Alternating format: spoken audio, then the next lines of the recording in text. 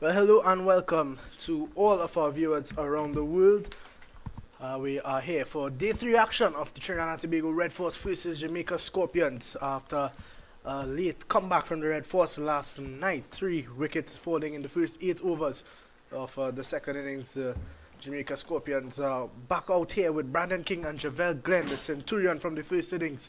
They lead by 221 runs, and earlier we took a look at the pitch to see any sort of deterioration. Let's have a look at it now.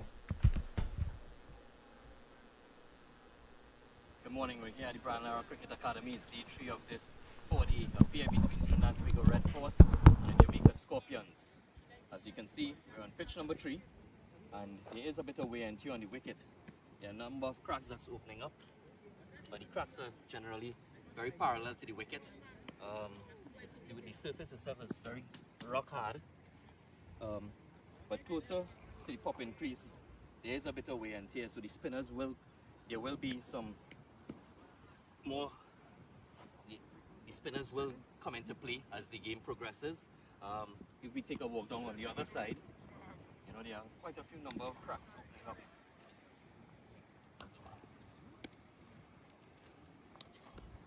Take a walk down to the other side, you can see that there's a little more deterioration to the wicket, but it's been an excellent wicket for cricket, where we've seen 300 plus runs scored. Javel Glenn scoring 100, both the pacers and the spinners have been taking wickets. So it's an excellent playing surface. It allows for good cricket to be played, so we continue to hope that we'll see a good day's play. But we heard it there, and now we see Brandon King walking out to the middle to join Javel Glenn. Joshua James seems to be the man taking us through the morning. He's going to start off from the media center end, the northern end here, and as you heard from Vishram earlier, a bit of crack starting to open up. We saw a little bit, just a slight bit of variable bounce towards the end of yesterday, so it's obviously going to be something to note. And we spoke to Riyad Emrit also earlier on, and he was saying that the plan is to try to get Jamaica skittled out for just around 100, or anything less than that would be ideal. They back themselves to chase 300 because they have so many players who are in form and who have been scoring runs. As I welcome Vishram Parmisa. Good morning to the entire world, all our viewers on Rush Sports 2, as well as everyone else that's looking on all our streaming sites. As we see Joshua James taking up the attack. First ball of day 3. Starts off with a no ball. It's going to have to reload that one. But good line, good length, and good spot to start. Yeah, good start besides of the no ball. But as you were saying, Liam, with regards to the wicket itself, there is a lot of cracks opening up. But to be honest, I think it's an excellent cricket wicket for a 4-day game. We've seen players that have put a lot of effort would have reaped the rewards. Javel Glenn in his first innings scoring 140 unbeaten. And then the bowlers, Joshua James, 3 wickets. Also Kari Pierre with his spin getting 3 wickets. So the wicket is conducive for all aspects of the game. Spin bowlers, the pace bowlers, as well as the batsmen who are willing to apply themselves. Yeah, it's a good cricket wicket. And we spoke about those cracks opening up. It's just about there. A bit higher up, maybe just around that upper circle where the cracks are starting to open up. On both ends, it's around the same thing. Other than that, it's just a bit of scuff marks. The wicket has held up nicely to me. It's what you want in a 4-day encounter. Oh, an inside edge there. James went up, but he's getting some movement. We saw early on yesterday, Trinidad and Tobago started the day by taking the new ball, and wasn't really swinging around a lot. But now, into the first over of today, and even yesterday afternoon, we saw some movement. Yeah, ball is still pretty new. It's just into its 9th over. There's a strong wind blowing across your screens from, well, at the moment it will be right to left, but this with the wind, it will assist the ball moving away from the left-handed Javel Glenn as James continues. And just outside off, and as you can see, the wind just pushing the ball further away towards the slip cordon, and that's well left by Javel Glenn. We did have an interview with the coach of the Red Force team, Mr. Riyad Emrit, which we will bring to you a bit later on. during our coverage, and he was continued to state that he has great belief and hope in his team that they can still get a positive result from this game. He believes that his bowlers can do a job here this morning, and in order for the Red Force, they would definitely be looking for early wickets. They've created a number of opportunities. Yesterday, last evening, they were able to get 3 quick wickets, and there was a drop opportunity. Cephas Cooper dropping Javel Glenn in the gully area. And they've spilled a number of opportunities. It was a very honest interview by Riyadh, stating that his players didn't have the best time on the field. They haven't held on to all their opportunities, but it's important that they turn that around immediately for the sake of this Red Force team. This one, a bit wide on, easily left there by Javel Glenn. Javel is on 2 of 14 deliveries, naturally attacking batsman, but he has done well in this game thus far. Excellent innings in the first. He batted with patience, played each ball on its merit, and was able to bat through the innings, bat quite valiantly with the lower order. Stayed with him throughout. Abhijay Mansingh, O.J. Shields, Odin Smith, they all contributed. As we come to the close of the opening over of day 3, Jamaica Scorpions 21 for 3 after 9 overs. They lead by 222 runs.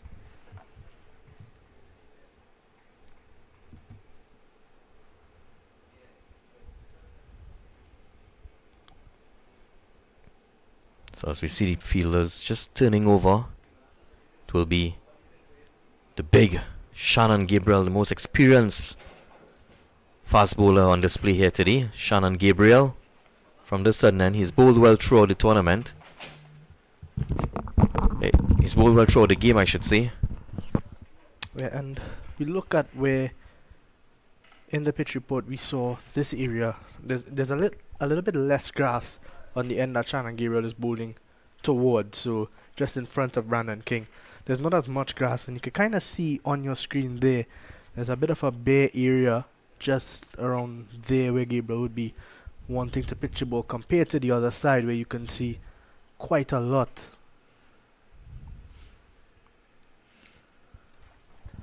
Yeah, you can see there's a lot more grass where Gabriel is running towards compared to where Brandon King is there, so Joshua James would have maybe a bit more assistance. And you can also see the cracks opening up. So if we can get our producer to zoom in a bit on the wicket.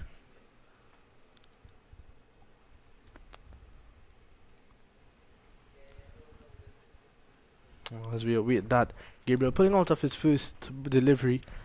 He pulled out of a delivery yesterday early on in the first innings, and he grasped his hamstring.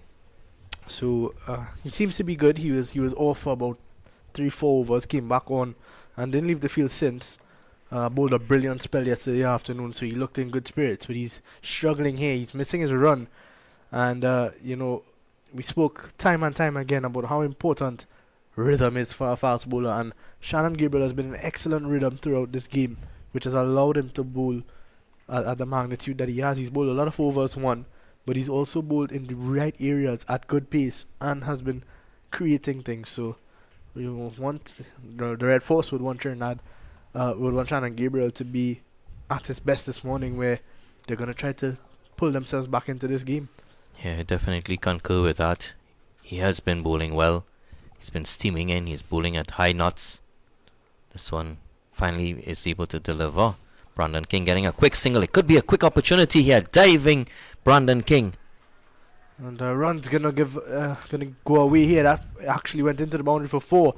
So it's gonna be 5 runs for the Jamaica Scorpions. But you look at that delivery from Gabriel, getting that angle back in, and Brandon King played it well. Puran. A direct hit might have been the end of King there, and unfortunately Jason Mohammed and Terence Hines unable to stop that one from going to the boundary. Yeah, but early buzzers here for Scorpions. And a close effort. It would have been very close if he had hit the stumps. Red Force unable to back up the throw, and allowing another boundary, 4 more runs to the grateful Scorpions, who are 26 for 3. Definitely would want a partnership. Their plan would be to bat the Red Force out of this game,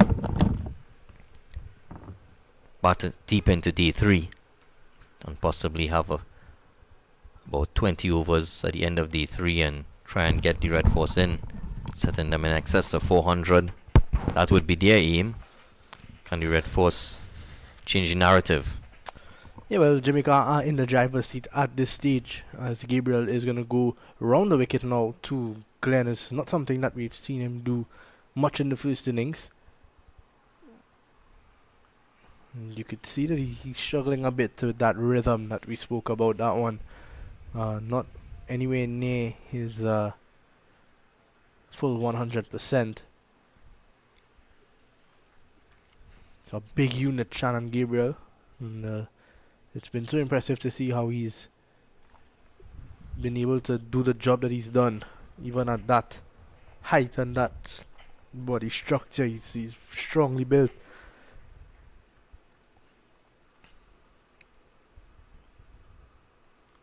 Continuing from the sudden end. That's a beauty. Glenn just flirting with danger a bit outside the off stump. I think Glenn would have been disappointed with that shot. It's just a little too wide for him to be probing at, and it would have just... There is two slip on a gully in play. Man at backward point as well. It's a good delivery though, it's just short of a length. Rising on Javel Glenn. Javel Glenn is a pretty tall man as well. So there is a bit of carry on this wicket, even in D3. Variation and bounces will become an issue. There comes Gabriel again. Good delivery. And Hines quickly in. So 2 slips and a gully. Backward point cover. A mid-off, short mid-on. Mohammed just in front of square. And looks like carry pair down at fine leg. I think the key for the Red Force this morning would be trying to pick up early wickets. And I think Brandon King and Javel Glenn, their minds would be made up to bat the first session. They would not want to lose a wicket or lose one at most in this first session. But Trinidad and Tobago have to find a way to claw their way back into this game.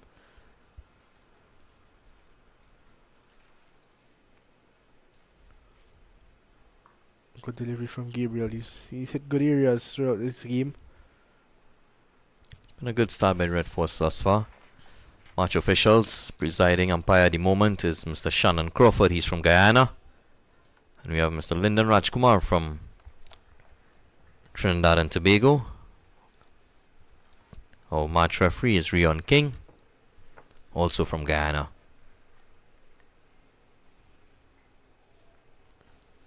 It's been a very steady start by the Red Force bowlers. Just concentrating on and about that off stump line. Trying to create some pressure. Need to get early wickets here. This one left alone again, so steady by the Scorpion batters. 26 for 3 after 10.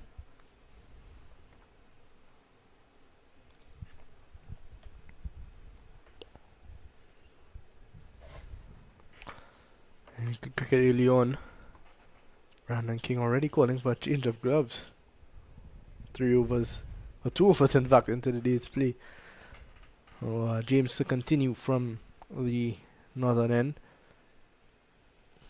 Obviously, no Yannick Carrier still in this game due to that injury picked up into his 6th over. Saw him this morning at warm-ups and he wasn't really participating. Obviously, that injury seems to be something quite serious. Could also be that they're looking forward to the last round where he'll be very important against the Ghana Happy Eagles. And we probably just want to give him that extra time to recover. Yeah, that was also mentioned in the interview with Ria that you'd be hearing a little later on in our coverage. An expected virtual final down at the Queen's Park Oval, round 7.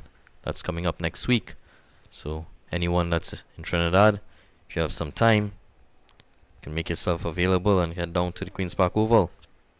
No better place for that final than the Queen's Park Oval. The amount of history that ground has, and especially between those two teams, one of the games that I can remember, not at least in my lifetime, that was so special there as James comes in again. Good line, good length. Yeah, that game that I'm speaking of is that Super 50 final where Trinidad and Tobago scored about, I think, 200 for 9 in their 50 overs. I think Jason Mohammed, a lot of these guys actually would have played in this game. Jason Mohammed scored 100, and in fact, I think Jason Mohammed might have been the only guy. Riyad Emirates was involved in that game as well, and I spoke to Trevon Griffith, who played for Guyana in that game, and he said the oval was rocking when Sunil Narang got up the ball, picked up 6 for 9 and won the game. And it was one of the last times that I can remember that the Queen's Park Oval was packed for a regional game. Now you go to the Oval for these Super 50 games and 4-day games, they barely fill one stand. And the only time you really get big crowds is for CPL.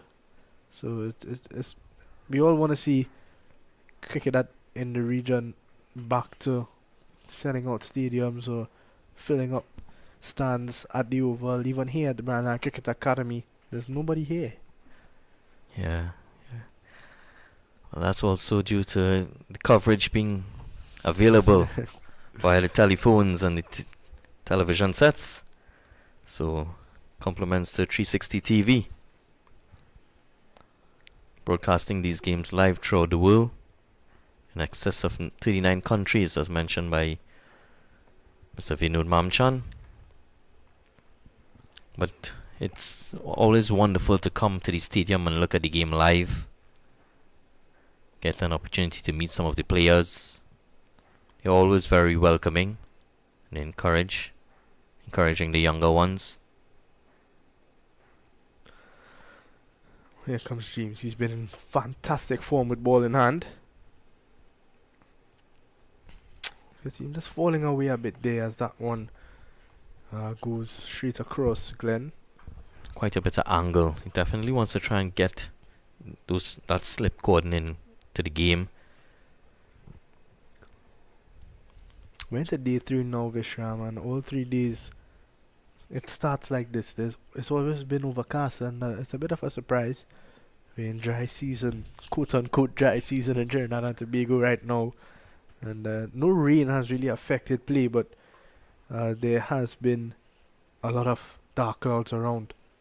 Yeah, quite a bit of cloud cover as mentioned, but at the moment no threat of rain. But I'm certain that the players will be grateful for the cloud cover. Especially the Red Force, they've been in the field for a long time. Yeah, We'd look at Jamaica Scorpions, 372 for 10. Red Force would have been in the outfield for 112 overs almost, and then 11 overs again here. So they've had their work cut out for them. while batting lasted just over 40 overs, so not much rest for the bowlers. Man like Shannon Gabriel wouldn't have been impressed by his batters at all. Shannon Gabriel, a big burly man. In his younger days, he would have created nightmares for many batsmen. He was the talk of the town. He was very, very quick. Still is.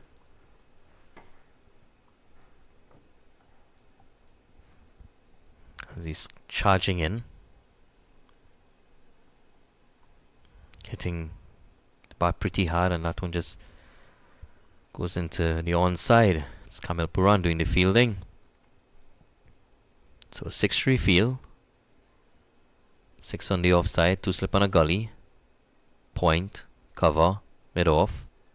On the onside it's a mid on, a mid wicket, and a fine leg. We haven't seen much deviation of the wicket as yet. Did get us a bit of rolling this morning with the light roller as requested by the batting team. We also noticed that there was a bit of a shaving of the grass. It was mentioned by the curator that 1 millimeter of grass was shaved off the surface. Your thoughts on that, Liam? I don't know how I feel about it. Me being a bowler myself, any extra assistance, especially in the wickets that we've had in the Caribbean for the past however many years, there's never really been a wicket where a fast bowler turns up and enjoys bowling on. So when you get that little bit of assistance, it's disappointing as a bowler that especially in a game like this where each team's aim should be to take 20 wickets in the game and win. So it's a bit disappointing, but it's in the regulation, so. Yeah, definitely noted in the regulations. Batting team has the option of requesting that the grass be cut. This one is short and cut magnificently there by Brandon King. And vintage shot there by Brandon King, cutting it through backward point and all the way down to the third man boundary for 4. And no ball signal by umpire Rajkumar as well, and Gabriel has struggled with no balls in this game. And it's probably the one thing that you can be a bit harsh on him on is the fact that he's bowled so many no balls, but that one racing to the boundary. And Brandon King, vintage Brandon King, he moves on to 19. In quick time, just 29 deliveries. We saw Mackenzie a lot slower in his approach in the first innings, but we've seen that the successful batters on this wicket are the ones who have been willing to play their shots throughout their innings. The ones who've been attacking, not reckless, but attacking. Javel Glenn, Joshua De Silva. The batters who have been successful are the ones that have been striking in excess of 50 runs per 100 balls with a strike rate in excess of 50.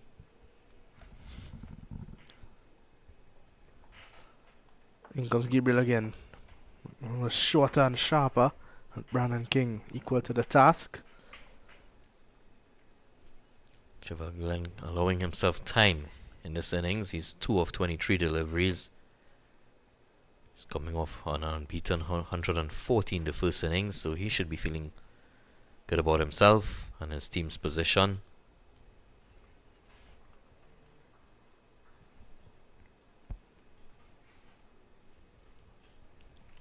It's a lush green outfield here.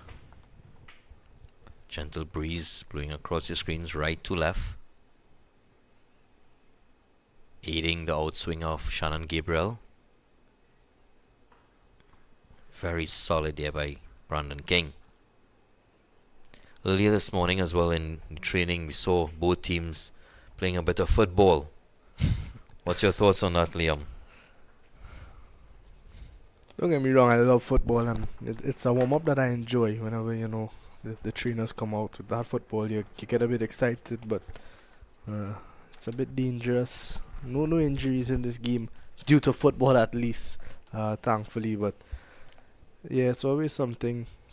You got to be a bit careful. You've got to use your judgment a bit as players. You don't want to overextend yourself and get yourself injured during a warm-up. I think it's all about being smart. I don't see any issue with it.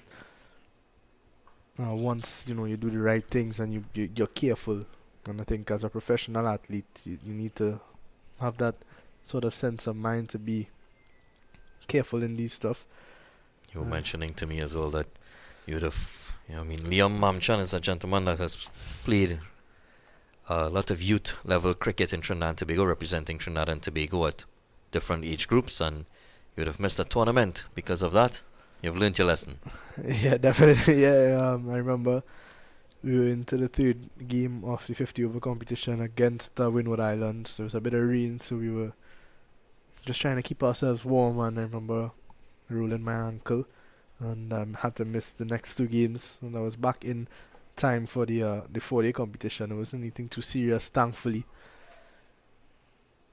This one, Brandon King just guiding it. Good feeling by Stephen Scooper at the Gully area. No run scored of that final delivery. At the end of 12, 32 for 3. Shannon Gabriel, 6 overs, 2 for 19. He's been good. James, 6 overs, 1 for 13 as well. Has also been pretty good. There's some rain out now. Nothing too concerning, it seems, because the ground staff are just they're getting up now, but they don't seem in a rush, which means they think this is going to blow over. And I look to my left, which is where the rain usually comes from. He doesn't seem to be bothered about rain at the moment, but I look to my left where the rain usually comes from, and it's pretty clear. So the ground staff expecting this to blow over quite quickly, and it already seems to be easing up a bit. There's some heavy wind, as we mentioned, and it's going to blow over quickly. So it's going to be James to continue from the northern end. Good delivery. Should not be long before we see a change. Shannon Gabriel, not in his best of rhythm this morning. He's bowled well though, and continues to struggle with those no balls, Vishram. Yeah, we've seen a number of the fast bowlers during this game, especially the Jamaican fast bowlers. Number of no balls throughout their first innings. Makino Minley, O.J. Shields in particular, and Odin Smith as well. So something that continues to plague not just bowlers in this game, but West Indies fast bowlers throughout the Caribbean. Something that Coach Darren Sammy will be looking into. He's now the head coach for all three formats. He's going to be looking closely at this tournament. We expect to see some sort of shuffles. I don't think he's going to go, with the same old team. I mean, the team has been doing well. They've been improving. It's been a good group of young cricketers, led by Craig Brathwaite, who's now stepped down. And, a lot of chatter about who's going to be the next captain. That's a good delivery from James. About who's going to be the next captain. And a couple of names were thrown out in the social media world. Joshua Da Silva being one of them. He's the captain of the Red Force team at the moment, and he's been doing a great job. But the issue with Josh has been, is he able to consistently stay in the 11 as a batsman? There's no doubts about his keeping, but he hasn't been in the runs for the West Indies in a while. Obviously, got selected to go to Pakistan and got dropped, didn't play any games as vice captain. And so that was interesting. Another name that has been whispered around the region, Tevin Imlak, just recently made his test debut.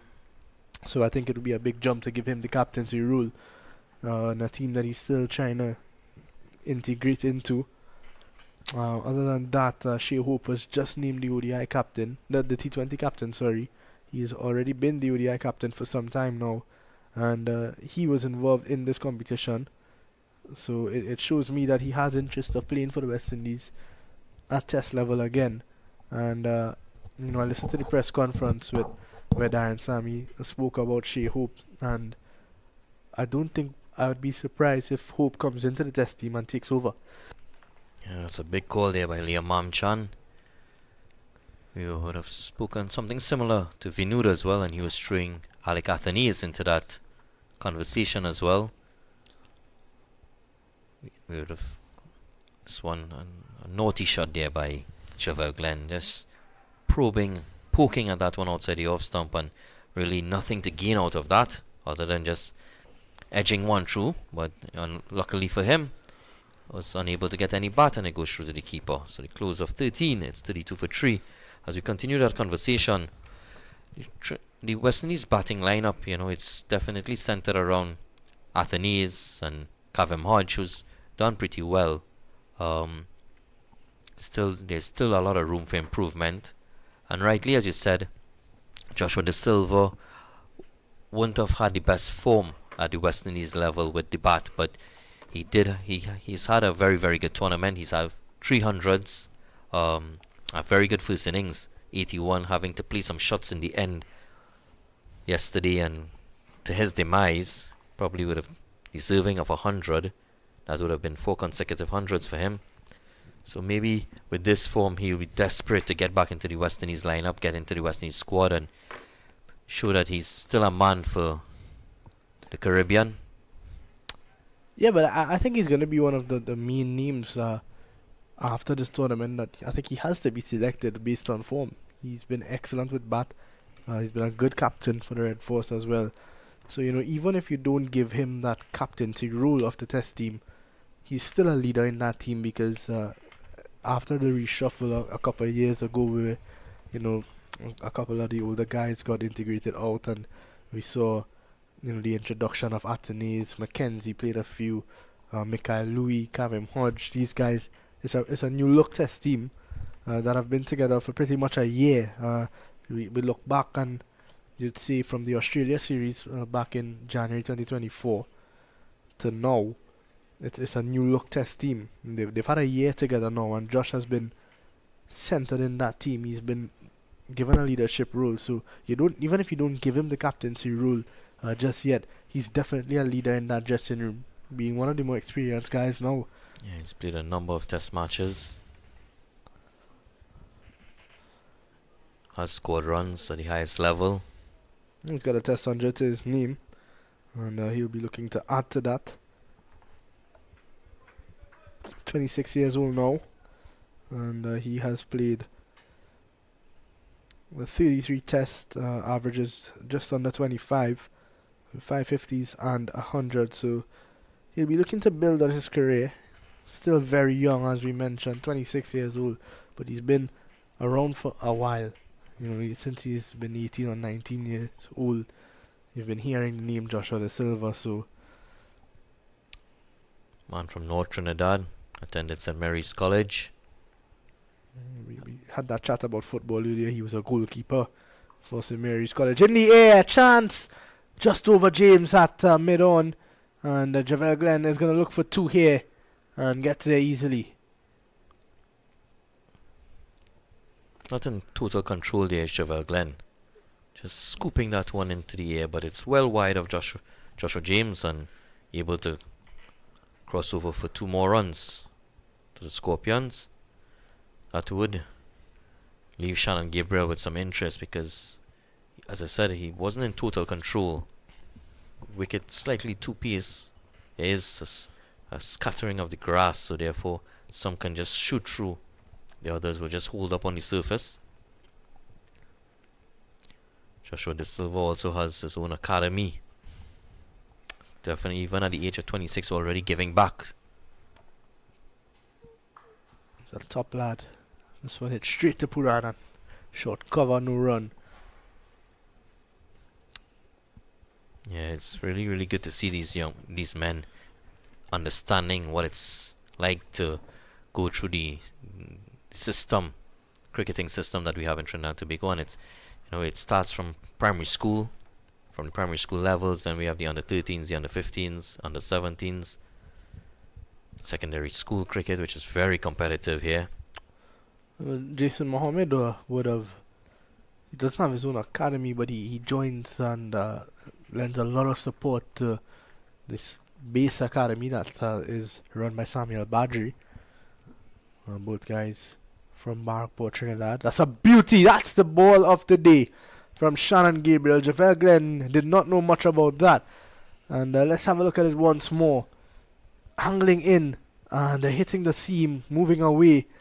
We spoke about that a lot yesterday. That's a channel that Trinidad and Tobago need to be targeting, and Gabriel finally getting one in the right area and getting one to do something off the surface. So well ball from Gabriel, and that's going to play on the mind of Glenn for some time now. Yeah, Shannon definitely wants to continue to replicate that delivery. Just nipping off, going away from the left-handed Glenn. So he just wants to be as consistent as possible now. Needs to follow that delivery up with another. Edging on this, oh my, Trinidad and Tobago would feel slighted. It's gone exactly where third slip would have been. And Shannon Gabriel disappointed there, but not much else he could have done. Let's have a look at it again. She would have gone straight to third. Yeah, definitely. They are on the back foot, so to have three slips at the moment would have been difficult, but possibly thoughts of moving the gully to a third slip. I've seen a number of catches going through that area, and this one not going to hand. He's been extremely unlucky through this match, Shannon Gabriel. But he's bowled well, just continues to not bear fruit. So at the end of 14, 39 for 3. James to continue And Shannon Gabriel continues to make things happen. I would want to see him for another. It's just about 3 for the morning. I'd want to see him bowl one more because he's making things happen. And those last 2 deliveries, especially that one that just beat Glenn outside the off stump, and then this one absolutely outfoxed by a good length. That the length was what was important there. It's been a very good start though for the Scorpions. They're now 39 for 3. They started the day at 20 for 3. So they've added 19 runs. Now James has now taken out the second slip, so he's just going to go with one slip on a gully. Django is going to go to short, or just in front of square, and Kari Pay comes into a short mid-wicket, almost a catching position there.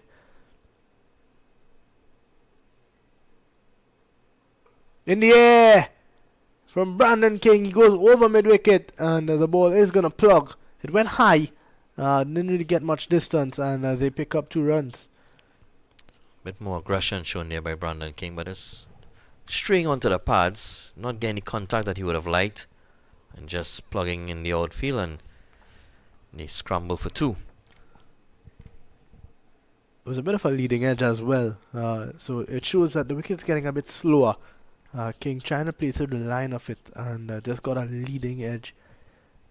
Trying to hit that one over square. It's a good delivery from James. Now King, he's an aggressive player. He likes to feel bat on ball. He likes to score quickly.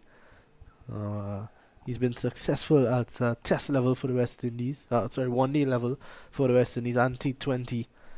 Yet to play a test match. So I think this is another player that Darren Sammy would be keen to see how he gels in at this level of the game, at this format.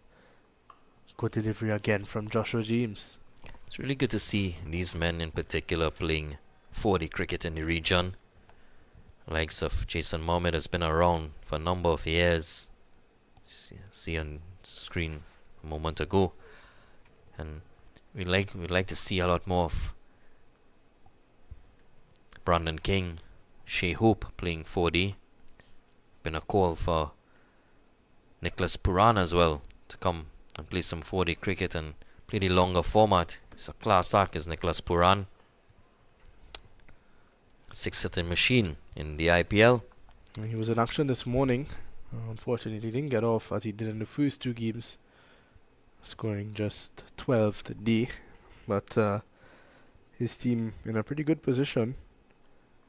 They scored 203 for 8 against the Mumbai Indians. Runs for the openers, Eden Markham and Mitch Marsh.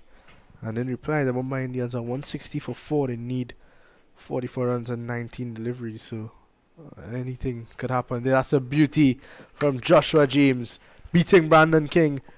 Inside edge, and a good take from the silver behind the stumps. Yeah, a bit loose there by Brandon King. Just pushing at it, and very expansive looking drive, and this one nipping in off the seam, going through bat and pad, and a good take by the silver. Well, I just want to take a look at that again. I want to see if it passed through. Did it pass over leg stump, or through the leg stump and Brandon King? Yeah, that was a beauty. Yeah, excellent delivery. Seemed to have gone over the stumps, so therefore still a lot of bounce on this wicket. That's good. That's good from James. Another good over comes in, and at the end of 15 is 41 for 3. It's been steady cricket. Intriguing stuff here. Now seen 7 overs bowled this morning. 21 runs added. Loss of no wickets. It's been about 35 minutes of play, so the over rate is just lagging behind just a little. Shannon Gabriel to continue. It'll be his 4th over. He's putting in a lot of effort. Cheval Glen continues to fight for the Scorpions.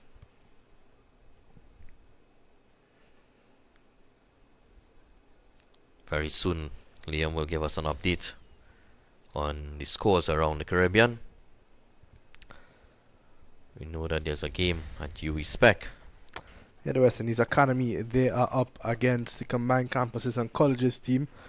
And rain is currently falling at UWI, but the CCC team sitting pretty at 137 without loss. Good delivery from Gabriel again.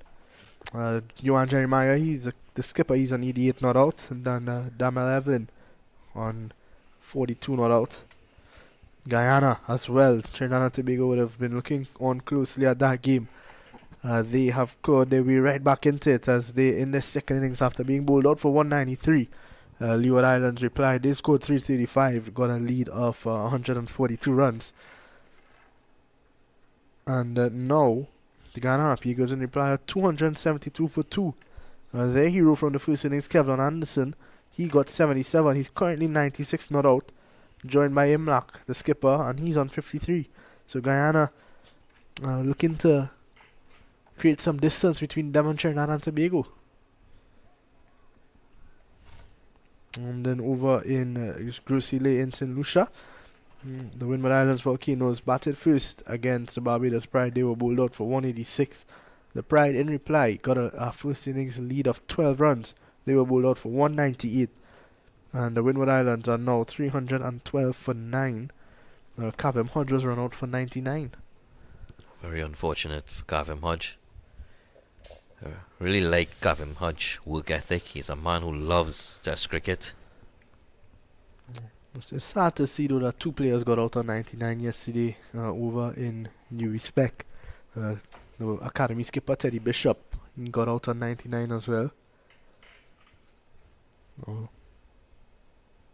Not often you see that happen twice in a day. One man I could tell you who was able to convert was Javel Glenn. Brilliant 100 in the first innings. Not a no ball from Shannon Gabriel. Yeah.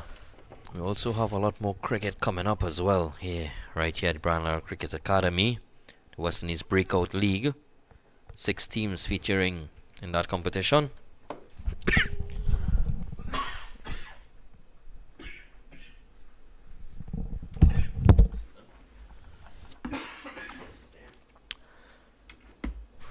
Fixtures just coming out this morning. The competition set to run from the 25th, of April, straight until the 10th of May, where we'll have the final. A tournament that's going to be played right here at the Brownlow Cricket Academy. Flicked away from Glenn, straight to Joshua James at mid-on, so there's no run. Yeah, that on that breakout T20 competition, Guyana Rainforest Rangers, the Windward Islands Infernos, Trinidad and Tobago Legions, Barbados Pelicans, Jamaica Titans, and the Leeward Islands Thunder. Those are the 6 teams that will be featuring in that West Indies Breakout League, which commences on the 25th of April. There'll be 2 games a day. First game starts at 2 p.m. and the second game will be 7 p.m. So a lot of cricket to be seen here at Brownlow Cricket Academy. Well bowled again from Gabriel, but this is excellent from Javel Glenn. Good quick single. It's good batting, good strike rotation. Encourage each and every one of you all to come out and take a look at the games. It's about developing youth. Majority of players will be under the age of 27. Opportunity for these men to showcase their talent, stake a claim for the CPL that will be coming up in August. What's some of the names, Vishram, that you are looking forward to seeing? Yeah, definitely some of the younger ones. We have quite a few of them in this game as well. OJ Shields will be part of it. I saw him bowl this yesterday, and besides the no balls, he had a bit of pace about himself. Does strike a long ball as well. A couple of names to note that a lot of people in the Caribbean would not really have heard and would be hearing about pretty soon. There's obviously the known ones, such as the Jewel Andrews and those guys, but Joshua Bishop as well, another one. But there's a player from Jamaica by the name of Michael Clark. He's an electric all-rounder with bat, ball, and in the field. He's pretty good. He is going to be in action for the Jamaica team. I'm pretty excited to see how he goes. He's a top cricketer. There's one that stands out for me in Trinidad as well. His name is Mikel Govaya. He's a proven match winner. He's done it in the T10 Blast. Flashing there, Brandon King, and beaten. So at the end of over number 16, 43 for 3. Mikel Govaya, a top cricketer, would have been disappointed that he's not featured in this regional 4-day competition. He's been a part of the CCC team in the regional Super 50, and he was one of their better players. And as you mentioned, the Dream 11 T10 Blast, he's a match winner. He's currently in Tobago, actually playing in their Dream 11 Tobago T10 Blast. He scored unbeaten 49 yesterday, or the day before, I believe it was, in a 100-run partnership with Lender Simmons. So, yeah, he continues to show why he's been given opportunities. First-time CPL winner as well, just recently with the St. Lucia Kings. Both him and Kari Pair were a part of that team. I'm glad to see that Govaya starting to get his opportunities. He's a match winner, as you mentioned, and he's the type of player you want on your team when you don't want to play against. Yeah, he's very electric on the field, on the outfield. He's very good on the outfield. Excellent of his own bowling. He's three-dimensional. He bowls, he bats, he fields. Definitely one to look out for in that West Indies breakout league. I'm interested to see how Joshua Da Silva goes as well. We've not seen a lot of him at T20 level. He's played for I think it's the Nevis Patriots in the CPL for 2 years, but he's not really played that much. He's not gotten as much opportunity, so I'm kind of excited to see how he's gonna adapt. A lot of people see Joshua Da Silva as a test cricketer and a longer format player, but he played as an WW appeal there. He played in the Dream 11 T10 Blast back in 2023. I believe it was like May, June 2023, and he scored a 12-ball half century. So he's shown that he does have the ability. He's right here at this ground as well. Yeah, he also scored a T20 100 in the T20 Festival held at the Oval. So he has the ability to score quickly, and we saw in his first innings earlier yesterday that expansive looking cover drive, elegantly played. It's going to get close to the boundaries, but it's good fielding there by Kamil Puran, sweeping up on the offside, and the crossover for 2 more runs to Brandon King. He continues to look good. He's playing up quite a bit more expansively. It's 22 of 43 deliveries. It's 46 for 3. As you had mentioned earlier, he loves to field bat on ball. He's hoping to score a big one. Tempted to speak to him earlier. Was very determined to score runs. Well fielded there from Shannon Gabriel. Just taking the sting off of it. James continues into his 9th over now. So getting an extended spell early this morning. Would have bowled just 4 yesterday before the end of the day's play. He's into his 5th now. Bowled quite a lot in this game. Cut away, and he missed it. He cut underneath that one, so that shows that there is some bounce in the wicket still. He's looking to play shots. Trinidad and Tobago should not mind that too, because that's going to open up the opportunity to get him out. Yeah, variation and bounce. Cracks will open up even further as the sun beats down on the surface. But we were speaking to one of the curator, Mr. Shivanan Ramuta, and he stated that the cracks is exactly what the type of cracks that would want to see on the surface. It's not ones that are like a puzzle. Oh. It's a cracks vertical, stump to stump. So it shouldn't pose too much of an issue. Another good over comes to an end. At the end of 17, the Jamaica Scorpions 46 for 3. And should be a change in bowling. I don't think Shannon Gabriel is going to continue. Terence Hines seems to be setting a field here. I think he is gonna get his first spell of the morning, of the second innings in fact.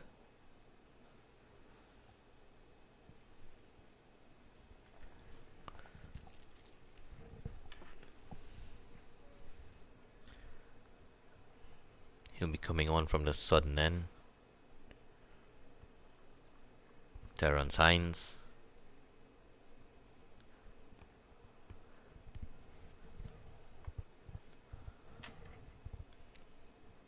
Red Force desperate for a wicket. They needed to get early wickets. It's been just about 48 minutes into play, and they haven't been able to make the breakthrough. As you see,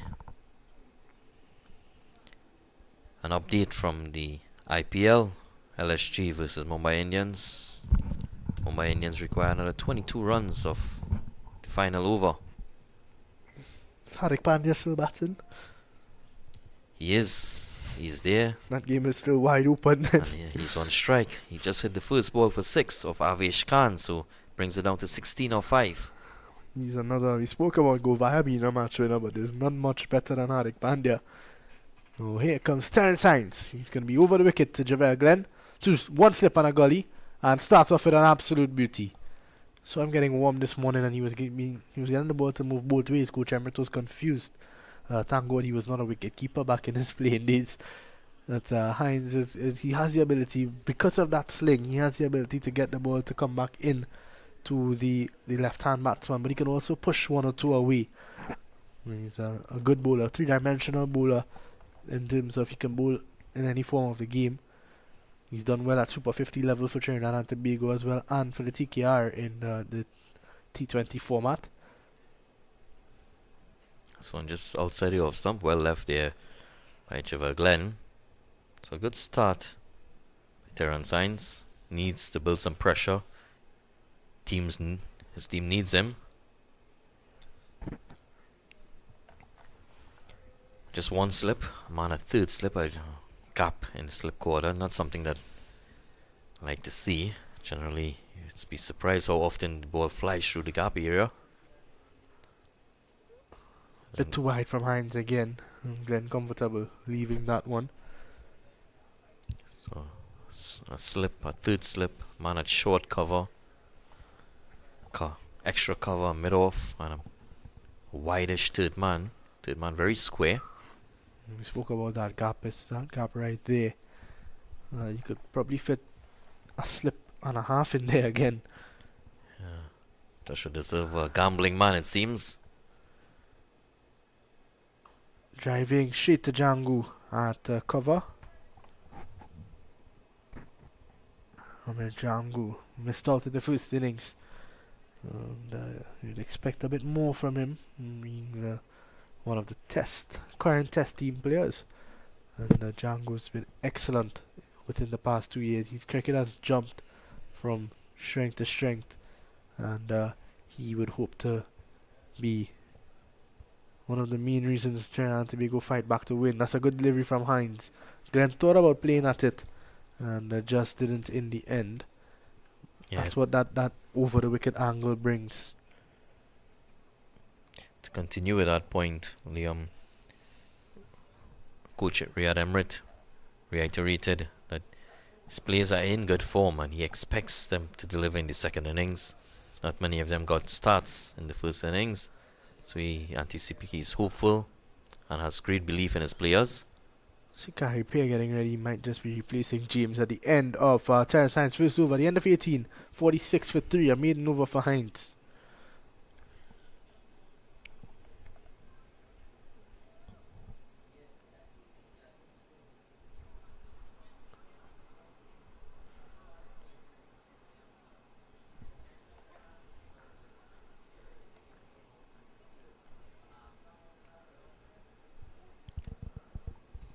Joshua James being given an extended spell as we see the breeze continues to blow. A bit more cloud cover though, can become a bit concerning, but it's still very clear. Clouds are pretty high. It's a strong wind. Trinidad and Tobago, red, white and black. Jamaica, green, black and gold. But the good thing is for this match is that the clouds are pretty high. There is a bit of a drizzle right now, but the clouds are pretty high and they're above the stadium at the moment, which means that it's going to blow over. The area where the rain usually comes from is quite clear. You can see it's really broken up there, so shouldn't be anything to be concerned about. At the moment, it's just a really light drizzle.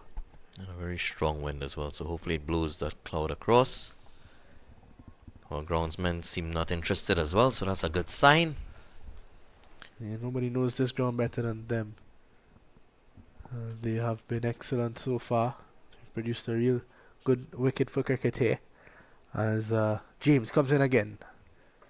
King driving. It was in the air for a bit, but nobody at short cover.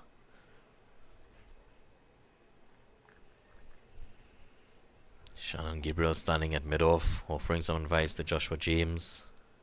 Similarly built men. Joshua James from the island of Tobago, comes from the village of Wim. Comes from a cricketing family as well. He's got a lot of brothers who all play cricket. A couple play football as well. That one's kept low and just short of Cephas Cooper. Let's have a look at that again.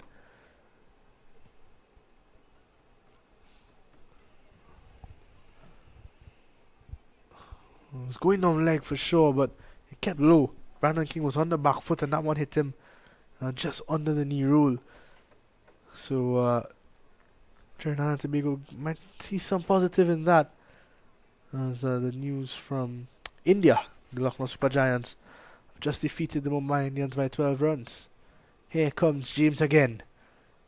Full delivery, good looking shot, and that's going to be 4 runs. Diving Terrence Hines could not get a hand to it, and that is going to bring up the 50 for the Jamaica Scorpions. Let's have a look at that again. It was over pitch from James, and Brandon King, a classic cricket shot, and 4 runs to him. Yeah, that's glorious from Brandon King. Very elegantly played, standing tall, playing on top of the bounce and stroking it between the bowler and mid-on, and all along the ground for 4. So you can see he's growing in confidence as well. He's getting more comfortable. He's 28. He's faced 52 deliveries. Starting to play a bit more strokes. Wanting to score. Ball previously was up short of a length and didn't rise as much as you would have anticipated that it would have. And was into a pull shot, but ball kept a bit low and just hitting him on the pad. Trickling into the gully. So variation and bounce continues to be evident. And will continue to do so as the game progresses. Solidly played back to the bowler. Close off another over. Jamaica Scorpions in their second innings, they're 50 for 3. They lead by 251 runs. 7 wickets in hand.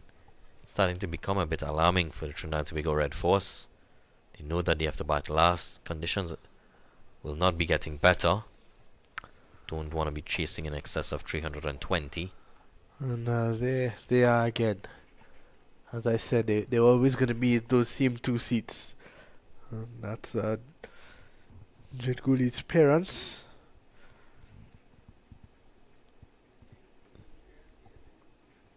They've been here every day.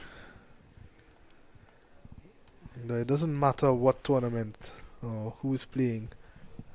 They've become permanent fixtures in the stadium. Here comes Terence Hines again after a good first over, maiden over.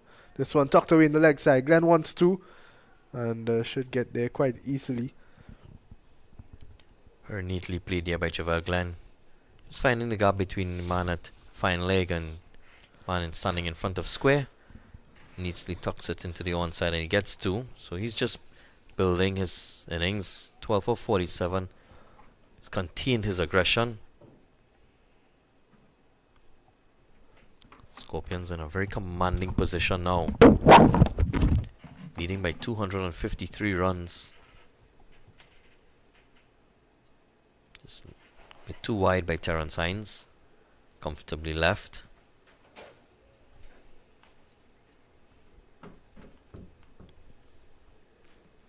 Nice cool conditions. Strong wind.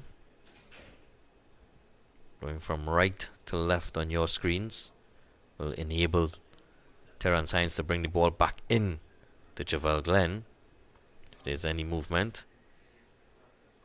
This one getting the inner portion of the bat, but good fielding there. Good work by substitute Tion Webster. So not the start that the Red Force would have wanted this morning. They would have hoped that they would have gotten some early breakthroughs. That hasn't been the case, and we're very close to first completion of the first hour of play. Scorpions have done well, Liam. Yeah, they have. I think they've done well to not lose a wicket. The Red Force bowlers were pretty good. At times they've been a bit loose, I thought, though. The Scorpions, I think a couple times, especially Javel Glenn, which is something I didn't expect after the maturity of the innings we saw him play in the first innings. He was a bit loose outside the off stump, I thought, at times, but he's still there. He's still fighting. Brandon King as well, but we know that that's how Brandon King plays. He's looking to field bat on ball and he's looking to score. He's not gonna bat the way that Glenn is at the moment. 12 or 49, you're not gonna see Brandon King in a position like that unless it's really required. So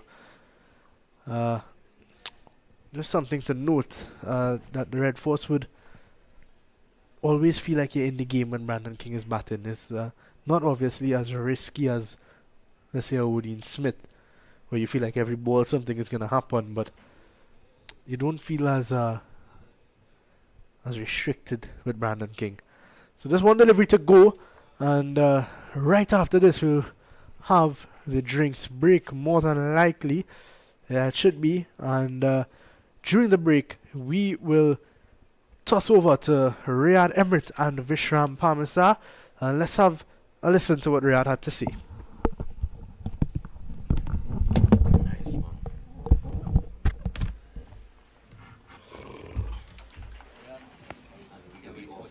Tobago Red Force. The game is quite evenly poised at the moment. You would say that Jamaica Scorpions are slightly ahead, with a big lead.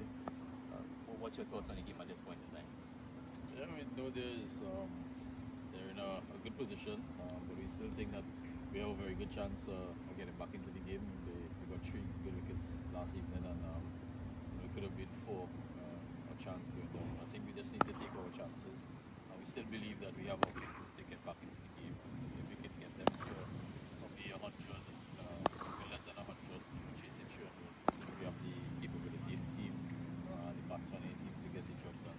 So we still believe that we can do it. This is going to be a good task for our batters, but we've been doing it throughout the season, and I don't see why we can't get it this week. Yeah, we saw a bit of variable bounce on the wicket. It is getting a bit tougher to bat on. What's your thoughts in terms of how the batters went about their first innings? I think we had batters who didn't get starts, and it's difficult when you don't get start to really judge how batters play. I think mainly they took getting 2 wickets in the first over of the game, and then they got wickets consistently thrown in, and so batters not getting set. I think it's only 2 batters in our team really got set, and that was it. So it's tough when only 2 of your main batters get set. As you see on the wicket, that is looking a bit challenging now, but I still believe that we have the batters, because we have batters scoring runs throughout the season, and they have confidence. It's just for us to get starts, and I think if we get the batters get starts, I don't see why we can't chase it. Yeah, that's good to have that belief and that hope. Also, a title that has eluded the Red Force team for 19 years. You're now leading this regime, the Red Force. How has the experience been and your tenure so far? Yeah, it's been good. I'm fortunate to come in where we've been winning. It's always good when you're winning. As a coach, they judge you by how much games you win and how many titles you have. But our main focus is to try to change the culture in the team and try to do things differently. We've been doing things a certain way in the last 10 years and we haven't won anything. So I just tried to change a couple of things. Our culture, first of all, needs to be changed, and I think the guys are buying into it. And the dressing room is a lot better.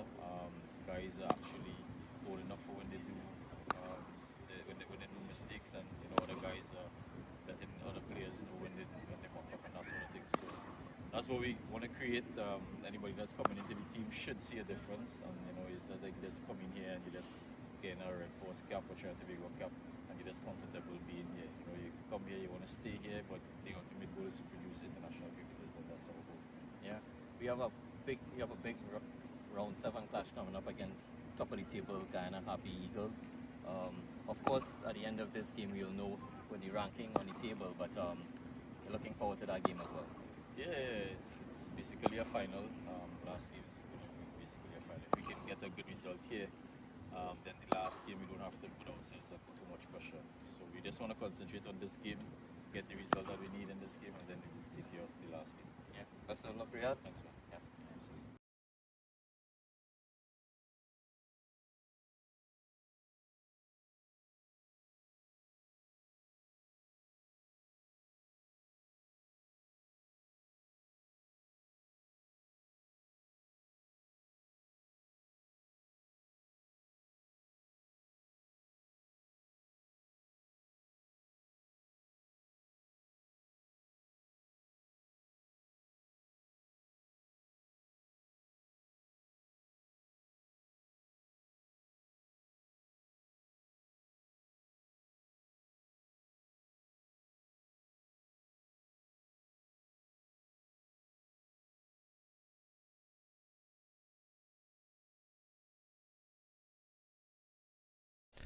Right, so we resume action here after the drinks interval. It will be Kari Pierre taking up the attack from the northern end. Brandon King taking strike. First ball just played defensively back to the bowler. No run. Very widely spread field. Long on and long off in play. Kari Pierre with the ping ball in hand. Slip on a short leg. Man at short cover and short mid wicket.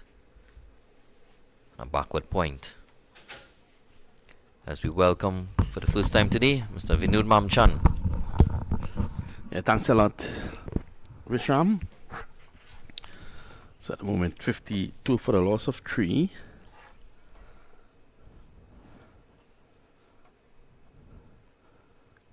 Very steady start by the Scorpions on D3. I guess after losing all those wickets yesterday evening, I just wanted to make sure that there was no major slide. I think that 42 all out or 41 all out against Guyana is still playing on their minds.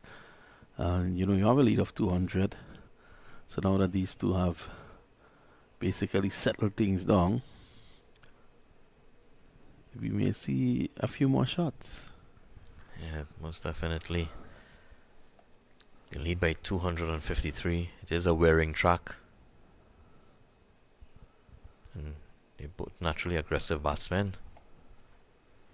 This one he's playing off the back foot but finding the man at cover. It's no run.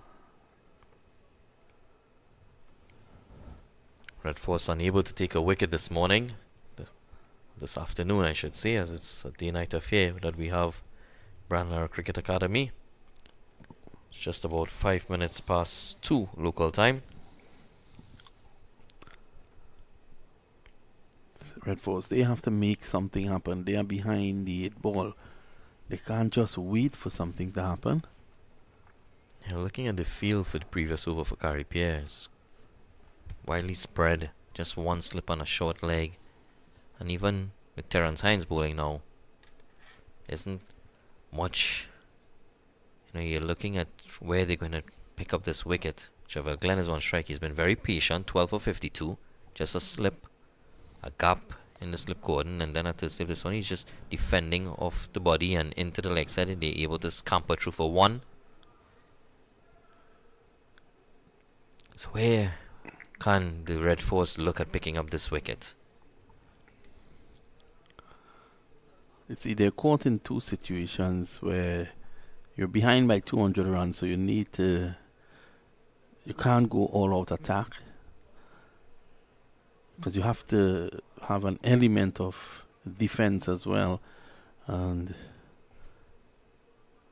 look to conserve, don't give away runs. You can't attack as you would want. Yet you need to take wickets to get back in the game. Yeah, So it's sorry. 6 of one, half a dozen of the other. Slight delay as Brandon King awaits a bad change. Seems to be a bit happier with the one that he just received. So yeah, in agreement with what you're saying, Vinod. Joshua De Silva definitely caught between a rock and a hard place. Yep.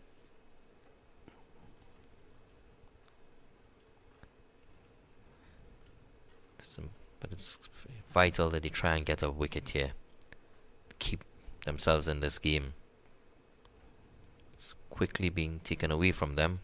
This one down the leg side of bowling of Terence Hines. Good work by Joshua De Silva. There's a wideish third man. More like a deep backward point. Cover mid-off. Slip on a gully. Terence Hines attacking the stumps, you would think, with the variable bounce in play. Driving, and that'll find its way into the boundary for 4. Short and wide. And he had enough time to latch on to that. Yeah, just peeling off the outside edge of the bat and finding the gap. The man at third man was very square, so it went over the gully area and sped into the boundary for 4. So Brandon King continued to press on. He's on 32 of 61 deliveries. Continue to add to the advantage that the Scorpions already have. They lead by 258. What do you think the Scorpions would be comfortable with? A minimum. I think they'll want at least 400, 450. That's the bat Trinidad to be out of the game. But what they need to understand is that there is rain about.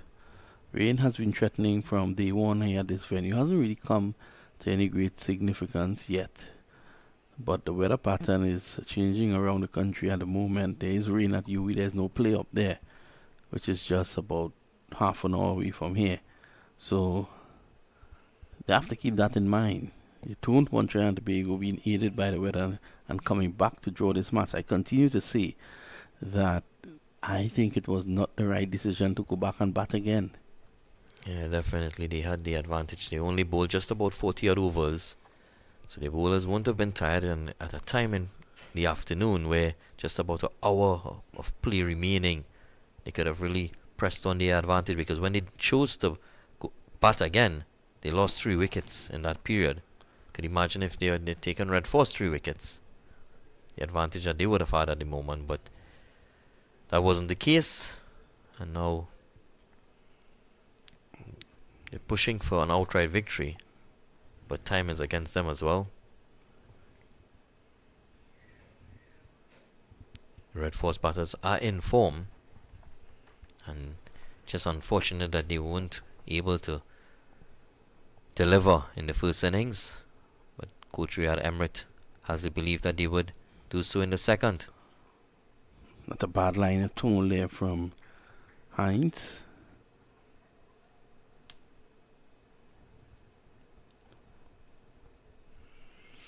We're gonna see a long spell, I think, from Kari Pierre. Really, it's so pivotal that he bowls, and he bowls well.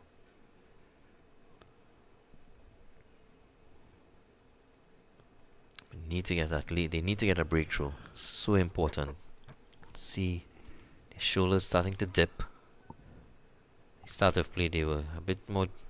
There's a bit of excitement around. They were hopeful that they can get an early breakthrough and create a bit of a slide in the Scorpions. That definitely didn't materialize. Javel Glenn and Brandon King batted very patiently without taking much risk. Mid-off 3/4 way back. Bergen just guiding this one through the vacant third man area and gets a single. Rotating the strike quite nicely.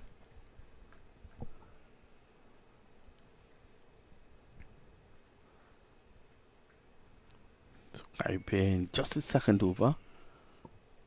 Hasn't done as much bowling as I think he should have done in this match.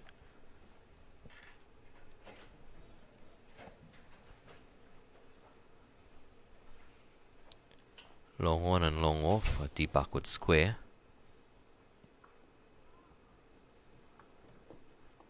Watchful. Brandon King 32, striking at 50. I agree with that. He's been watchful.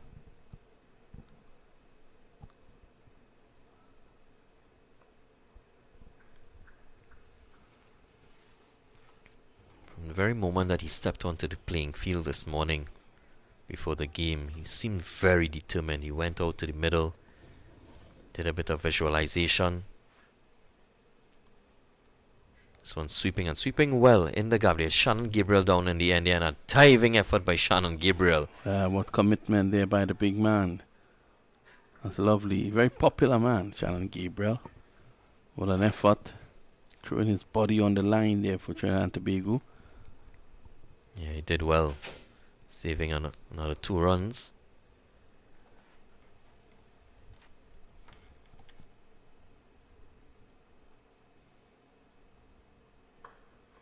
Stroke neatly down to long off. Joshua James comes across. Does the cleanup work. Just one more to Brandon King. Building quite a nice innings here. He's on 35. It's been a good partnership as well.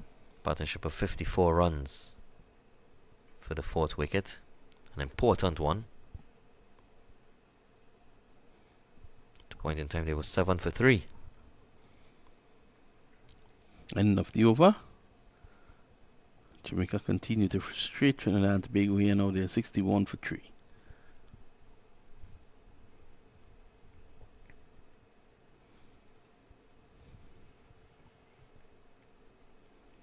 Late yesterday afternoon, Java Glenn would have been dropped by Cephas Cooper in Golly. Definitely hurting the Red Force at the moment.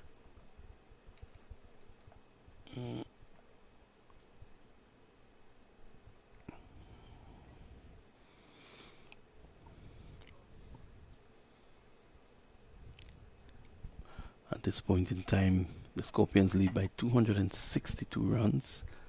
They're probably looking to put on a further 200 on that.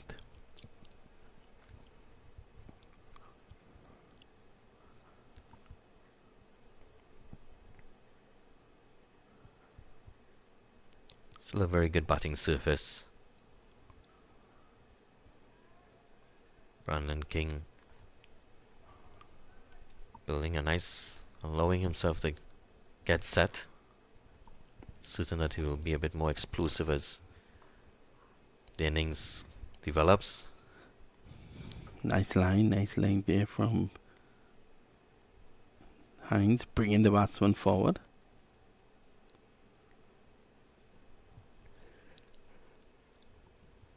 Might be time to see the likes of Jason Mohammed or even Brian Charles. Definitely got to try something different.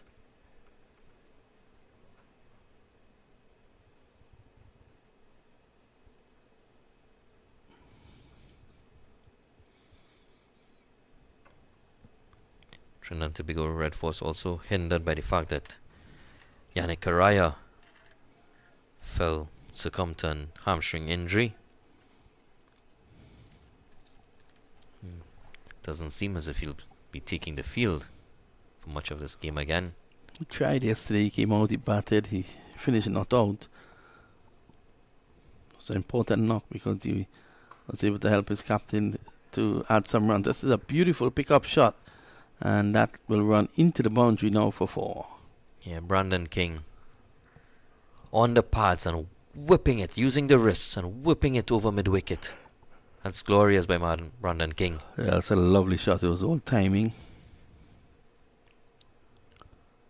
into the boundary ropes.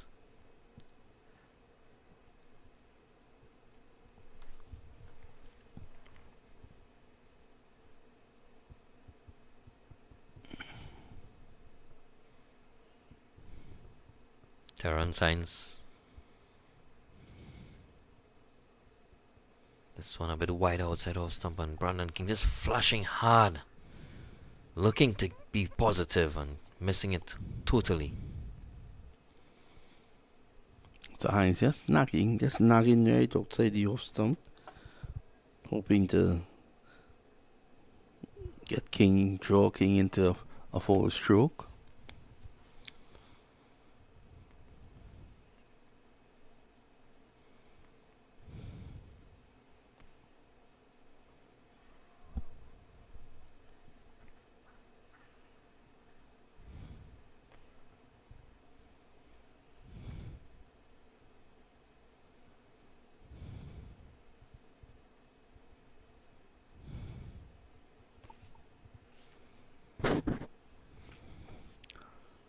So nothing really happening here at the moment. It's pretty quiet. As they say, no vibe.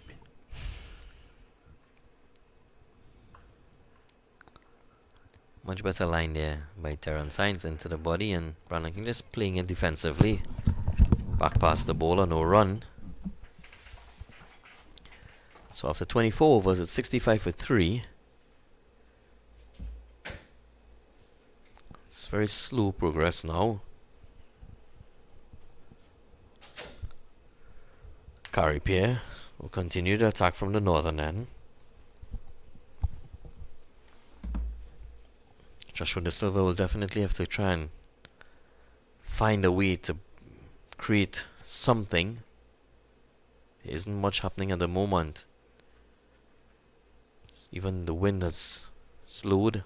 Not much of a breeze anymore.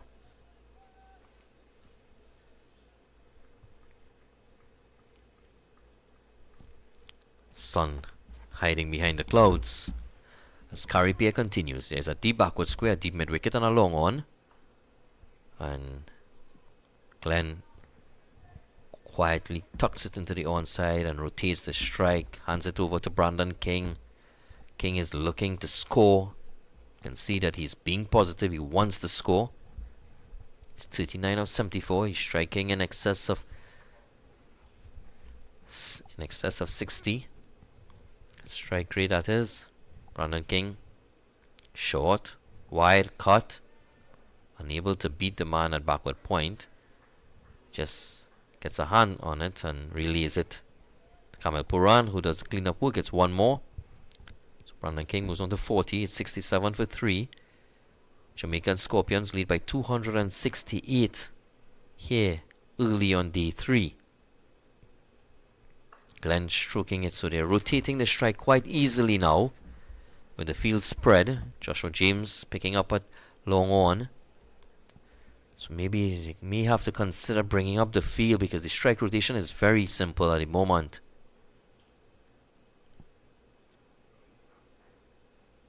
It's a good delivery. This one just dipping on Brandon King and turning, allowing it to turn is Carripier. Taking the outside half of the bat and going into the third man area. No run.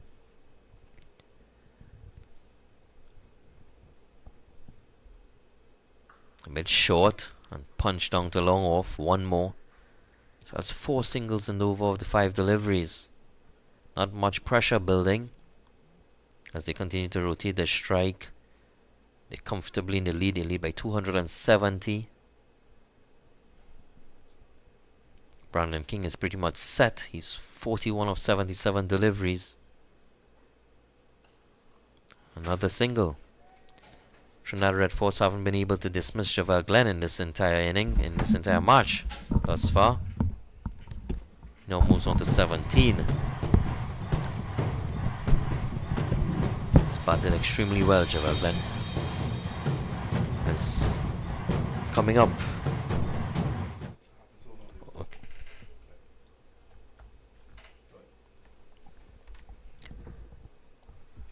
Continuing the attack. You see a bowling change from the sudden end.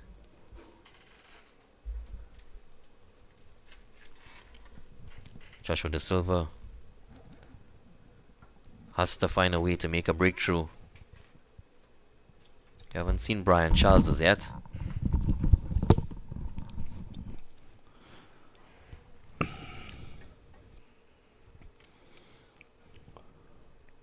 Terrence Sainz to continue though.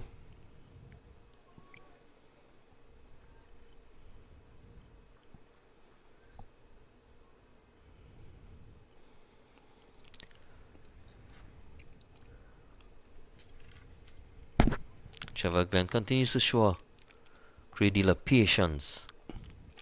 Continues to leave that delivery outside off stump.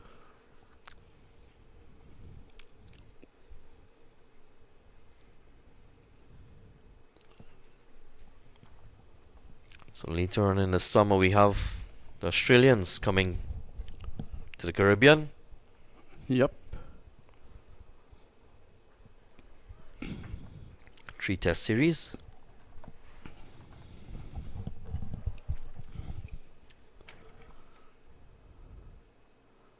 This one much better delivery. Angling across Glenn and well taken by Joshua De Silva. Samam Chan, he'll be doing some island hopping. Well, we'll see how it goes. 70 for 3 at the moment, but you know, when Australia comes a calling, it's always very good cricket. And I think the West Indies normally tries to hold their own on home turf. So it's good. We want to encourage that proverbial 12th man to come out and support the West Indies team. We all tend to think we're experts in cricket and we have opinions, but sometimes we're never there in the stands to support the team. So you need to come out. Don't be a keyboard warrior. Come to the ground and support the West Indies team. Yeah, definitely in agreement with that cry by Mr. Mam Chan. Come out and support the men in maroon. Any thoughts from you concerning the captaincy of the West Indies Test team? Yeah, it's a conversation that I had with Liam as well this morning, and we would have discussed it prior. I think Alec Athanaze is definitely one that jumps out. Liam was mentioning the likes of Shea Hope possibly finding his way back into the Test squad, and not just finding his way back in Test squad, but looking to lead the Test squad. Some sort of consideration there. Alsari Joseph hasn't found the same kind of form that he's had with the ball a couple of years ago. So it's Joshua De Silva just needs to, I mean, he'll be finding his way back into the squad as well, I think. He's had a good regional 4-day tournament, but didn't feature in Pakistan. Tevin Imlak has been doing well. So it's a big call for Darren Sammy and the selectors. It's going to be a big series indeed. The Australians, men from down under.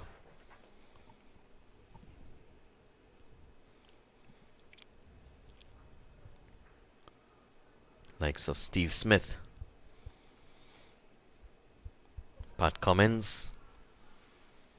It's going to be a good battle, I can tell you that. The West Indies fast bowling unit could also give some trouble. You have Jaden Seals, who at this point in time is the most consistent of the lot. Of course, the old veteran Kemar Roach. You have Alzari Joseph. Shamar Joseph should be fit and ready. And, you know, always knocking on the door, Anderson Phillip as well. Yeah.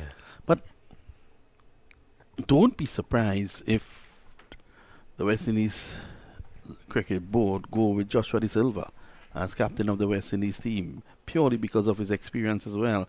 And he hasn't been in too much of a poor run of form, hasn't he? No, not at all. Only 3 centuries and an 86. Yeah. You would make that in your entire career. Oh, no, I haven't. Promise, huh? Far less make it in one season. Make it in my dreams. Score lots of runs every night. Yes. What's your highest score?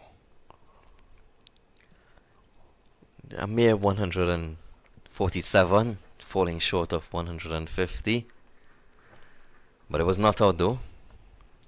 In age cricket, under 17s. No. Just playing some lower division cricket in Trinidad, club cricket. Raghunanan Road Conquerors Sports Club. Driving. And of course, there's no one there. That's 4. That's a really nice shot there by Javel Glenn. Finding the gap between backward point and a man at cover. Square driven. Finding the gap and all along the ground for 4. Class written all over that shot.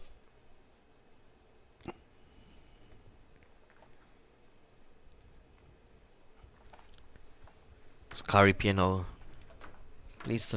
being placed under some pressure. He's bowled 3.3 overs, none for 14. So they're rotating the strike nicely. They're finding the boundary as well, putting away the loose deliveries. So the Scorpions are batting without any sort of pressure. The field is spread. And they just continue to dominate this game.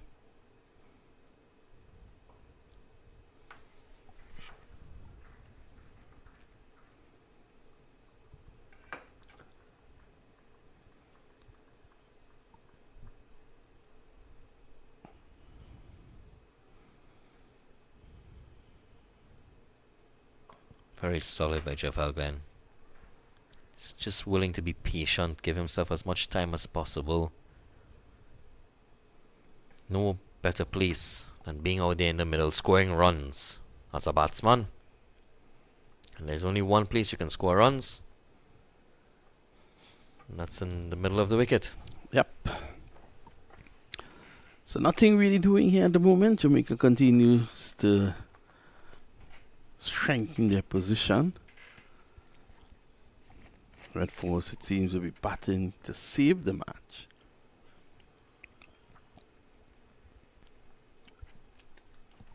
I don't know if what Coach Ryan Emirates said. Wanted a positive result. I know a positive result. Don't know if that meant a draw. But I can't see Red Force coming back to win this now. They would have needed to bowl Jamaica out for 75. Yeah, he was very hopeful. He was hopeful that he can try and restrict them to something around 100. You know, so chasing down 300 in the fourth and final innings of the match. He was hopeful and had belief in his batsmen.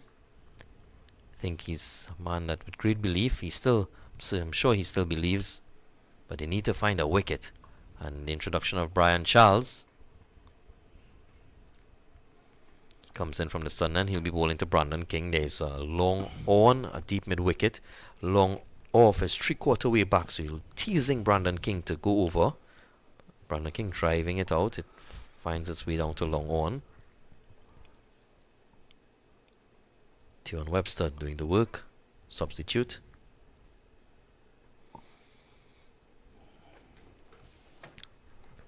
It's tough going here for the Red Force. They're being frustrated by this pair of Brandon King and Javel Glenn.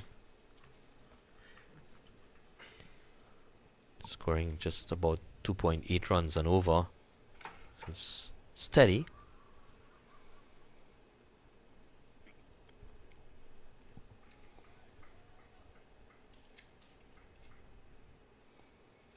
Brian Charles around the wicket. It's a short cover. Charles is first over. Let's see if he can come to the party. Finally got a wicket in the first innings, but let's see if he can come to the party now. They will really need him. Trying to be up against it here. Driving. I'm going to close the face on the bat while playing the shot. Looked a bit ungainly.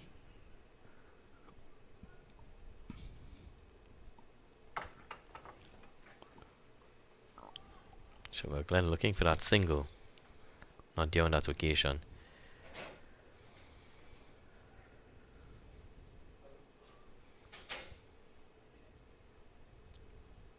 There is a slip in play. Just finding man at backward point, no run. Close off another over. So spin on both ends now. Carry Pierre from the northern end. Brian Charles, 2 finger spinners. Left arm orthodox and right arm off spin. So it's gonna be Pierre, as I say. Thanks a lot to Vishram for the extended spell. Well, we're gonna extend it even longer, it seems. Get an opportunity to call one more over of Carrie Pierre. Yes. Brandon King facing up. And that's a big appeal! Seem to be going down the leg side. Let's see that again. Pierre asking the question and nodding in the approved manner. Umpire Raj Kumar.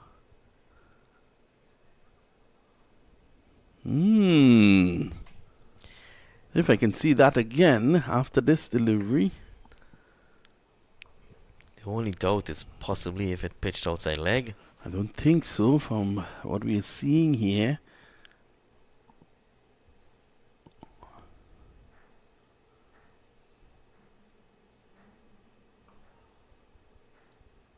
Back to the live action, but I'd like to see that again in slow-mo. Let's have a look. I don't think umpire Rajkumar will be getting any doubles from Carrie Pierre when he brings tomorrow. Ooh, that one keeps low. Yeah. King is on the back foot. Does well to get bat onto that. He's keeping his eyes on it very well. Very sharp eyes as the King, huh? Brandon King does well to keep that one out. Much better. Playing off the front foot.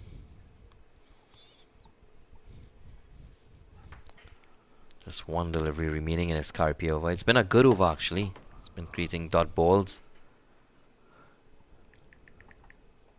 And solid by Brandon King. Closes off over number 29, 76 for 3. Scorpions lead by 277. I think it's better than a good over. I think he was unlucky, to be honest.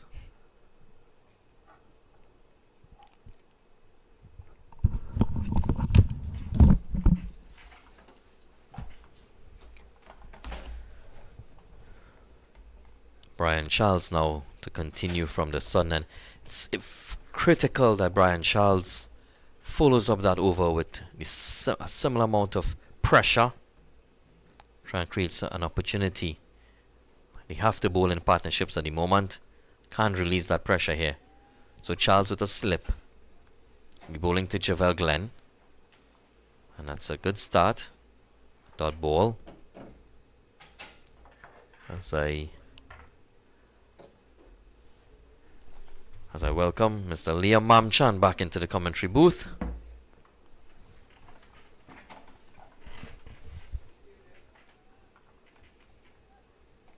Liam, it's been a bit of a stalemate.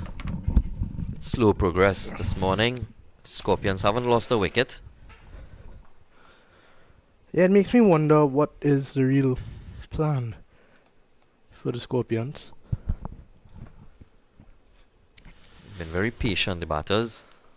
And this one driving out a long off. He gets a single. Charles in his second over needs to make something happen for the Red Force. Yeah, I think this combination of Brian Charles and Carrie Pierre at this stage might be the best option, with the fact that Karaya is missing as well. Continues to see that LBW up. Oh, that's the one that kept low. It was really well played in the end. Yeah, if he missed that, he would have been out. Definitely. That one kept a bit low as well. Probably hitting one of those cracks that you saw earlier on. Yeah, so just as I mentioned, I think now is around the time where these two might have the best chance of getting a wicket, because of the conditions starting to change a bit in terms of the wicket. The ball getting a bit older as well, 30 overs. The end of over number 30, 78 for 3.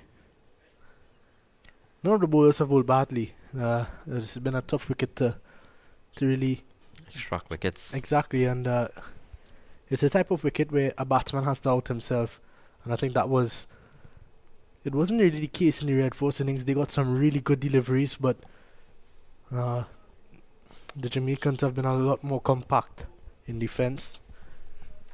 Yeah, they've shown a lot of discipline and patience. None more so than Javel Glenn, 22 of 75, yet to be dismissed in this match. 140 unbeaten in the first innings. Brandon King facing up. This one is a bit short. He's punching out the back for the fine short cover, no run. The sun now coming out in all its glory, bathing this outfield. What it will do as well, this one, he's just lapping it around the corner and he's pushing hard. He knows that it's Shannon Gabriel, and he's able to just cross over back for 2, so that's a brace for Brandon King. Pushes him on to 46. So he's looking to score, is Brandon King. He's batting well.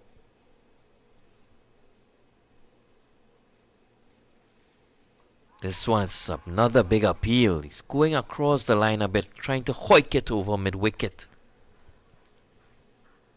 by Raj Kumar, stating that it's not out. Yeah, definitely going down the leg on this occasion. Oh, there you go. You can see now that the ball is not just keeping low, but it's turning. That one turned quite viciously. It was wide outside the off stump. As I mentioned, these two, Charles and Pear, being the only two spinners left for Trinidad and Tobago, of real note, is going to be their best chance with the deterioration of the wicket and so on. Jason Mohammed might be an option as well. He's had the tendency to be a partnership breaker. This partnership on to 74 now.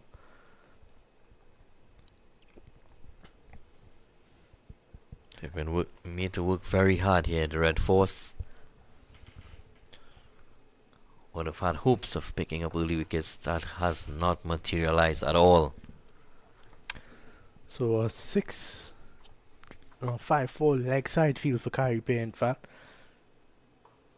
See for scoop out short mid wicket. James just behind him.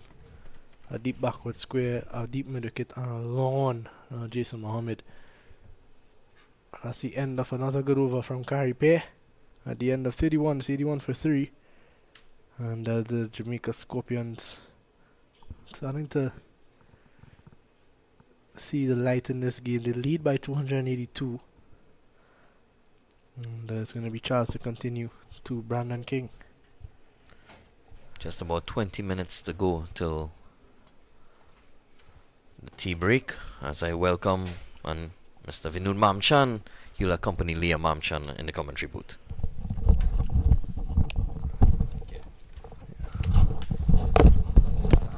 Thanks a lot, Vishram.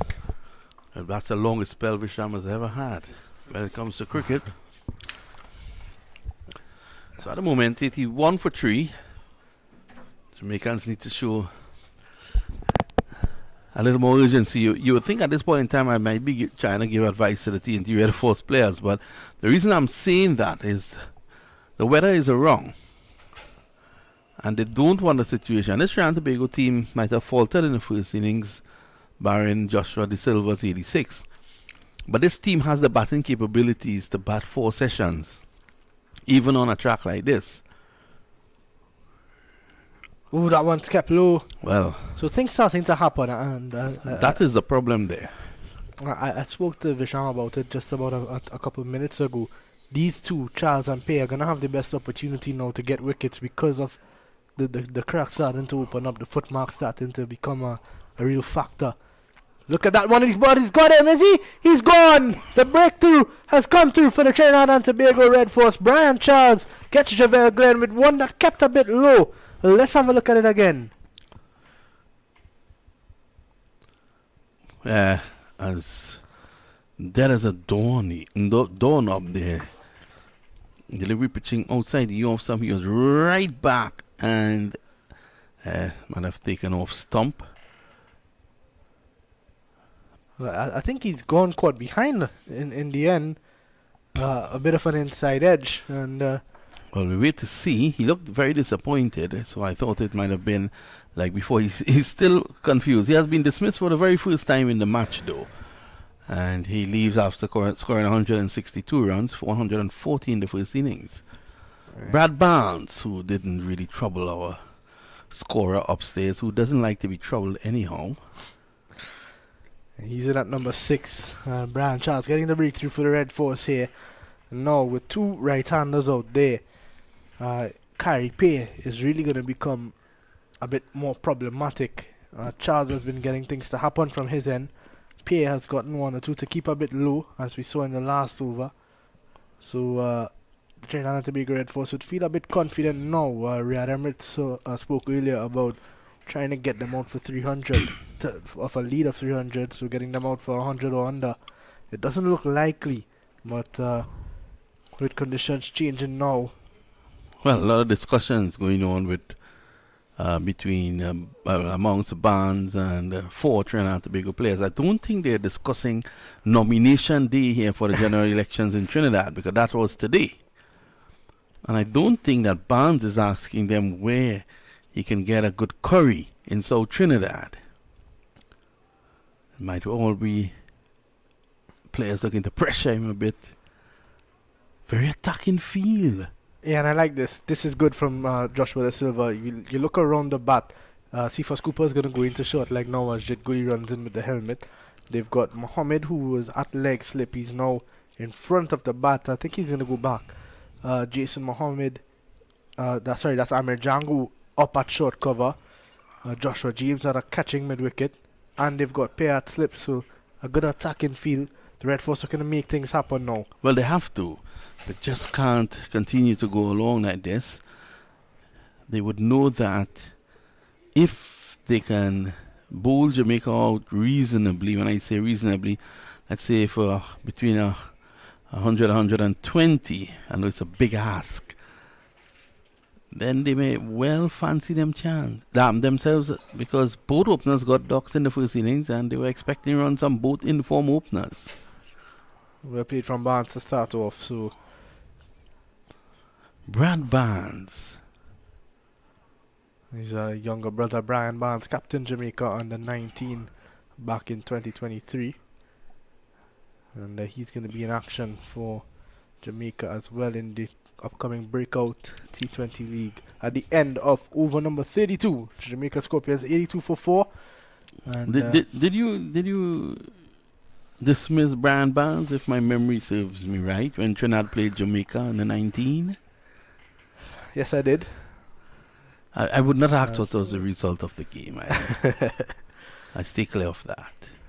Well, to put it into perspective, Jamaica actually won the 50 over tournament and the 3-day tournament that year. They were double champions under the leadership of Brian, so he's a top captain as well. Here is Kyrie Pay. Driving. Oh, he hit that one hard, Brandon King. They will think that if they can get King, that they can probably make some advancement.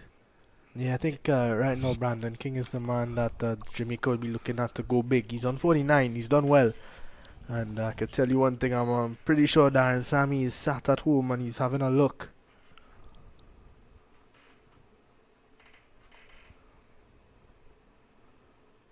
And knowing Darren Sammy, he's probably at the Darren Sammy Cricket Stadium in St. Lucia where that game is going on, because I remembered earlier on when there was cricket there, Darren Sammy was there looking on. Once he gets the time, tries to go down, have a first-hand look of the players. Too short from Pair. A big tumbling stop from the man from Wim. Attended Wim Anglican in Tobago. It's from an area of Tobago called Wim. We spoke earlier about his brothers as well. Orlando James, captain the Trinidad and Tobago under 19 team last year. He was a part of the West Indies under 19 pre-World Cup camp, but didn't quite make the final cut. That was back in 2023. And right now he's applying his trade in Tobago, the Dream 11 T10 Bago Blast, and his team don't think they've made it to the finals as their star players are now back in Trinidad. Kai Ramdu is currently servicing his bends. Straight to Kamil Puran. Chance of a run out. And a good backing up there from Django.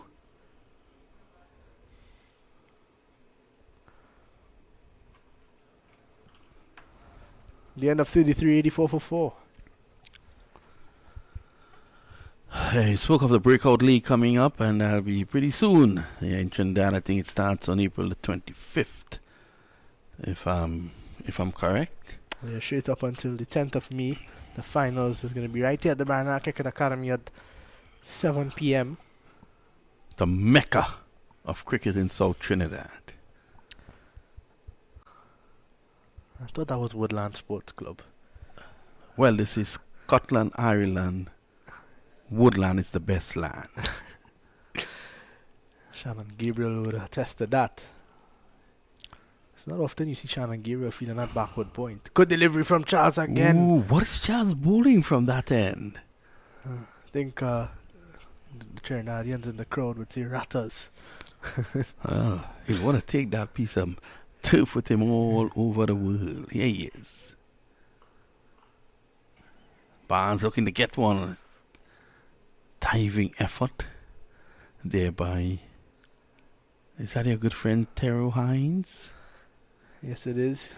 He had a beautiful dive right over the ball. Good old Tero. The Red Force seem to have a bit of that was 2 for Brad Barnes there to show you that the Scorpions are really pushing now. Since Barnes has come in, he's been looking to score. It gives them the opportunity to get him out quicker.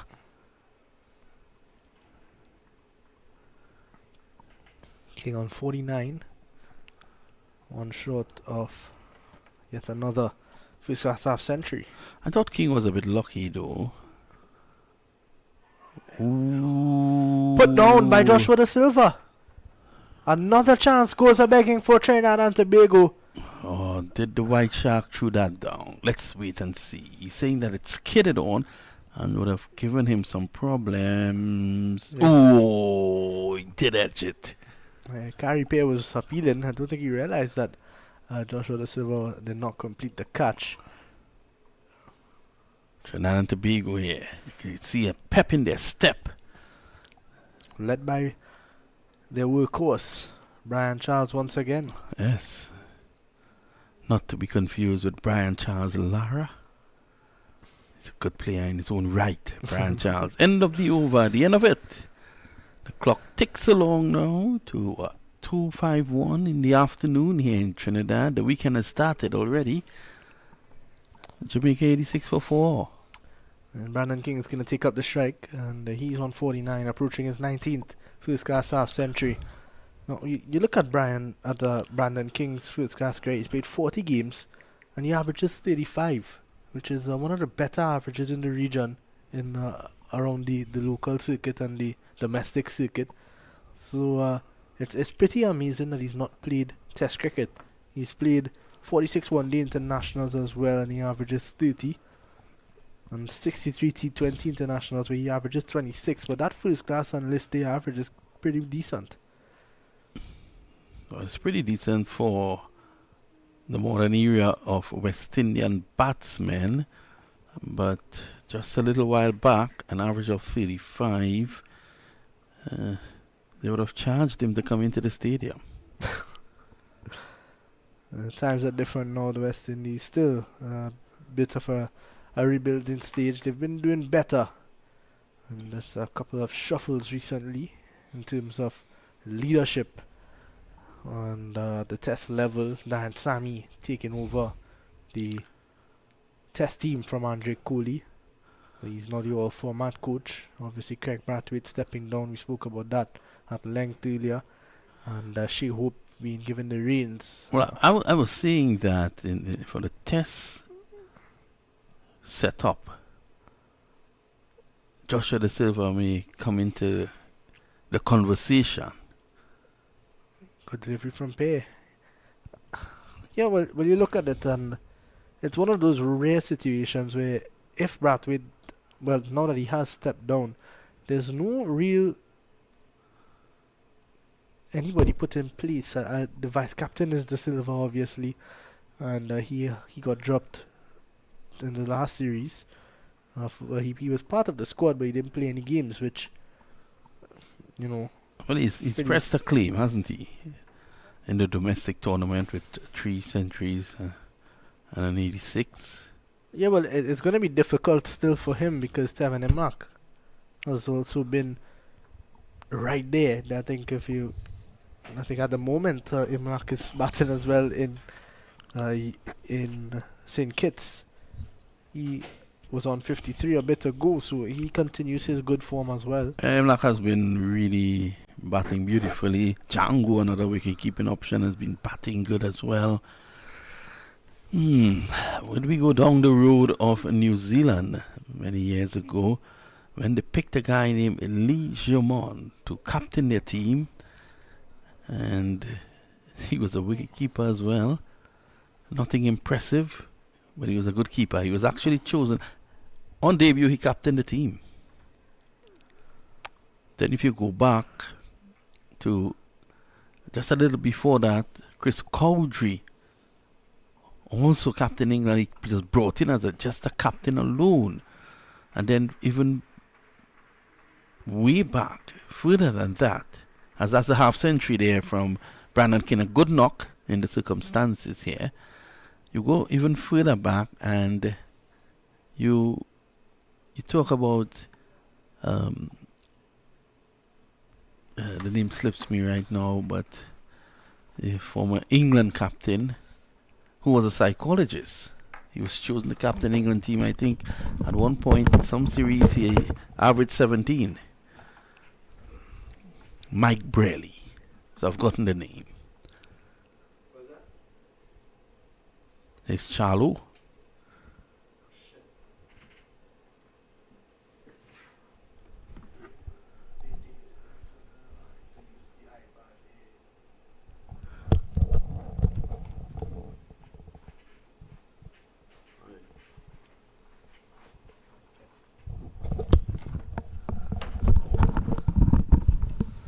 Push back.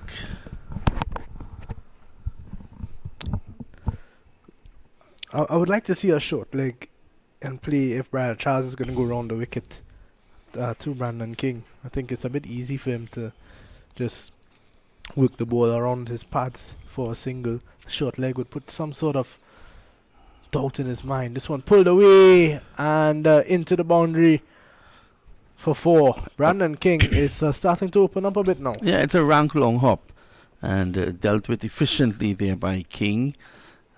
I understand your point. You want to see more pressure put on the Jamaicans, but as I was telling Pamisa early on, it's 6 of one, half a dozen of the other, because Trinidad and Tobago know that they can't leak runs, and to attack sometimes you run the risk of leaking runs.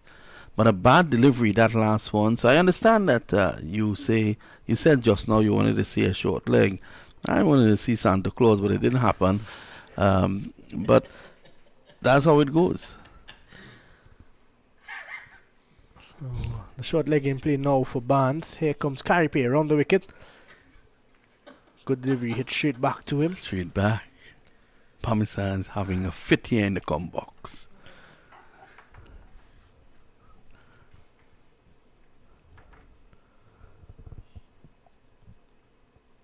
That's good. I like the line adopted here by Caripay. He has been wedded to that area.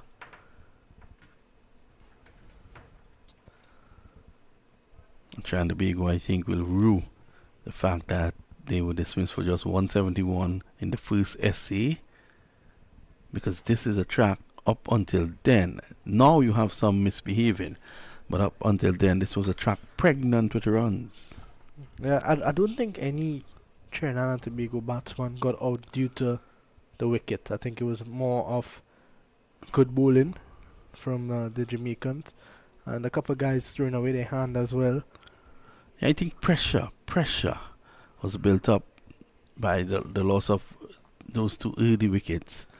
And the same you could have said for Jamaica in the first innings and even the second innings. But in the first innings, Blackwood came out and he was very forthright in his methods, and he counter-attacked to get Jamaica back and running.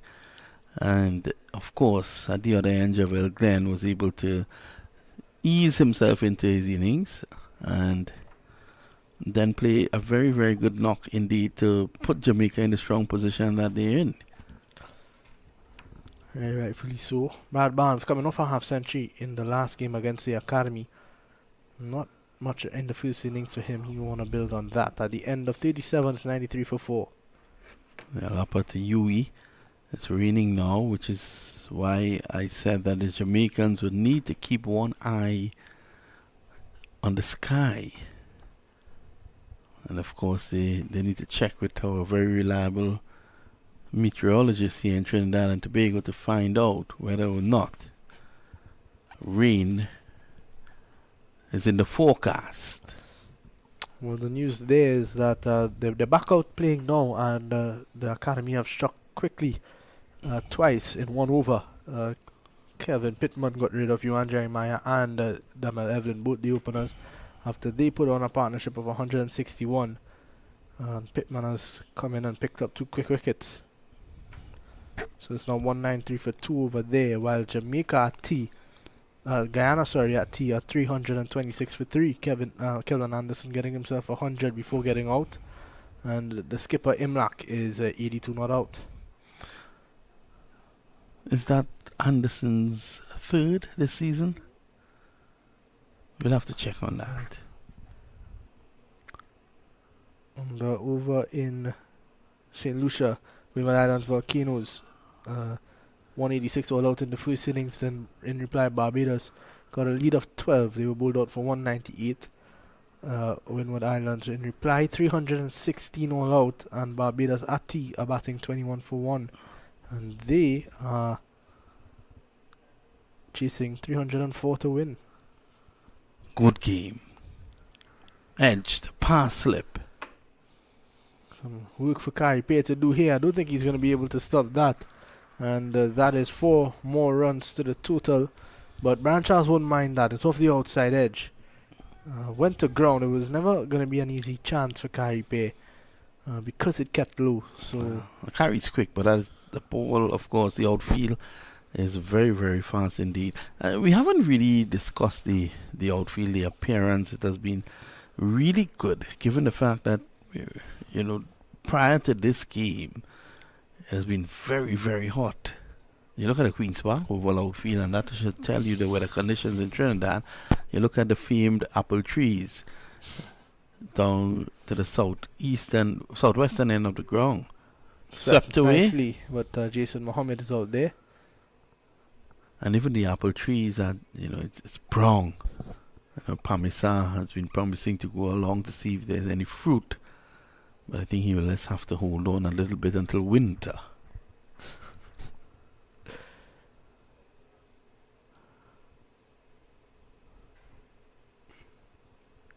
Yeah, it's Charles. Final delivery of over number 38. And just off the outside edge again with soft hands from Brandon King. Will get him a single. In fact, that's Brad Barnes. At the end of 38, it's a 99 for 4. And with that, we're going to see the interval at T. Jamaica Scorpions, 99 for 4. A lead of 300 comes up now. And after a couple more words from Vinod Mamchan, we'll take a break for tea. One wonders what will be the message now from Riyad Emirates at the tea break. Jamaica winning this first session. Remember, they would have lost 3 wickets overnight, and so they have won this first session. We take a short break for tea. We'll be back.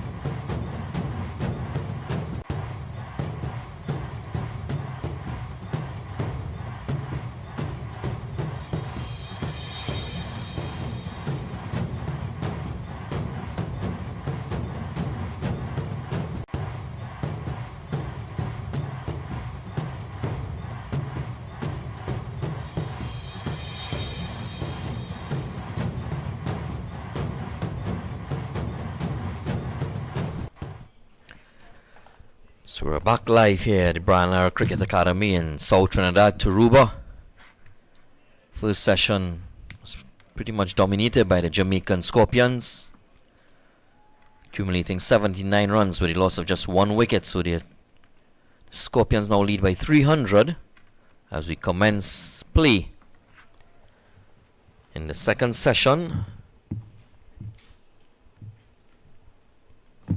Caripia taking up the attack. He'll be bowling. It's a strong appeal and he's given first ball.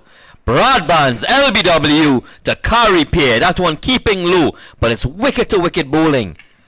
And striking Broadbands in front of middle and off. A simple decision there for Lyndon Rajkumar. Well, even a plumber couldn't have gotten it plumber than that. Look at that. The worrying thing for Trinidad and Tobago is that the ball is keeping low as the price of oil at the moment. And that's 5 down. 99 for 5. Bradley Barnes is out. Just the start that the Red Force would have wanted. Post T. It's very important that they try and pick up these 5 wickets as quickly as possible. They'll be hoping that they can create a collapse here of the Scorpions. Holding Thomas going in now. Still a lot of batting for Jamaica. Mansingh, who got 60 odd in the first innings, he is still due. Just the start that the Red Force would have wanted. First delivery. Caripia bowling wicket to wicket. Man continues to take wickets throughout this tournament. Leading wicket taker of the tournament. This regional 40 is taking a claim for the West Indies Test squad. There's an abundance of left arm orthodox throughout the Caribbean. Jomel Warwick and Godakesh Moti. Caripia. As he continues, first ball to Aldane Thomas. And Aldane using his feet and in the air, but just out of reach. That would have been a magnificent catch. And he able to pull that down. And again, Terence Hines, he tried. Can't fault Terence Hines for trying. That would have been a magnificent catch. What a start here by Aldane Thomas, using his feet, first delivery, going down the track and finding us very close to Terence Hines there. Well, it doesn't make sense that you just stand there and become a sitting duck, because there will be a ball with your name on it on a track like this that is keeping low. Look at that. And not out, says Rajkumar. Let's have another look at that. Well, lots happening here quickly.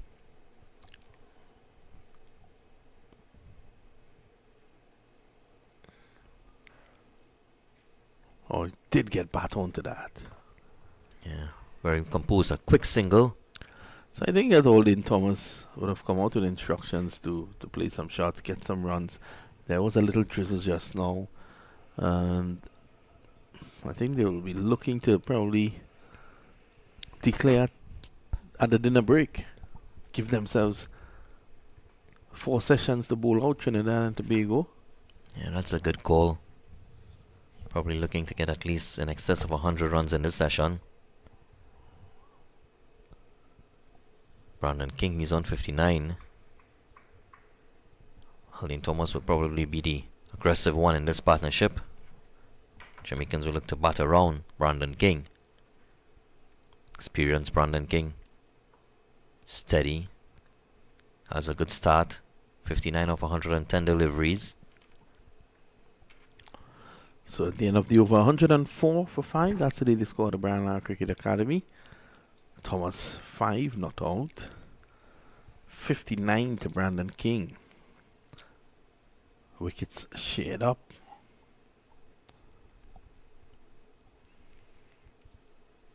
Taking up the attack from the sudden end will be Brian Charles.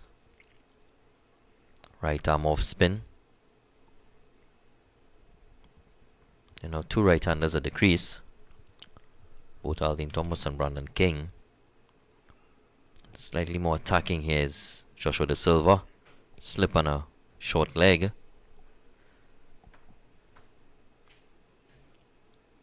Charles going past the outside edge. That one just drifting on with the hand, with the arm.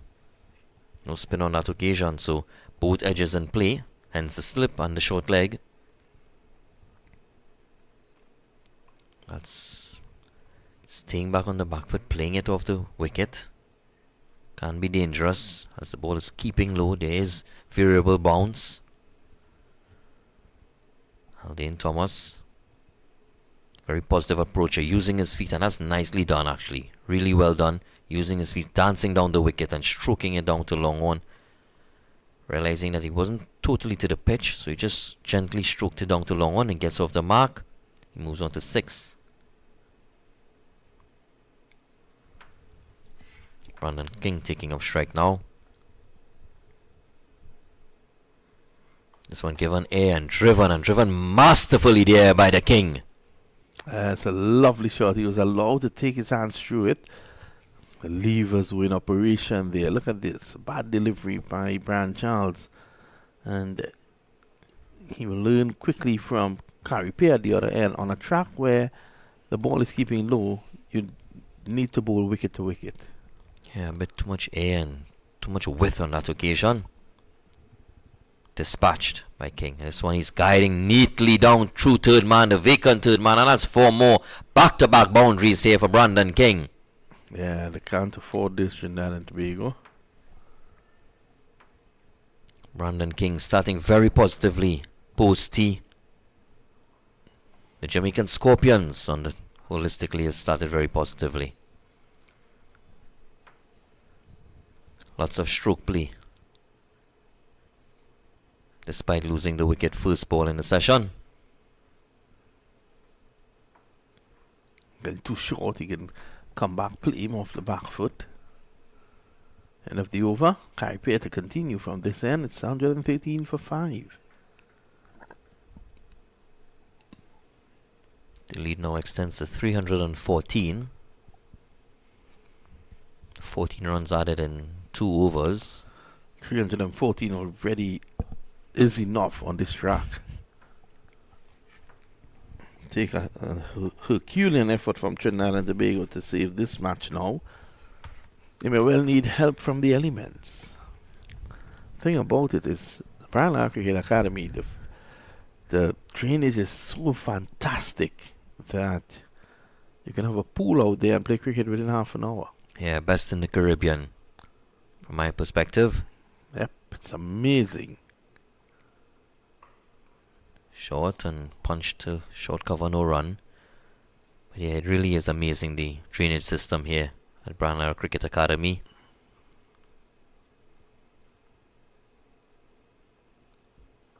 Well played. Not just the drainage system, they do a lot of good work. It's an excellent wicket that they have as well. Offers something for everyone, batsmen, bowlers, whether it's your spin bowler or pace bowler. That's good. That's the length that he would want. Also the line. Haldane Thomas in 2 minds. I've seen him dance down the track, but that's one just staying back, uncertain whether to come forward. Oh, that's rushing him. The arm ball coming back into him sharply. It's really good bowling. Yeah, this is the... Well, I'll try that again. This one, using his feet, getting an inside edge, going past Joshua De Silva, and it's going to make its way very close to the boundary. It's good work by Charles in the end. Brian Charles doing good work on the batsman. Crossover for 3 runs. Very unlucky there for Carey Pear.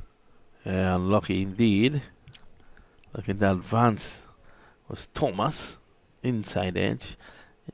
This is where he wants to keep it in that region. No help from the foot marks just yet. But when the left-handers come in, there will be assistance. Luck favouring the brave there.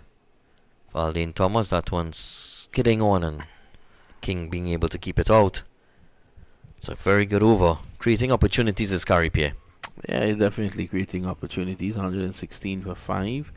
And I think there's value in having him continue. Charles, on the other end, needs to take lead from him. Look the ball wicket to wicket. He was doing that when early on when Javel Glenn was on strike. Yeah, two right-handers posing a bit of issue for Brian Charles, but needs to find a way. His team needs him to stand up and deliver the goods. It's bowling to Aldine Thomas. Seems to be looking for a sponsor on his bat.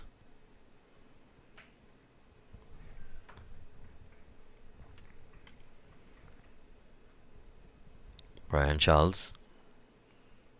That's a much better line. It's a bit straighter, but Thomas doing well. Just lap it around the corner and gets one. If we may just a moment go around the Caribbean. Combined campuses, you will remember, made 238. The Academy 316, and combined campuses 210 for 2 at the university. Johan Jeremiah early on, captain of the team, got 107. Damel Evelyn 47. Kieran Paul is on 18, and Shakir Paris 23. And that's a game that has been affected by smoke and also rain at the University of the West Indies St. Augustine campus. Across at Bastere. The Leeward Islands 335. Well, Ghana batted first, they scored 193. The Leeward Islands responded with 335. Guyana in their second innings, healthy 340 for 4. Sweeping and sweeping well. Well, out of that, Kevlin Anderson has completed 100. Tevin Imlach is on 85 not out. Matthew Nando was run out for 66. Raymond Perez 49. And the Barbados Pride against the Windward Islands Volcanoes at Darren Sammy Cricket Ground. Windwards 186 and 316. The Pride 198 and 41 for the loss of 1.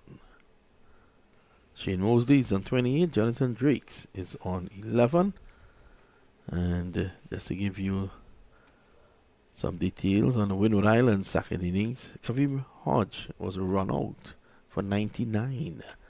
Atene 78, Shadrach Descart 50. They were the top men. Raymond Simmons 4 for 47, the best of the bowlers for the Barbadians. Now the man feeling to reach his triple figures. Two men going on 99, Teddy Bishop and now Kavem Hodge. Carrie Pierre continuing. Oh, that it's for some reason was keeping a lot lower on this end. Here's a couple cracks. Aldine Thomas would want to come forward as much as he can. He's watching it closely though. That's another good thing that he has to do. Yeah, but it's dangerous playing off the back foot.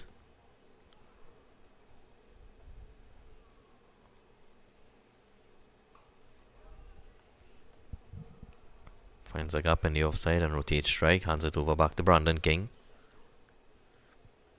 Very impressive innings here by Brandon King. He's on 68. He's been rotating his strike pretty nicely. He's found boundaries when required. He's been very solid. He'll definitely be eyeing the century here.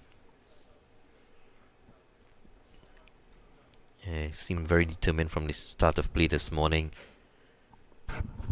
Came out with his bat. Went to the center of the wicket and did some visualization. It's very locked in. It's good to see. Strokes it down to long off for another single. As you mentioned yesterday, the mind, the power of the mind. When you're desperate, when you're in need, when you really want something, the mind can will you. Yeah, definitely. It's what we call Trinidad and Tobago. They just have to stay with the game here. It's going to be a Herculean effort to save it.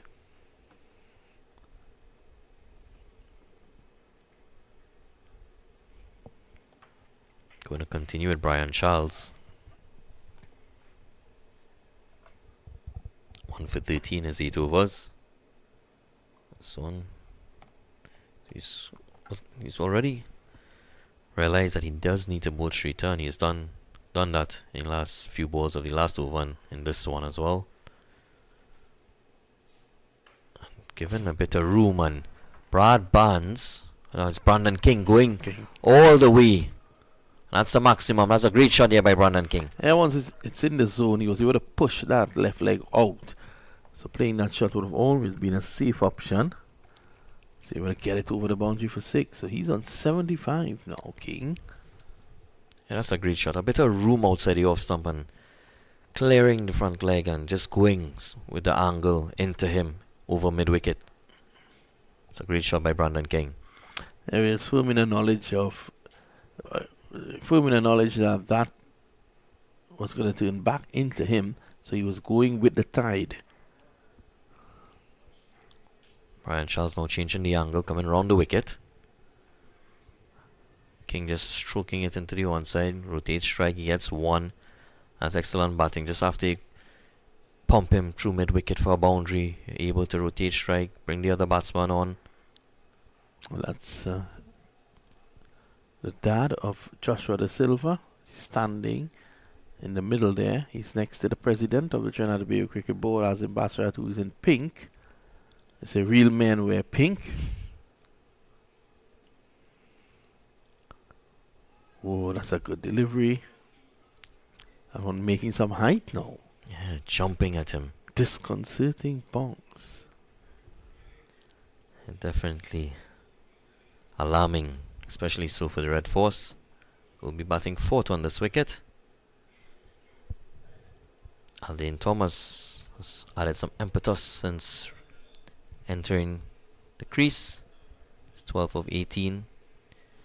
Number of attacking shots he's played. And he's been playing most of the deliveries off the back foot. Well, President Bassarat, first vice president to his left, Arjun Ramlal, and Mr. Amar Samaru from one of the committees of the Trinidad Cricket Board.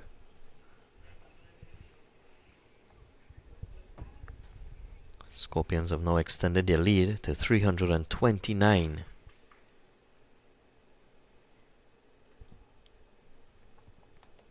Carripier continuing, and this one sweeping and sweeping well. There's Shannon Gabriel down on the boundary doing the work. Is just a single.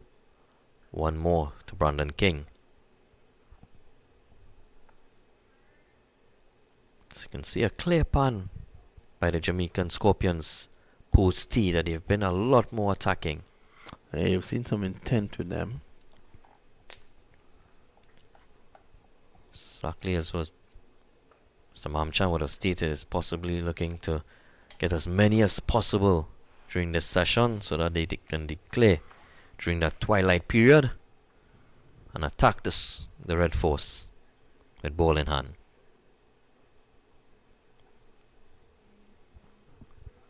Thomas angling that one away, gets another single.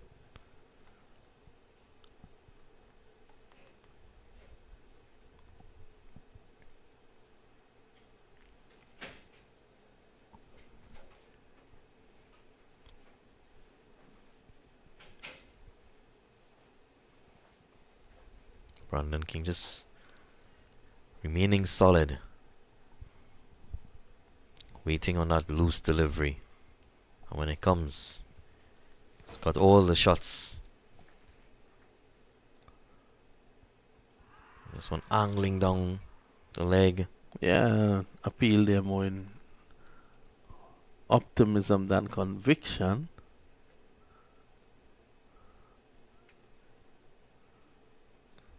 Straightening just a little, but still with the angle, you think that it would drift past leg stump.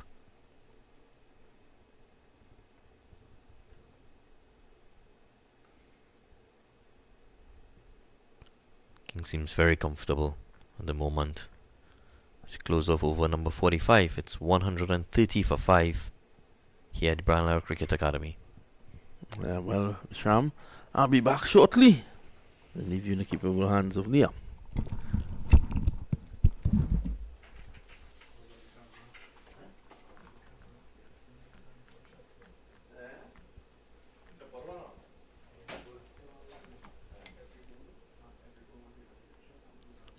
So the wind has picked up again here at the BLC. This is sweeping and sweeping beautifully all along the ground for 4. It's a great shot by Aldine Thomas as we welcome Liam.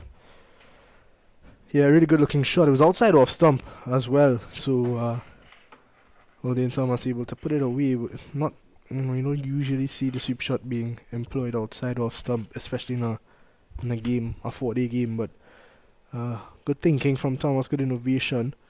This partnership moving along briskly, now 35. And they're trying out to be Red Force to have to find a way to break through. As this one is hooked into the onside and gets a single. Good batting.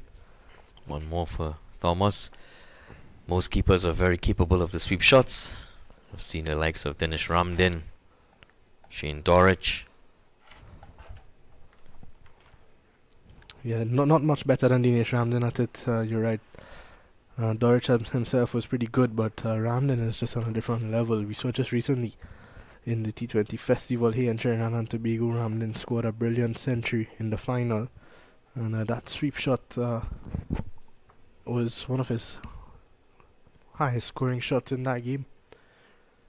Even now at this stage of his career where he's retired and he's playing a lower level of cricket, he's still showing that he's got that shot in his arsenal.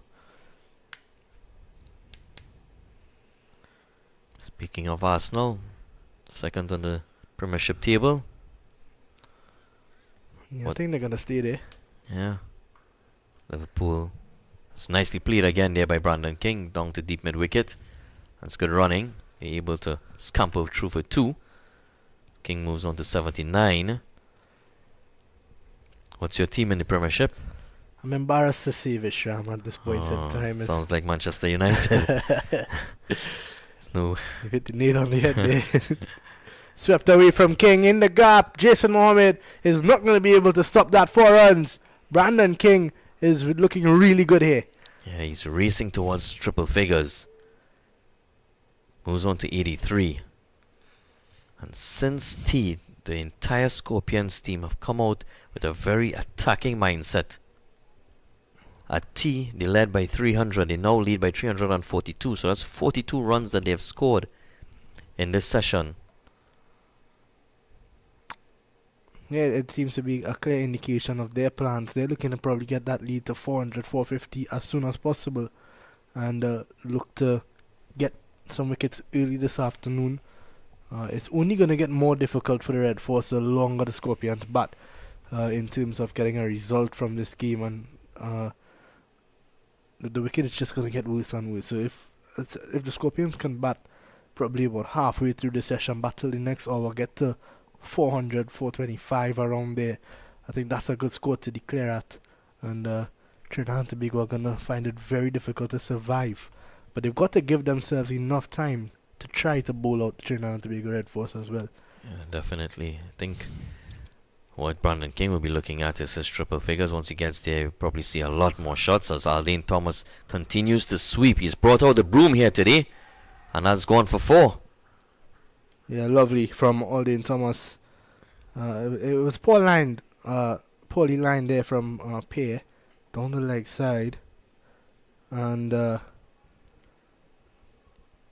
let's have a look at it again. Yeah, that was right in sweep territory. Jed Goody does the fielding. Thomas facing up Carrie Pierre. What's This up? one, wow, going straight through.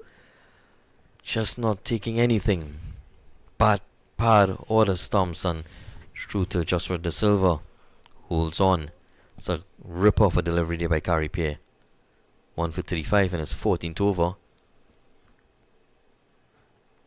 This one just a bit shorter, but turning slowly off the wicket.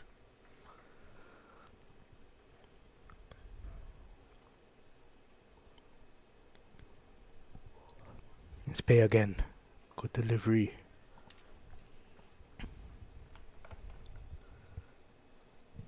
King has looked really good. 83 of 131. We mentioned his first class average is pretty good at 35. And he'll be looking to build on that. And this has been a very attacking partnership. They've added 46 runs and 53 deliveries. So just what the Scorpions would have wanted to increase that lead, and not just increase it, but increase it quickly to give them as much time as possible to seek an outright victory here. One thing King would be looking at is the importance of this 100, because he's got 40 first class games under his belt. This is number 41. 18 half centuries, well 19 now, and 3 centuries. His conversion rate has been his issue.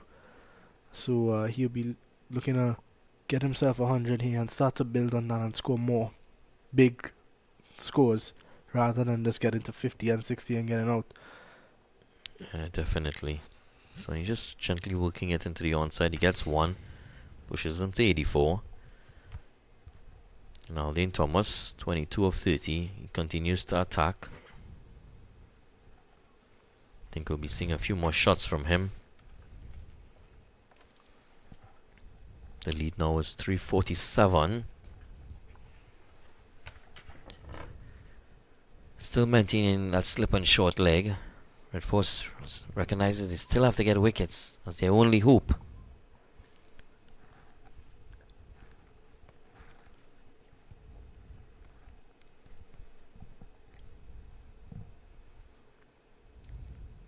The lead might be a bit insurmountable at this time.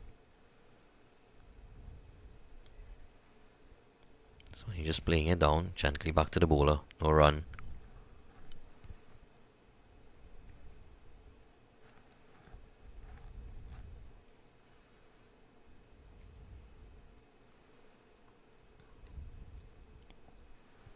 Bowling very straight is Brian Charles.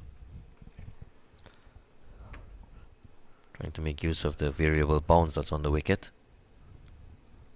This one, oh, that's a close. He's bowled him. He's bowled him, and that is a big wicket for the Trinidad and Tobago Red Force. Not quite Brandon King, but they have gotten the big wicket of Thomas behind his back, and every spinner loves to see that. Every bowler loves to see that, in fact. A big breakthrough for the Red Force. 146 for 6. Thomas goes for 22. A well-played 22. He's come in and he's, just as Odin Smith did yesterday, he sparked some sort of life into this innings. So, 4 wickets to get for the Red Force now. And that is going to welcome the half-centurion from the first innings, Abhijay Mansingh. He looked really good.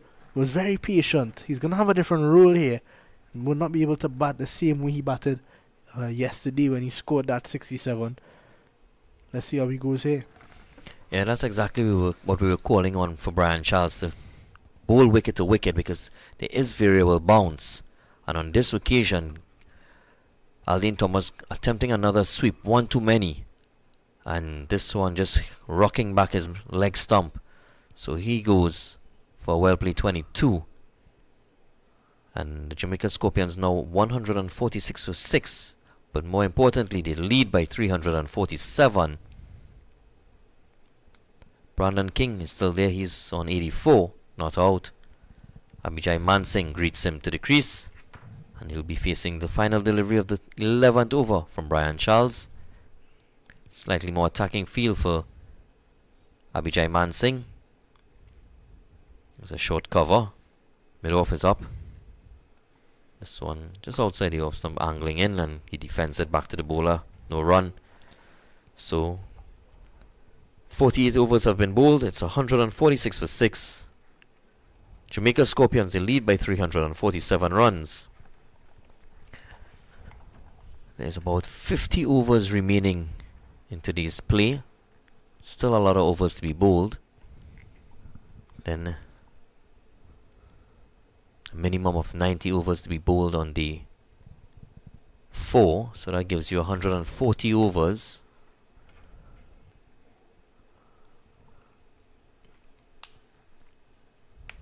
think they'll probably be looking at just getting as much as possible, as quickly as possible. This one hit straight to Django at short mid wicket. Yeah, I think after Brandon King gets 100, we're going to see him go into T20 mode, which is his preferred format. Respecting that one from Caribe. Yeah, I think to give credit to the Red Force in some area at least is that they've bowled well. They've not really bowled badly. They're a bit tough. You could be a bit tough on them on the field, and they've put down a lot of chances in both innings. I think 6 in total, and that's where they fell short. But other than that, the bowling has been pretty good. Yeah, nicely stroked there by Brandon King down to long on. Gets Abhijay Mansingh back on strike. And they've got to apply some sort of pressure on Mansingh. Yes, he's in form, but they've got to try something. They've got to go at it.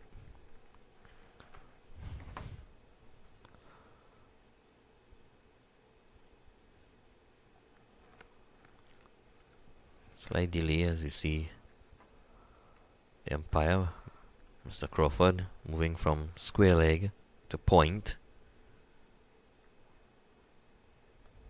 to ensure that. Ooh, good line there from Pear. That one not turning as much as Mansingh thought, and maybe passing just outside the off stump.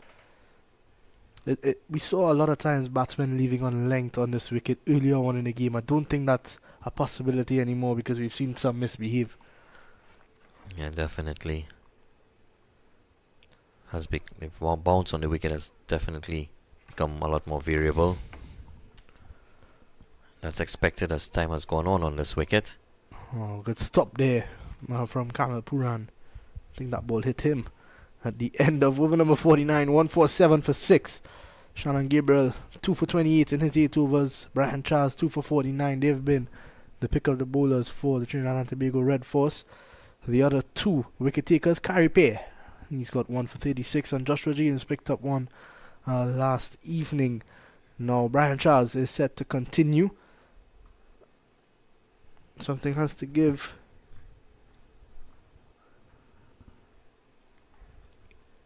Brandon King to take up strike. There's a long on, a long off.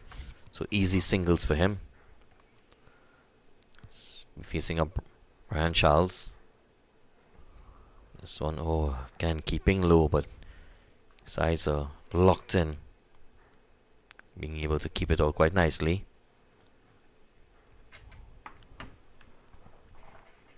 Continues to focus as Brandon King. Beautiful shot off the back foot. Some work for Jid Gully here. He gets around, but is not able to stop that too. Good batting from Brandon King. He moves on to 87 now. He was just in that gap between Django and the Gully down on a long off. Really well placed from King. A little bit more power and could have gone for 4. Yeah, just time to. This one he's stroking it neatly back to long off, and he gets another single, so seems locked in for 100. It's an easy wicket to bat on, Vishram, and that as I mentioned earlier, it's the type of wicket that you have to get yourself out on. Once you get a start, it's hard to get out. And Mansingh cuts well. That's 4 runs, and that gets the lead. Past 350, in fact, it's on to 356 now. Yeah, that's a nice shot. It was short, it was wide. He had the room and didn't just look to flash the blade, but he angled it quite nicely into the gap behind backward point and all the way to the boundary. Abhijay Mansingh continuing his good form. He's on 4, getting off the mark with the boundary. He's now facing up Brian Charles again. 2 balls remaining in this over. This one he's bringing it a bit closer, playing it out. That's Django, short cover, skips across, fields the ball, throws it to Brian Charles.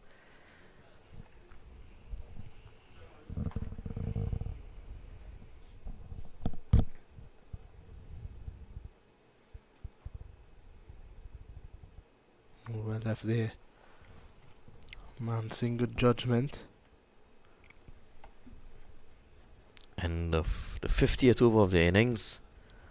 154 for 6. Jamaica Scorpions, they lead by 355. It's bright sunny conditions here now.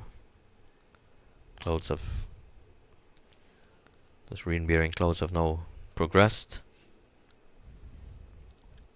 Seems as if we'll get a full day's play here. Yeah, most definitely. We'll pay to continue. Brandon King, 88 of 138 deliveries. What a knock it's been. And he would want to finish off well, get himself to 100. We spoke about unreachable scores, pretty safe for Trinidad and Tobago.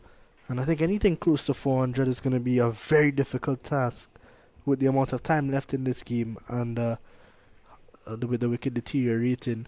Trinidad and Tobago will be looking to play for a draw. I think it's pretty much nailed in at this point that a draw is the result that Trinidad and Tobago would hope for, and maybe get a couple of batting points in as well. But other than that, I think the longer the Scorpions bat without getting to that score, they're making it more difficult for themselves to have enough time to bowl out the Red Force.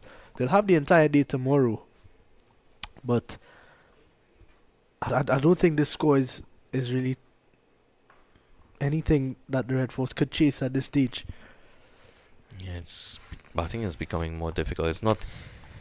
I mean, it's still a chance because you can see Brandon King. He's on 89 of 141 deliveries. So I think Scorpions will continue until at least the dinner break. Brandon King has shown that as long as you continue to apply yourself, runs can be scored, but it will continue to deteriorate. There were cracks on the wicket when we looked at it around lunchtime today, and those cracks will just open up a little more as the sun continues to beat down on the wicket. It's good batting from Mansing, very much solid. You see Joshua James on screen there. He has been in great form with the ball. 10 wickets in his last 4 innings. As a pair in the bowl. Mansing trying to go over the top. Chance of a catch, and it's just dropping in between Jason Mohammed and Joshua James. I thought Mohammed running in should have been the man to make a bit of a greater effort, as it's always going to be more difficult for James running back. But is that another half chance that Trinidad and Tobago going to have to miss out on at this stage? Yeah, luck on Scorpion side. That one just falling in no man's land. Somewhere I don't mind being in Tobago at the moment.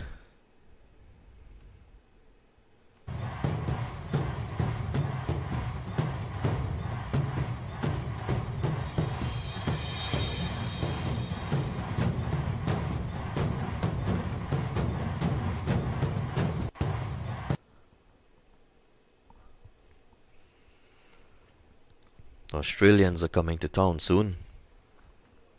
Barbados, Grenada, St. Kitts. I think I'm going to have to catch a flight to one of those islands to take a look at that game, because that's going to be good test cricket.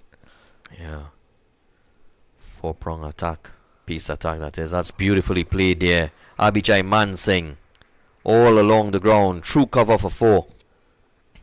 Yeah, Mansing has looked in amazing nick since yesterday. And on day 1 where he scored a brilliant 67. And look at that overpitch from Charles. And really was a poor delivery in the end. Terence Hines could not get a hand to it.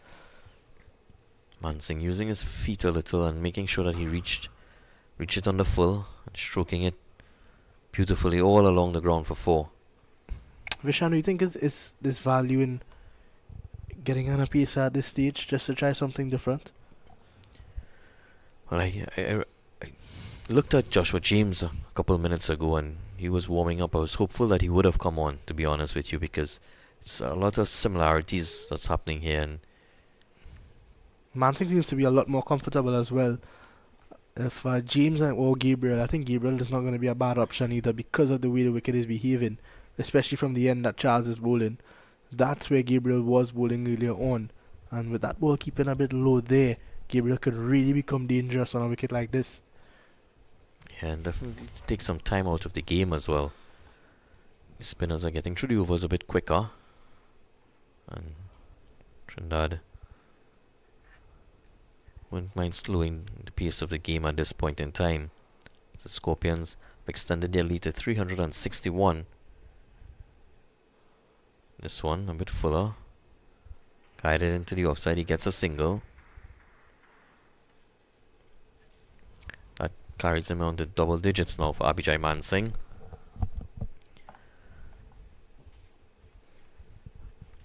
He's coming with a very attacking mindset as well. Positive stroke play. In comes Charles again. Edging gone! Brandon King has given away his hand there. He goes for 89. A good delivery from Charles. A simple catch for Kari Pay. And wicket number 7 for the Trinidad and Tobago Red Force. That one just holding its line a bit. Yeah, that's beautifully bowled here by Brian Charles. That one didn't turn as much as Brandon King expected. And taking the outside edge very smartly taken at first slip. Low to his left. And that's a good wicket for the Red Force. The Jamaica Scorpions now 161 for 7. They lead by 362. Yeah, problem there is going to be Odin Smith, who is going to come out to bat, and there's no question about what Odin Smith is going to do when he comes out. But just something to note, Brandon King has had, we spoke about his troubles converting when he gets to these scores of 60, 70, 80 and not getting hundreds. That was his 19th first class century, but he's half century, but he only has 3 centuries, so he continues to show issues in converting into big scores. So in comes Odin Smith, and I think you're going to see some men on the boundary once Odin Smith takes his mark. 161 for 7 now. The lead of 362 runs. 300.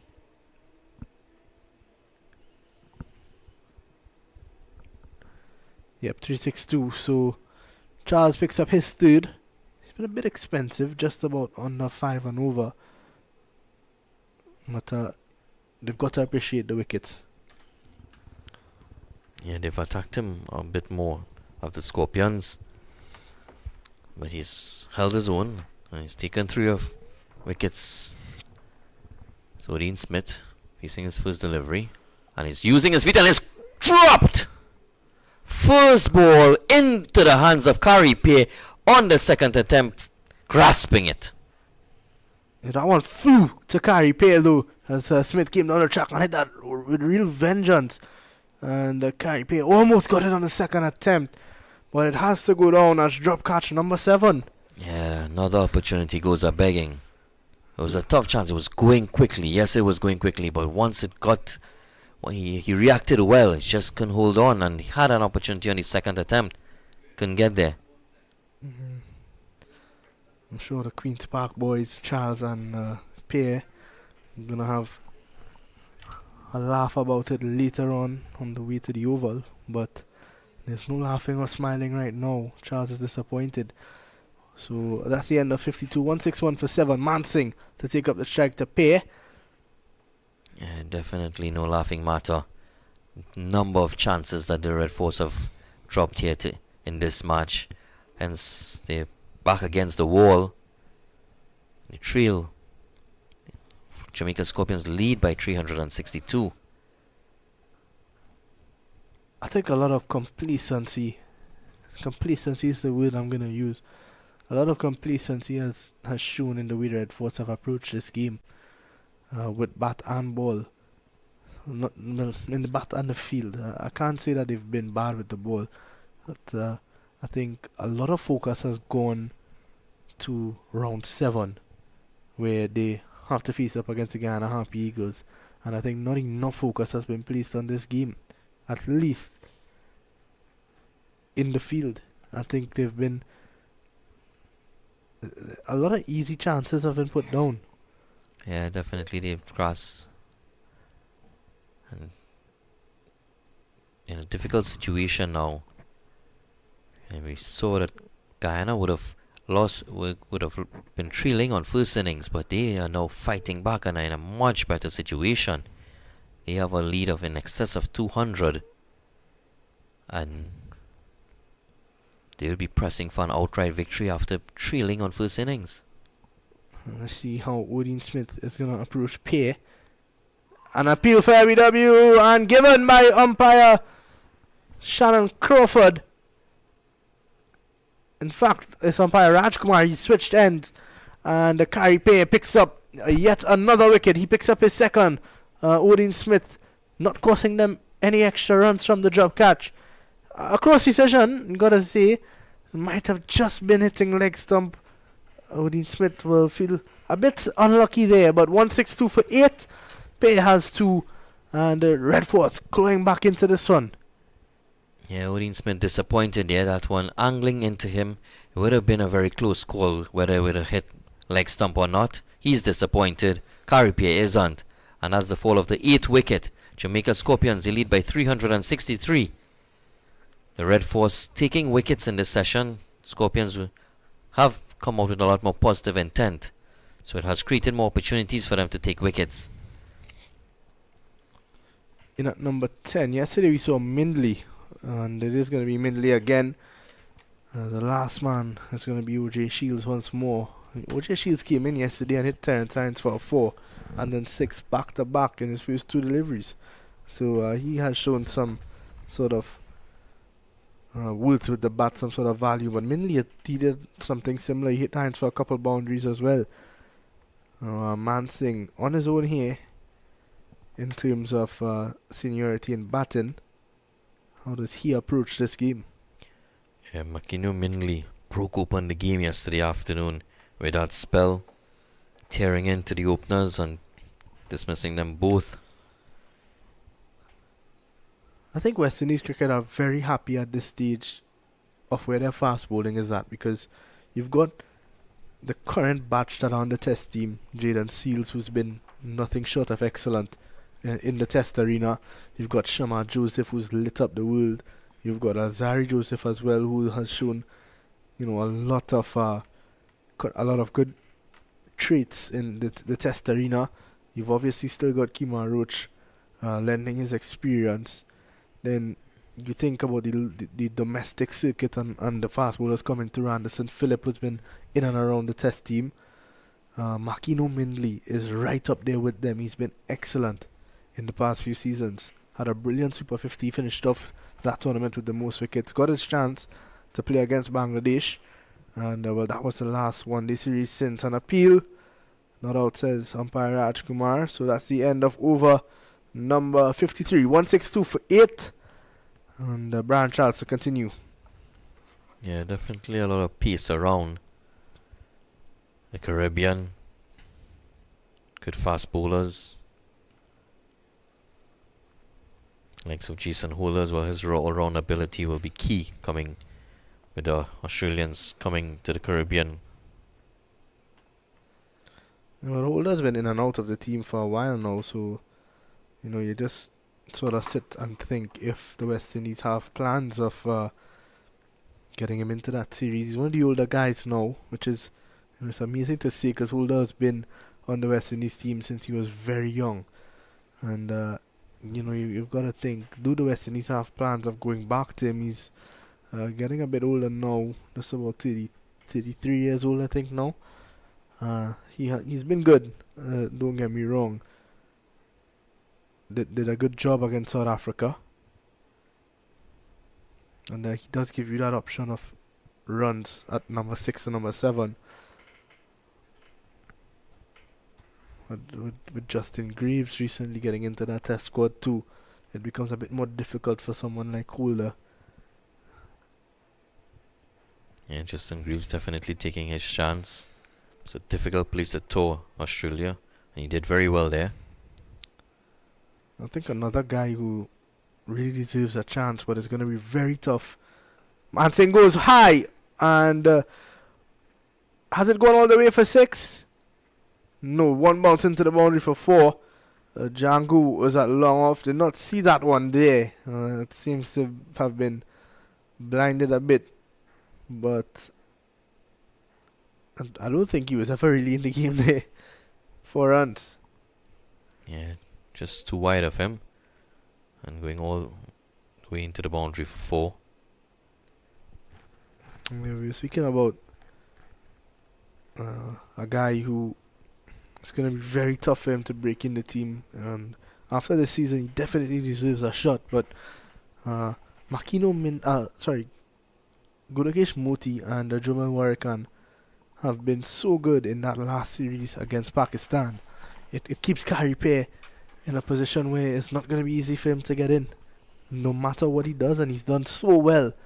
There's not much more you could have asked for from Kari Pay in this competition. He's got 5 wickets in this game so far, 3 in the first innings. He's got 2 now. Yeah, he's done well throughout. That's a lovely shot off the back foot, punching it. Will run close to the boundary, but it seems as if it may have gone into the boundary. Jason Mohammed seems to have stopped it. The umpires await a signal from him. And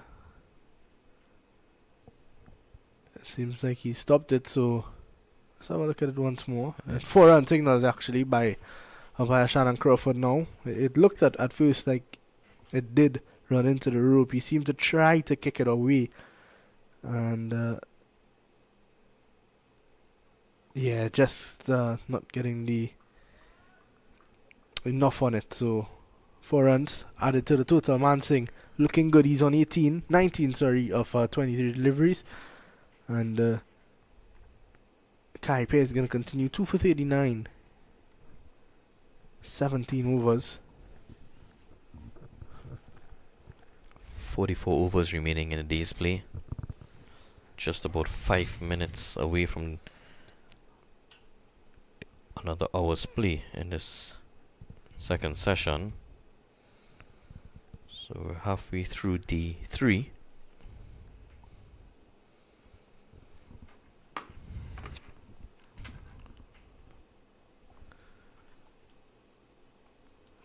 Oh, nicely played there. Chance of a run out from... And he's hit it! Direct hit! And umpire Lyndon Rajkumar says not out. Good work there from Jet Gully at point. Let's have a look at this one again. Seemed very close. The Trinidad and Tobago boys thought they had a wicket there. Direct hit from Gully at point. Well, I think Lyndon Rajkumar has missed one here. Let's have a look at it again. It's a bit slower. Bat is in the air. 2 more frames. Yeah. I think he's gone there, Vishram. Yeah, that's a lot closer than everyone expected. It is a direct hit, and most times direct hit does lead to the demise of the batter. It's never easy as an umpire when you don't have the assistance of the replays, but umpire Rajkumar, no fault of his really. It's one of those ones that, it's very tough. Yeah, We have the benefit of the replay. Unfortunately, Trinidad and Tobago miss out on one there, but Mansingh gets off strike, and they are now going to have 3 deliveries to bowl at Makino Mindley. And Kari Pay has been very good. Can he pick up one here for the Red Force?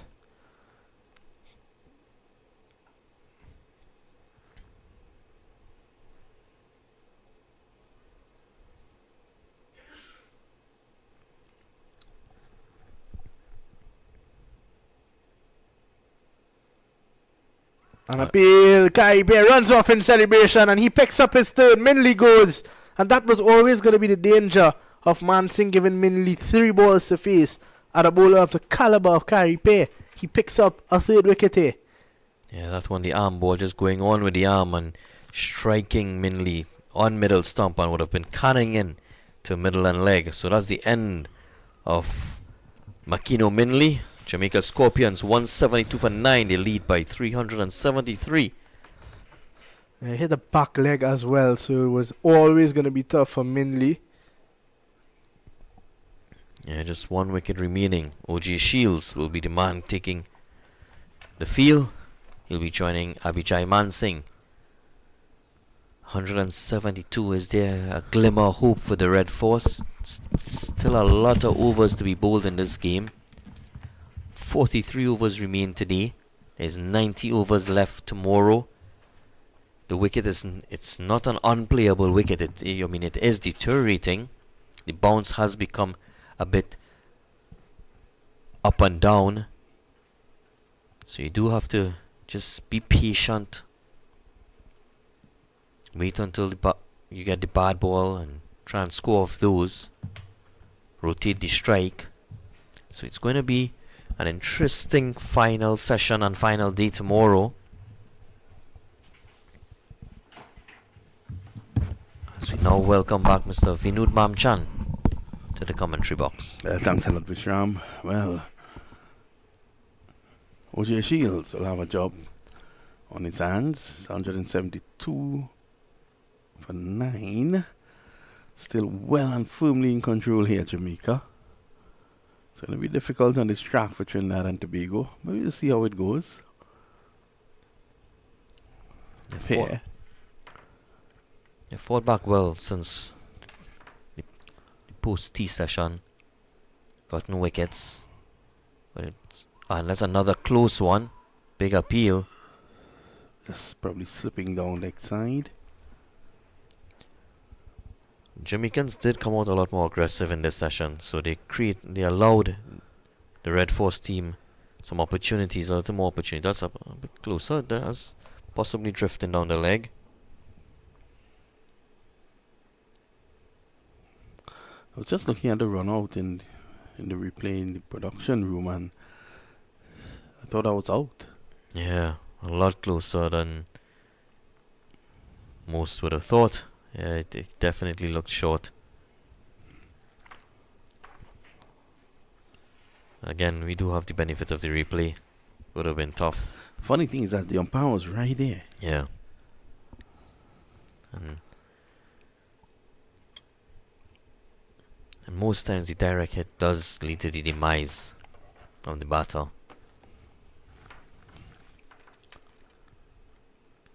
Charles to Abhijay Mansingh. He's working it into the onside. He's going to look for 2. He's running quickly between the wickets. He's taking that chance. It could be a chance. Oh, no.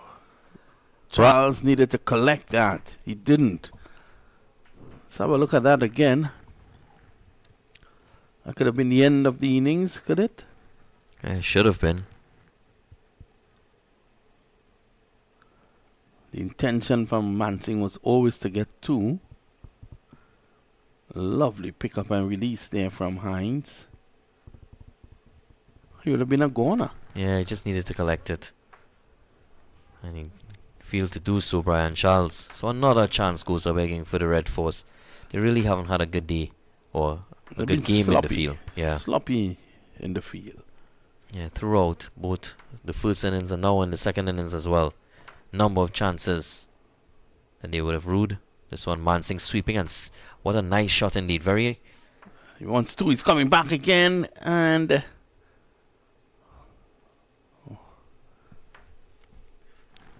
successful. Mansingh is quick between the sticks. Yeah, not the best throw, but he's showing quite a bit of innovation here. Is Abhijay Mansingh. He's had a really good game, 60 odd, 3 wickets. Now he's on 20. 24 to be exact.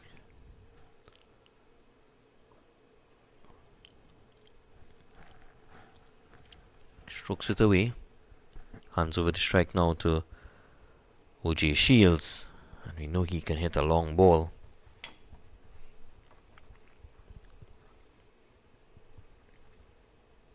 The field is spread. Long on. Mid off, 3/4 way back. The mid wicket is coming in. It's gonna have deep backward square. And a deep mid wicket as well.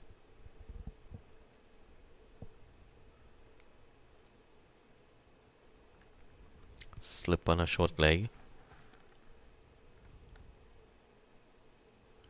Edging and finding the gap, and this will run very close to the boundary.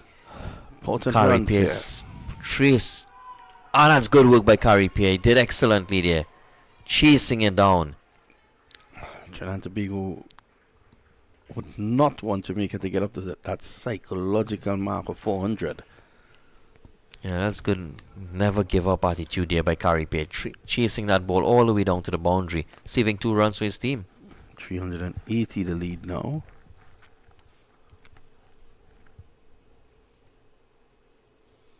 Shannon Gabriel throwing the ball back in.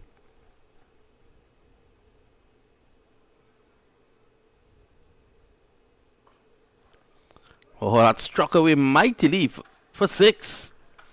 Mansing and Shields looking to take it up to 400. Yeah, that's a lovely shot there by OJ Shields, giving himself some room and using his arms and going all the way over long on for 6. So that carries the Jamaica Scorpions to 185 for 9 after 56 overs. Their lead is 386. So we've had an hour's play. After the tea break, we take a short break. We'll be right back.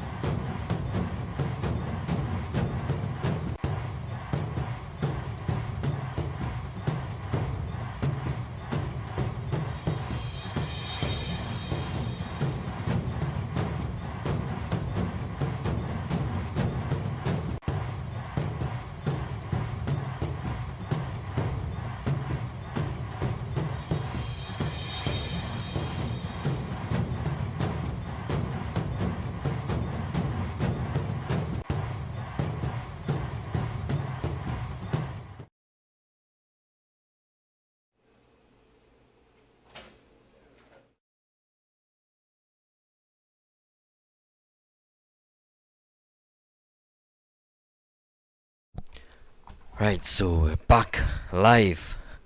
Branler Cricket Academy. It's Abhijay Mansingh taking up strike against Kari Pierre.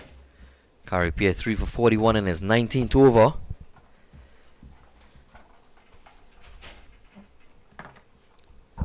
Scorpions, they lead by 386 as I welcome Liam Mamchan on the mic. Yeah, I think the short-term goal would be to get to 400.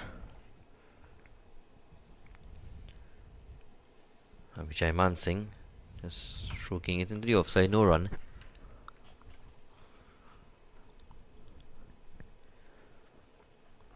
Still 41 overs remaining today.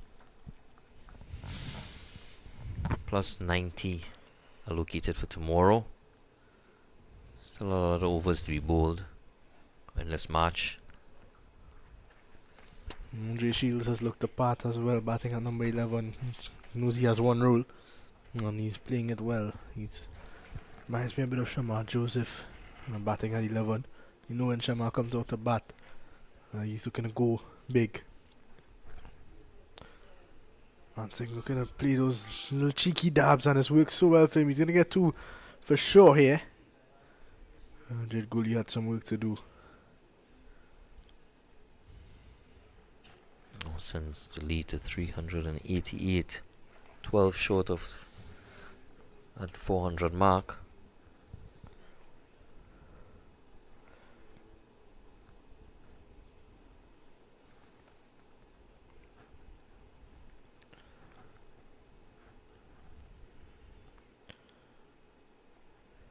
This one turning slowly off the track, just fended off into the offside, no run.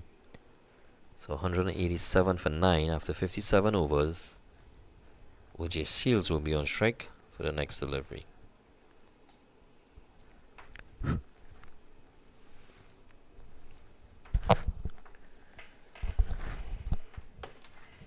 Three for 43 for Pear.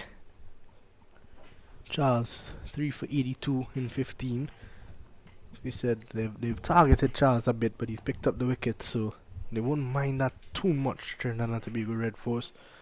Coach Riyad Emirates would be a bit disappointed. He would have wanted them for a lot, wanted them out for a lot less than this. 388 is the lead.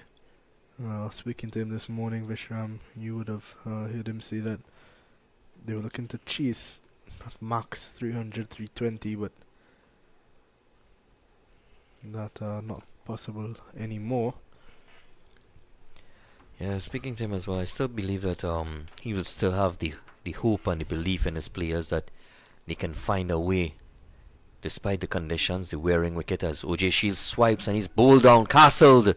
The fall of the final wicket, the final nail in the coffin for the Jamaica Scorpions. They are all out for 187 in their second innings. Yep. Brian Charles picks up his 4th, and it was just a matter of time really with OJ Shields. They know he's gonna play his shot, so Charles gets 4 at the end of the innings. 1-8-7. The Jamaica Scorpions have set a total here of 389 runs for the Trinidad and Tobago Red Force to win, with just about 90 overs tomorrow, and then you've got, let's say, 40 overs today, -3 for the changeover, so they'll have about 120 odd overs to chase. So overs aren't going to be the problem. It's going to be a matter of wickets, and the Jamaica Scorpions would feel like they are in a really good position here. So we'll be right back. When Trinidad and Tobago come back, they'll need 389 for victory.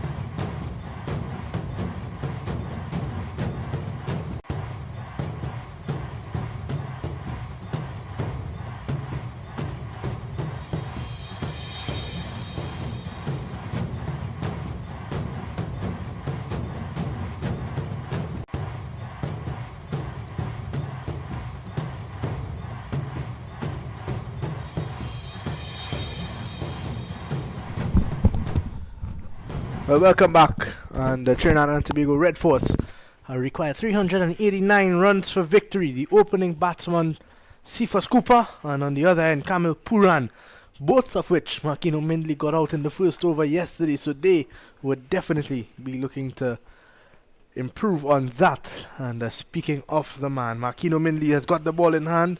How dangerous has he been, Vishram? Yeah, very, very good in the first innings. Makino Mindley, chief destroyer, picking up 3 wickets, and we'll be hoping to do the same. It's nice bright conditions here at the Brown Arrow Cricket Academy in South Trinidad. Cephas Cooper on a pair.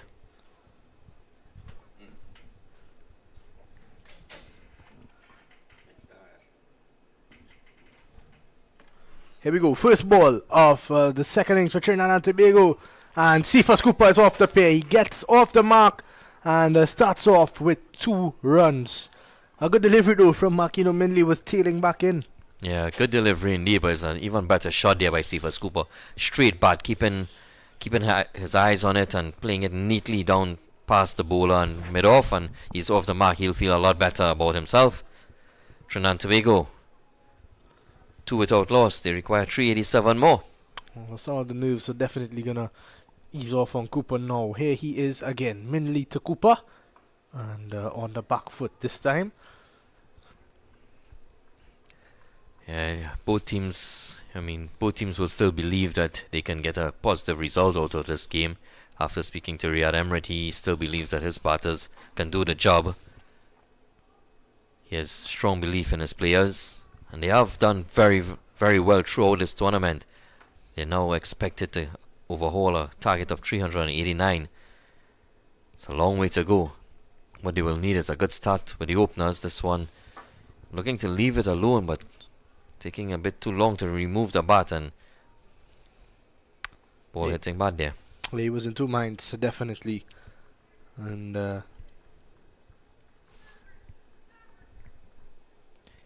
so we have about 15 and 20, 35 minutes till the dinner break. 35 minutes of play. Scorpions will believe that they can pick up at least 2 wickets in this period. Red Force would hope that they can go through unscathed, and not just this 35 minutes, but the remainder of the evening. a lot of credit has to go to Jamaica, the way that they have been throughout this game. And they've set this game up where I really don't think Trinidad and Tobago can chase nearing 400. I think that's a huge ask, a mountainous ask. So I think Jamaica would know that they are well on top of this game, and that is going to take them through an appeal going down leg. And that's what Mindley brings, that brilliant swing. He gets that ball to swing back in. He can move it away as well. He's a top bowler, very skilled. And throughout the Super 50, throughout this regional 40, he has been top class for Jamaica. 2 slips on a gully, a leg gully. Odin Smith at a short mid wicket, a mid on mid off backward point, and a deep backward square. Here comes Mindley again. And finishes nicely. So that's the end of the first, 2 without loss. And Kamil Puran is going to have to face the music. And opening the ball in from the southern end, I believe it's going to be OJ Shields. Yeah, Makino Mindley is definitely strike weapon for Captain John Campbell. So he'll definitely want him firing on all cylinders. OJ Shields, his first spell yesterday wasn't he bowled 2 overs. It was plagued with a number of no balls, and then when he was turned around to the northern end, that's where he reaped some success. He'll be hoping that he can do much better opening it with the new ball on this occasion. Kamil Puran is also on a pair. The nerves will be jangling for him. Yeah, 100%. Now, going into this final session and a half of cricket that we have here, Jamaica would know that if they can get 3, maybe 4 wickets towards the end of the day's play, they would really set themselves up pretty for tomorrow. Puran chasing on one outside off stump. A bit of nerves. Yeah, he definitely looks as if he wants to get off the mark as quickly as possible. But that one was a bit too wide. He should just leave it alone. Give himself an opportunity. That one, trying to get bat on ball. Trying to get off the mark as quickly as possible. It was a bit short and it kept low. Short on wide delivery, maybe looking a cut, but 2 slips on a gully, a backward point, a cover mid off, short mid on, square leg and a deep fine leg. It's very important that he gives himself as much opportunity as possible to bat long. Down the leg side this time. I think Shields and Mindley both can be a bit more aggressive here because you've got just 2 slips and a gully. I don't want to see another slip in there. Yeah, definitely a team trailing by 386. It's a big target. It's a wearing wicket. And they both bowled brilliantly in the first innings. They've shown the ability to move the ball. They have got to look to be a bit more aggressive here. As I said, if they could get 3 or 4 wickets before this end of session, they can really set this game up nicely. That one swinging away. So Shields showing that he has the ability to move the ball away from the right-hander. I think you could take out the man at backward square and get him into the cordon.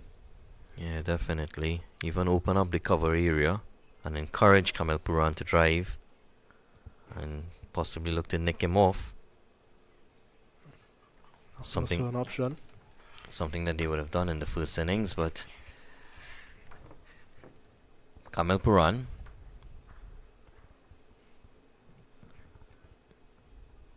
Short delivery, good heat there from OJ Shields. Puran did well to get out of the way. Oh, that's what you want to see.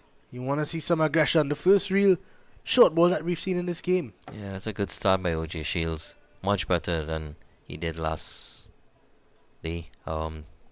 Solid. He's steaming in a bit, trying to create some pressure on Kamil Puran, who's already on pressure as he's on a pair. Facing 4 dot deliveries. And this one, he gets behind it. Straight out to the man at point, no run. And the longer he takes to get off the mark, the more pressure is going to build on him. And I think Jamaica would know that and they'll feed off of that.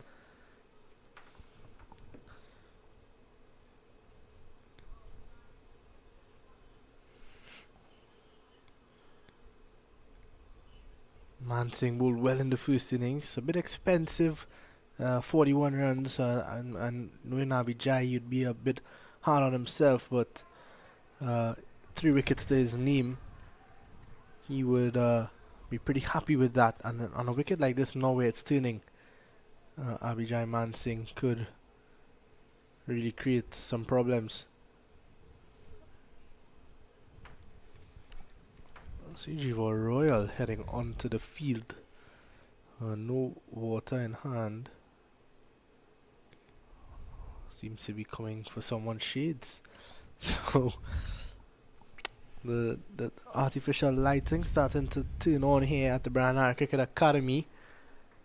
And we're getting into that twilight period soon where batsmen tend to struggle a bit. Wickets seem to fall a lot at this time of the game. Mainly to continue, 2 slips and a gully.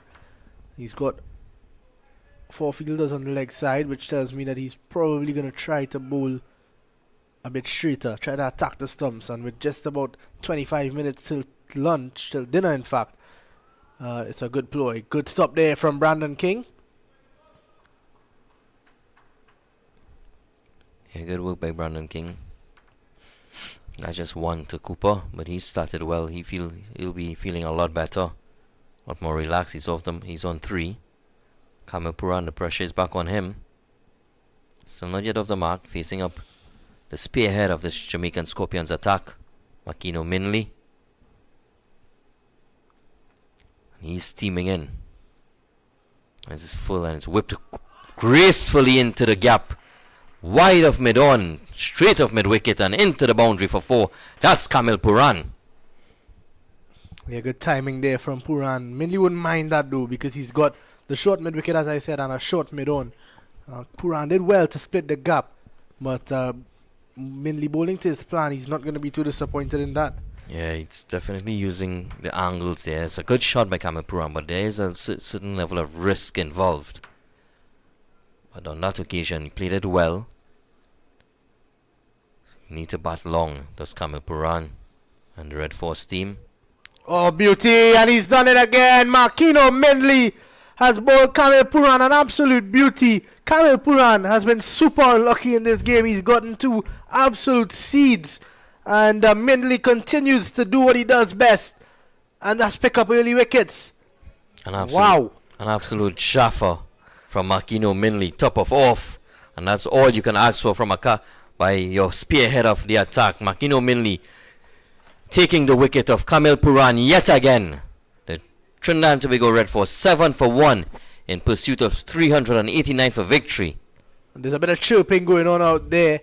I see John Campbell having some words with Cephas Cooper, but Kamil Puran is going to be disappointed in himself. But what more can you do with a delivery like that? It just angled in and then nipped off the seam and took the off stump.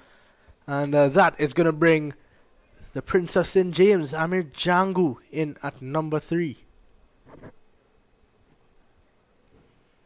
Yeah. What a job he has on his hands. Yeah, just the start that the Scorpions would have wanted. Could have been a blessing in disguise for them being bowled out just before the dinner break. So now they have just about 25 minutes till that dinner break. So they can attack these batters. The opening bowlers can get a bit of rest as well. So they have 2 bites of the cherry with this new ball. Absolute beauty from Makino Minley. Top of off. Squaring up Kamil Puran, and it was just unplayable for the young man who has to make his way back to the pavilion. New batter Amir Jangu, he's been in good form, and now is the time for him to stand up. He's facing up Makino Minley. Oh, beauty. Minley, that one keeping a bit low, and Jangu equal to the task this time. Yeah, you can see that the struggle is real here for the Trinidad and Tobago Red Force. Now we go back to day 1, winning the toss and deciding to bowl first. Still, it's hard for the skipper, the Silva, because it was almost certain that rain was going to fall and it just blew over. Yeah. Flicked away from Jangu, so runs for him. He's off the mark. Yeah, definitely had a lot of overhead conditions about on day 1 when Joshua De Silva would have won the toss and decided to bowl. Unfortunately, that just blew across. Well, fortunately for cricket lovers, it blew across and didn't really affect us too much. But Jamaican Scorpions would have batted first. They got the opportunity too, and they batted well, but they were given a number of opportunities by the Red Force fielders, and they capitalized on that, amassing a good first innings total of 372, which has now put them in a commanding position in this game.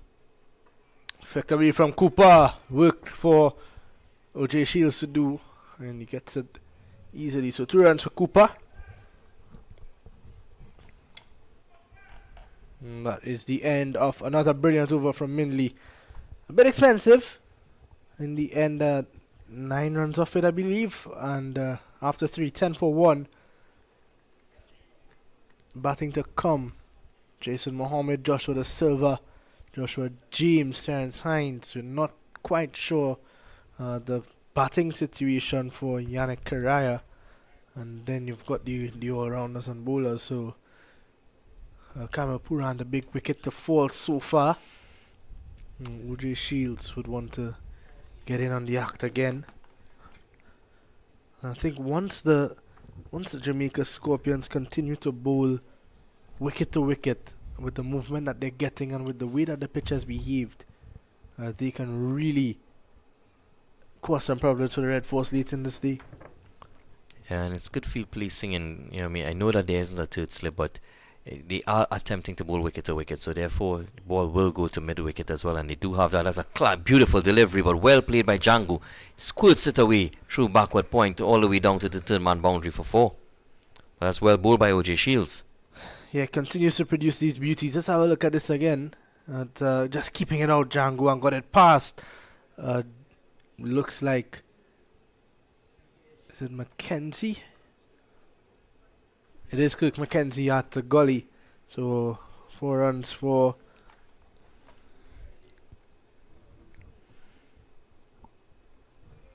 Django. Gets his first boundary. 14 for 1. We're in the 4th over. Shields. Oh, beauty. OJ Shields making Django play at every single delivery. Yeah, this ball is definitely moving in the air. You can see that. You can see the swing. Yeah, it's angling across and then coming back in. Just look at that line there. It's just coming right back into Yeah. the pads of Django. It's not easy to play at. We mentioned that Trinidad and Tobago batsmen are in good form, but it's not easy for them with this type of bowling. It's a good wicket though. Oh, Django fishing, flirting with danger, and getting the guys excited. Yeah, this is good bowling by OJ Shields. 2 in swingers and this one just going straight across him. And Django just flirting with danger there, poking at it. Luckily for him, not getting any bat on it. But smart bowling here by OJ Shields. A good plan, a good setup here. 2 in swingers, full and straight into the pads. And this one just a bit wider outside the off stump. Maybe a bit too short for his liking. Needs to pitch it up a little more. Encourage him to drive. Down the leg side, brilliant take from Alden Thomas. What a take that was. It was a no ball in the end, but that was brilliant. Let's have a look at this again. Yeah, it's good work by Alden. Look at where he started and where he ended up. Wow. That's at high speed as well. OJ Shields. But we see that angle again, that swing right back past Django this time is a bit too straight. Didn't see that when the Trinidad and Tobago bowlers were bowling. They weren't getting the movement as exaggerated as these two are getting so early. Yeah, definitely OJ Shields creating, extracting some swing here. This one's short and it's in the air. The fielder's coming in, Mindley's coming in. It's gonna fall safe in the end. Django looking to take it on. And they pick up 2 more runs. Yeah, living dangerously. There's Amir Django. This one is short and Makino Minley down at fine leg. She's just a bit too fine. This one going out much squarer. And very dangerous shot there by Amir Django.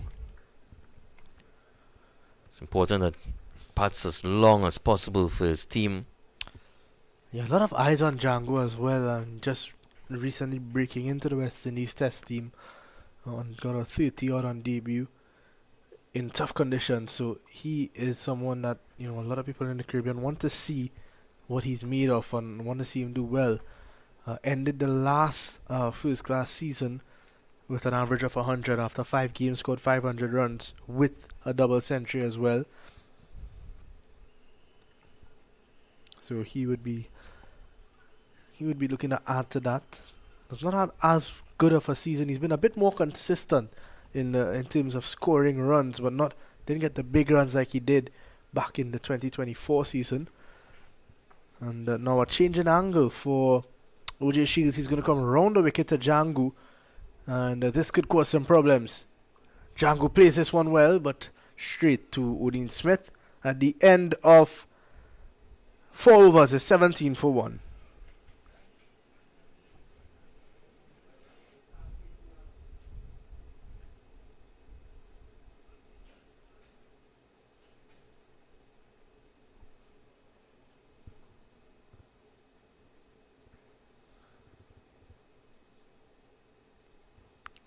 Brilliant 100 across in St.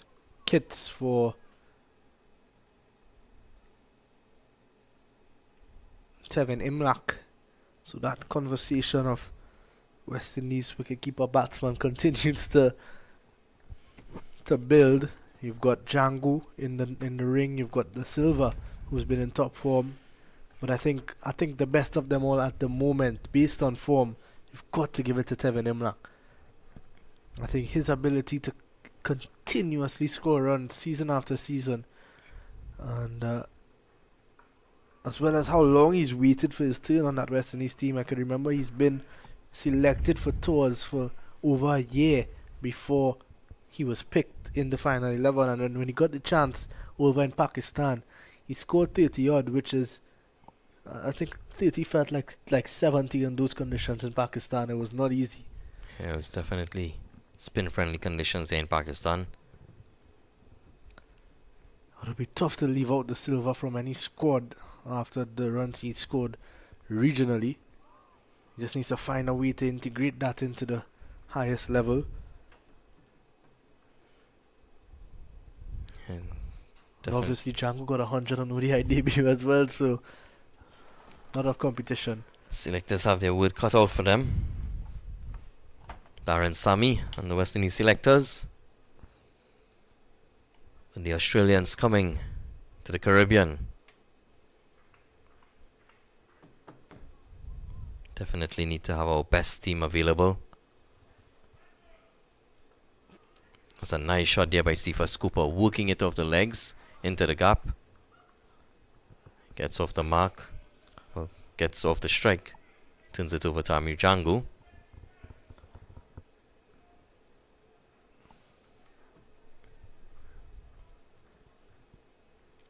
It's important that the Red Force don't focus on the target of 389.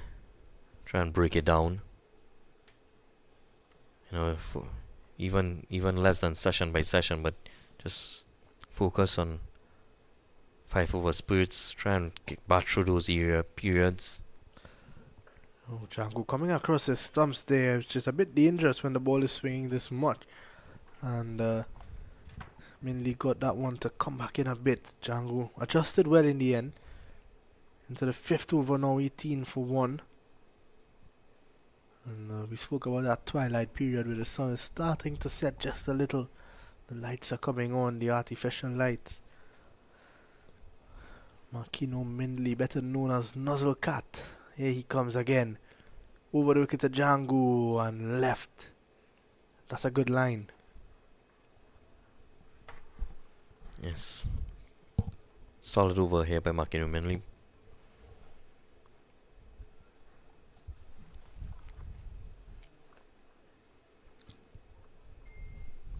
Two slip on a gully. Angling the ball across Django. Can bring it back in. Blowing a nice full length.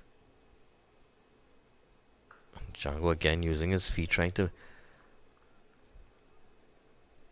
prevent the ball from swinging. So he's using his feet, and Minley just shortening the delivery. Django playing it out to the middle on area, no run. 18 for 1 after 5 overs. TNT Red Force requiring a further 371 runs for victory. The Scorpions need 9 wickets. All 3 results possible. 4 results, I should say. Could even have a tie.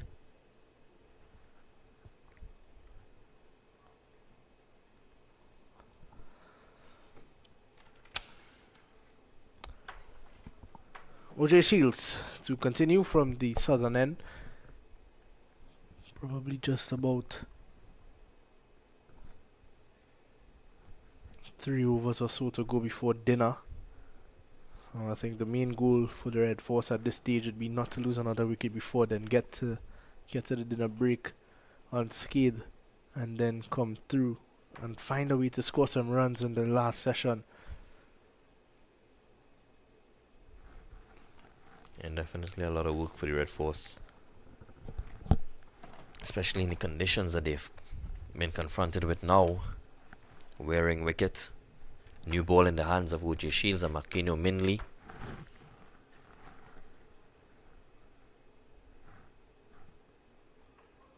And well played from Cooper, kept out, but OJ Shields is bowling a really good spell here. It's much better than he would have done yesterday in his first 2 overs. Seemed to have sorted out the no ball issue.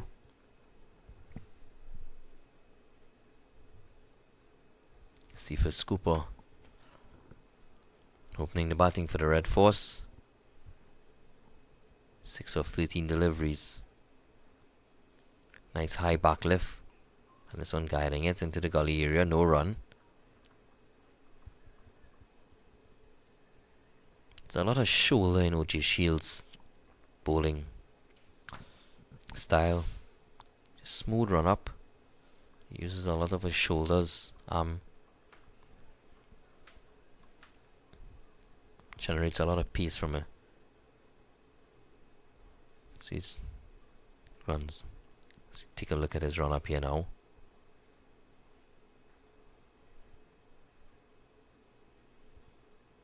High strides, approaching us. A lot of shoulder in it. This one is again, it's a no ball. Just as mentioned previously, delivers a no ball. Probably striving for a bit of extra pace.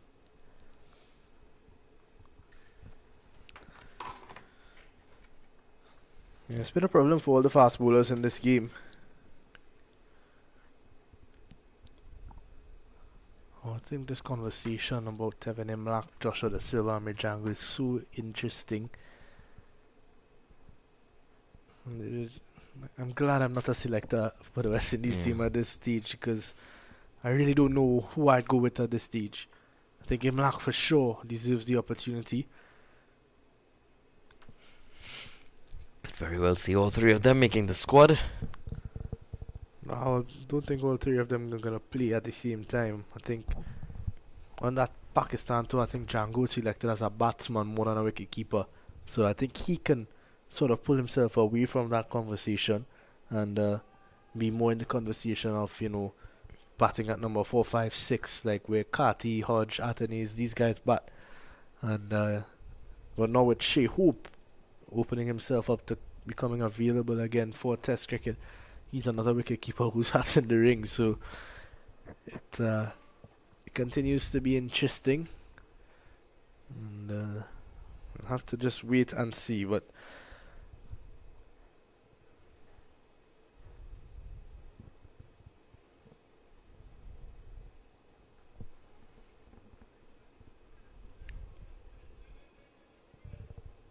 we've seen Alec Athanaze and Kavem Hodge in the middle order for quite a while now for West Indies.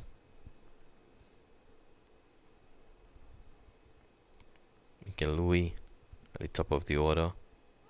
This one off. just short of the wicketkeeper, Aldin Thomas. Chance goes a begging. Can't really count that. It was a bit tough. It was more of a half chance. At the end of 6, 19 for 1. The time is now 12 past 5. So I think we're going to get 2 more overs, and then we'll have dinner. Makino Mindley's going to want to bowl his best over here, and he has been excellent. 3 overs, 1 for 11. Delivering for his captain once again, ensuring that they do get a wicket with the new ball. He's able to pick up Kamil Puran. It's an absolute jaffa hitting the top of off.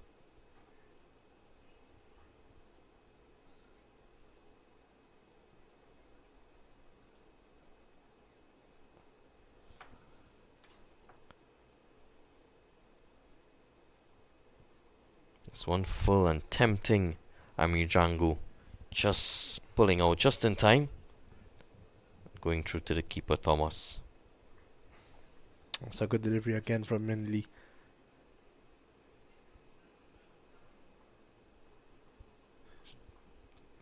Django needs to stay focused, at least up until the break.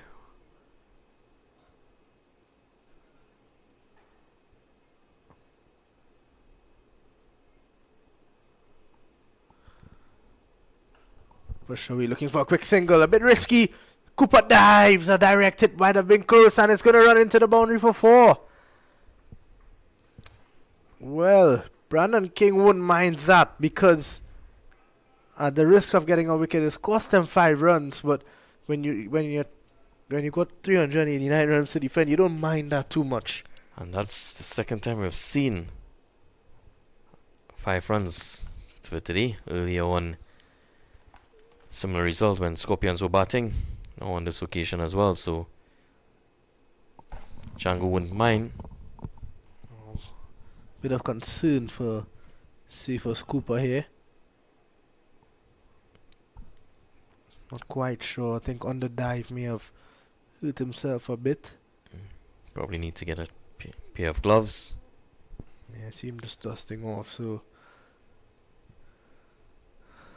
seems to be okay. Just await something. I believe the dressing room is gonna.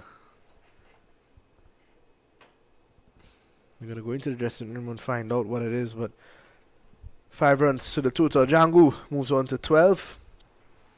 Just 365 more, and Jamaica continue to probe here at the Red Force.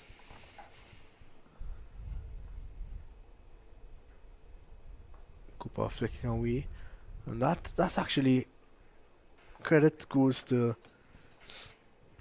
the Jamaica Scorpions for the field, because Windies looking to attack the stumps, and as we spoke about that 3rd slip, but that fielder at short mid wicket has had a lot of work.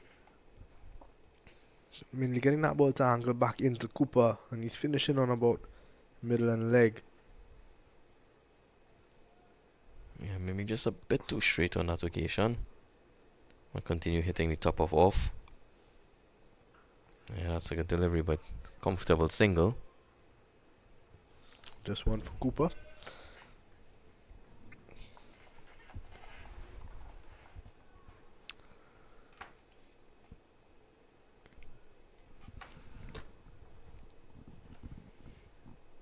Last wicket falling at 7 for 1. Kamal Puran was bowled by Markino Mindley.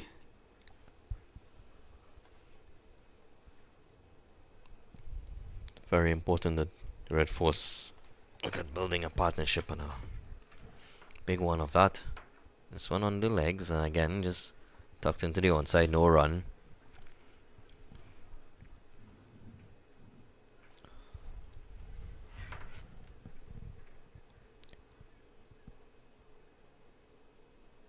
At the end of this over, still have 31 overs remaining.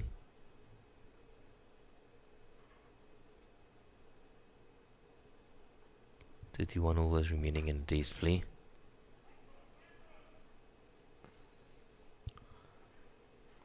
Django taking a few steps down the wicket, but I like that delivery from Mindley, angling away from Django at the end of over number 7, 25 for 1.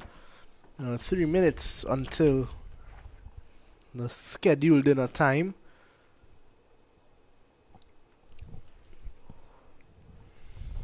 There's going to be some changes in wicket-keeping parts for Dean Thomas. Or in fact, they're going to get the bat pad in, and it's going to be the young leg spinner Abhijay Mansingh, the 27-year-old.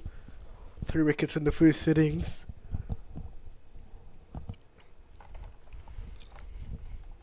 No harm in bringing in Abhijay Mansingh this early. And I think because it's the last over before lunch, dinner as well, it's a good ploy. With a new ball, maybe able to just grip and spin it a bit. Let it turn off the wicket a bit faster. There's a slip on a short leg in play. See first Cooper on strike. Sweeping the short leg in play already. Cook Mackenzie, the man employed to do the job at short leg, and John Campbell, the skipper's at slip. Blackwood at backward point. Glenn at short cover. Barnes at extra. As Mansingh comes in again. Cooper pushing at this one, and it's hit to the leg side. Udin Smith gives chase, and they settle for one. Amir Django back on strike. Now, Django would have some sort of familiarity with a lot of these guys. Back in 2022, 2021, I believe as well. Django would have been part of the Jamaica Talawaz CPL franchise in the year they won as well. So he is someone who I think he would know Mansing and a couple other guys. He is on strike. Mansing to Django and left outside the off stump.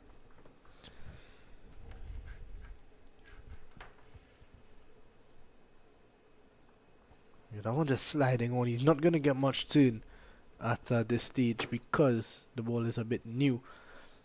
Only into the 8th over. He's going to get the ball to slide on just like that. Django cuts well. The chase is on from Aquino Mindley, but I don't think he's going to get there. 4 runs. Yeah, ball winning on that occasion. It's a short delivery and put away by Amir Django. Well played, finding the gap in front of point and going all the way into the boundary for 4. It's a solid start here for Amir Django.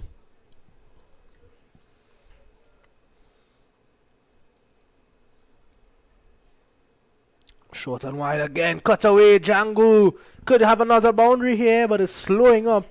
And Odin Smith gets it in. 2 more for Django. Yeah, not the same timing on that one. Odin Smith being able to hold it back. And just 2 more for Django. It's 32 for 1. 1 ball remaining in the 8th over. Probably the final ball before the dinner break. Django off the back foot and he defends. So that is going to be it for the first 8 overs of the Red Force innings at dinner. Trinidad and Tobago Red Force 32 for 1. They require a further 356 runs, or 57 runs in fact, for victory. We're going to take a short break. We'll be back in about 40 minutes when the Red Force come back out to try to get this score.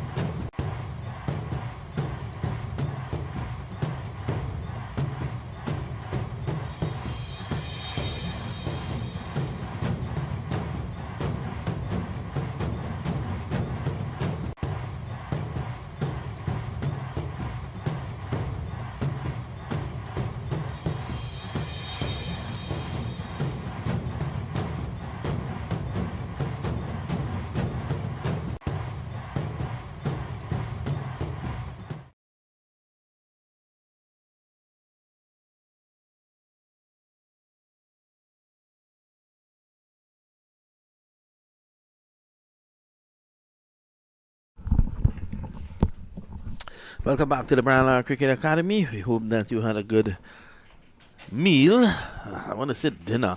Dinner is served here at the cricket at 5:20 p.m.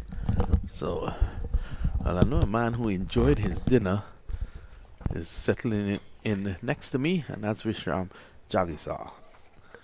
Yes, good afternoon to all our viewers. How was the curry, Vishram? It was good. Curried goat. So it's going to be OJ Shields. 32 for 1. A positive start by Trinidad. They've lost a wicket. Looking at a run rate of 4. Positive start. Django especially 18 of 20. He had some anxious moments. Shields, who bowled beautifully from the northern end in the first innings. Now this is where it gets a bit tricky. This is the twilight period that we spoke about. Yeah, definitely. Just where the sun sets and the artificial lights take effect. We have 30 overs to be bowled in this session. It's key that Cephas Cooper and Amirul Django build a partnership here for the TNT Red Force. Scorpions looking in search for 9 wickets. Ed Shields. Oh, that's a lovely flowing drive. Well fielded there by the man called Fishhead. That's the man. Lovely guy. Oreen Smith played for the Red Force a couple of seasons ago. Really was a good looking drive indeed, but just not finding the gap.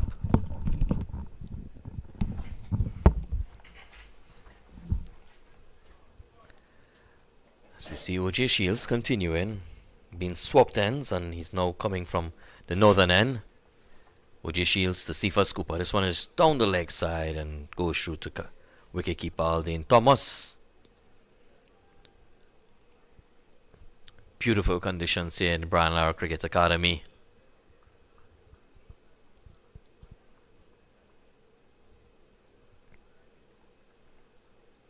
See here, shot of the cameraman.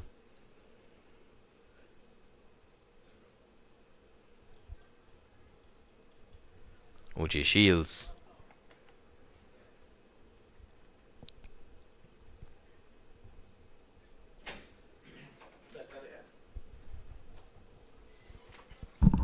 Just short of a length and on the back foot, punching it back. Goes out to gully, no run. This is the length.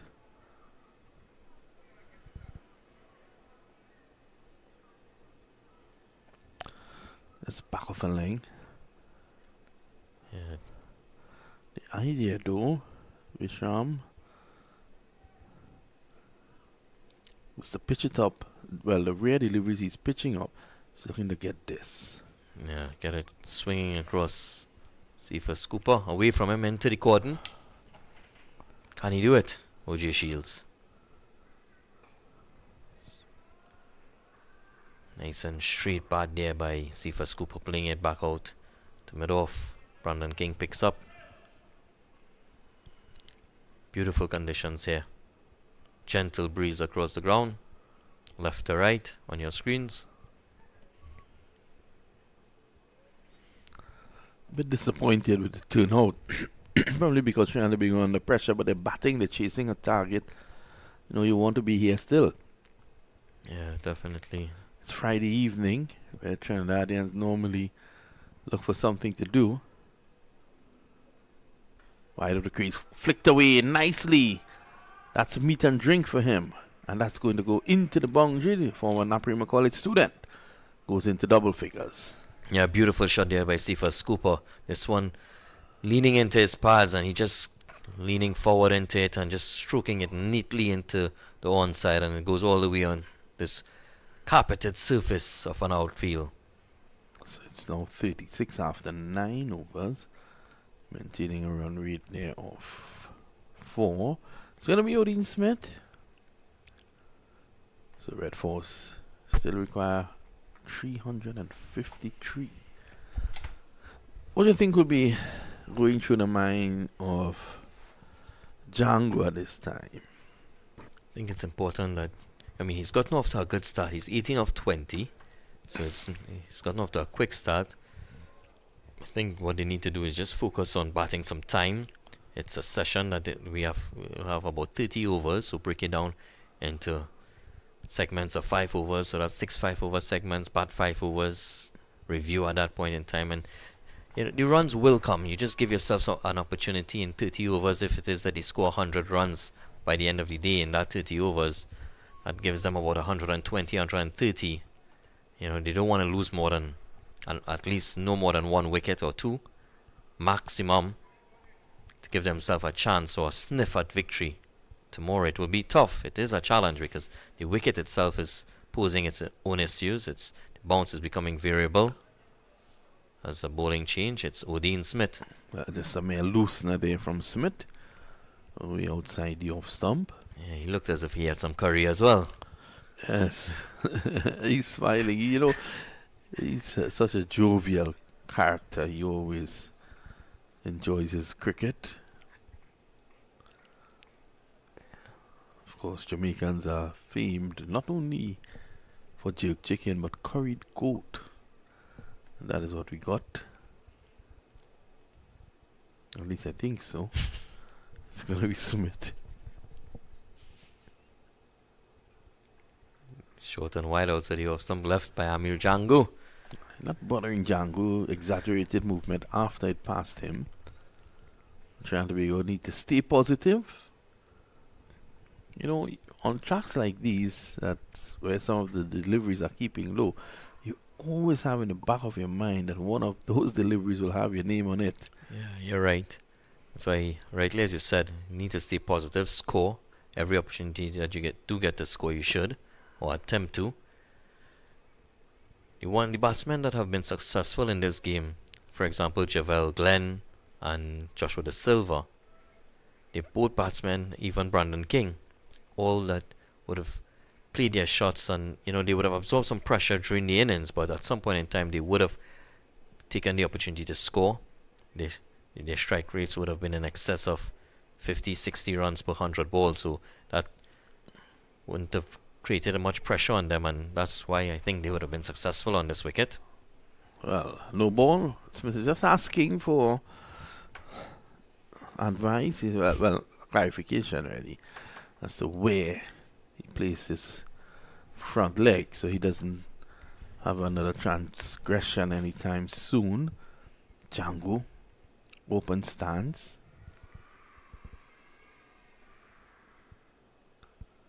Sammy's back and the punching square. Good looking shot there, but unfortunately finding the fielder of Man Singh, doing good work. But it's something that has affected Odin Smith throughout his career, overstepping the front line.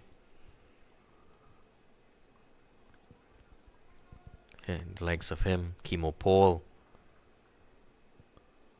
When we saw Shannon Gabriel and O.J. Shields, number of no balls. This time he's bowled all over the shop. Django coming forward, the middle peg knocked back. From the very first ball, he was in swinging to the left-hander, and there it was. That's brilliant delivery. Yeah, no doubt about that. It seemed unplayable for a moment there. Swinging from the arm. And it just kept coming in. Like a shark in the water. Coming in at Amir Django and taking that middle stump. If our director can just slow it down a bit, and we can just have another look at it. That was a peach of a delivery. Django could say that he got a good one. Look at this. Bit of inside edge onto it. Yep. But again, you look here and you realize Django was not right forward. He stood on the crease. He just pushed forward a bit, and now it's a time for the man himself, Jason Mohammed, to come in with all his experience and look to keep Trinidad and Tobago in this game. Yeah, just the start that the Scorpions would have wanted in this final session of play. Picking up an early wicket and Odin Smith delivering 37 for 2. They need now 8 wickets. Trinidad and Tobago Red Force quite a distance away, requiring another 352 runs. Cephas Cooper, accompanied now by Jason Mohammed.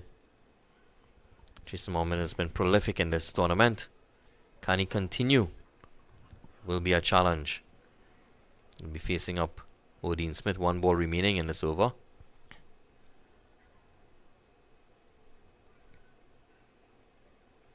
It's a brute of a delivery there by Odin Smith. Breached the defenses of Django. It's coming half forward. It was always going to be difficult. Seemed as if it also kept a bit low. Yeah, he was a bit late on it, getting the inside edge and cannoning into his middle stump. And Mohammed, he shaped the leave that and it followed the bat. So now he's going to take it away from Mohammed, the right hander. That's the end of the 10th over. Trinidad and Tobago Red Force chasing 389 for victory. 37 for 2. So, play has ended in all the other games across the region. Probably give a wrap. CCC 238 and 279 for 4. And the West Indies Academy 316. The Leeward Islands Hurricanes 335. Guyana Harp Eagles 193 batting first, and in their second innings 381 for 4. And the Windward Islands, of course, at Grosley, they batted first, got to 186. Barbados Pride 198, and the Windward's batting a second time 316, and the Pride closed on 144 for 3. So very interesting there as well. Yeah, the Happy Eagles fighting back. They will be hunting an outright victory. We had a truncated third day at UE, where initially there was a stoppage for smoke, and then there were actually 2 stoppages just before the lunch period. Lunch was even taken really based on that, and then after lunch, when the smoke gave way, the rain came. This time of year, you get a lot of bushfires in Trinidad. Coming down the highway.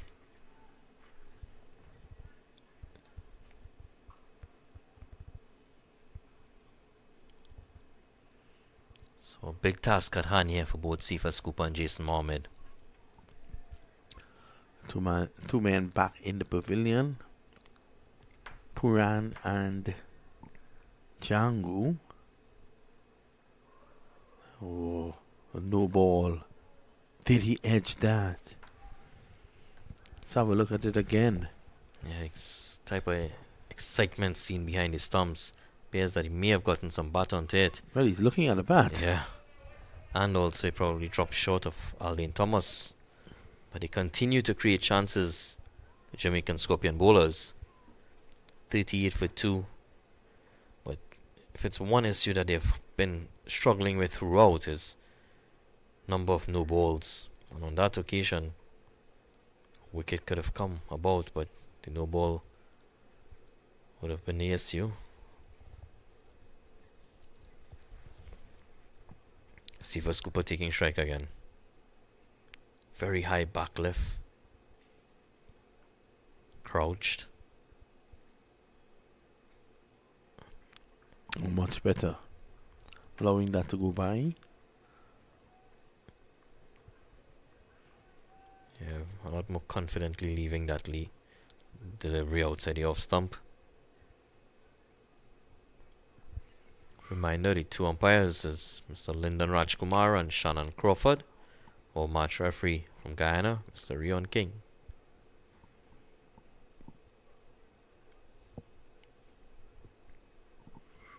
So it's going to be Shields to take charge here from the northern end. It's been impressive in this match. Pushed down the ground firmly. And they're going to go back for two. Just knocked down there by Glenn.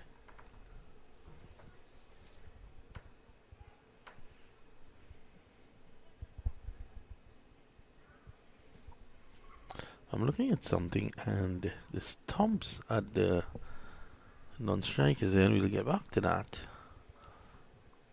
Doesn't seem to be straight.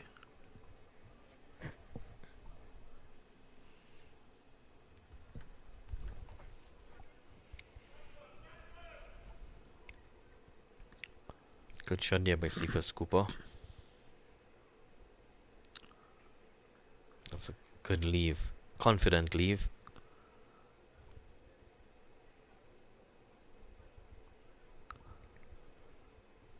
It definitely seems slanted. Off a middle stump.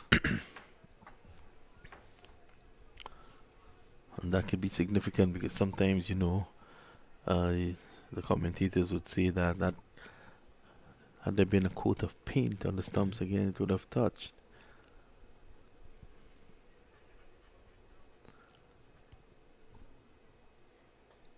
Whipped away again, runs here.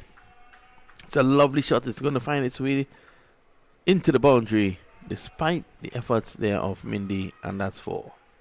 Yeah, that's string onto the pads here, OJ Shields, and Cephas Cooper not missing out on a scoring opportunity, flicking it away down to the fine leg region and picking up another boundary. A good effort by McKinney Minley, unsuccessful nonetheless.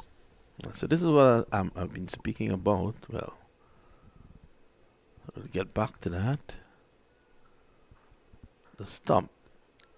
I think that is straight, but that is not. I'm not suggesting the stump should be placed there. What I'm saying is, if you look here, well,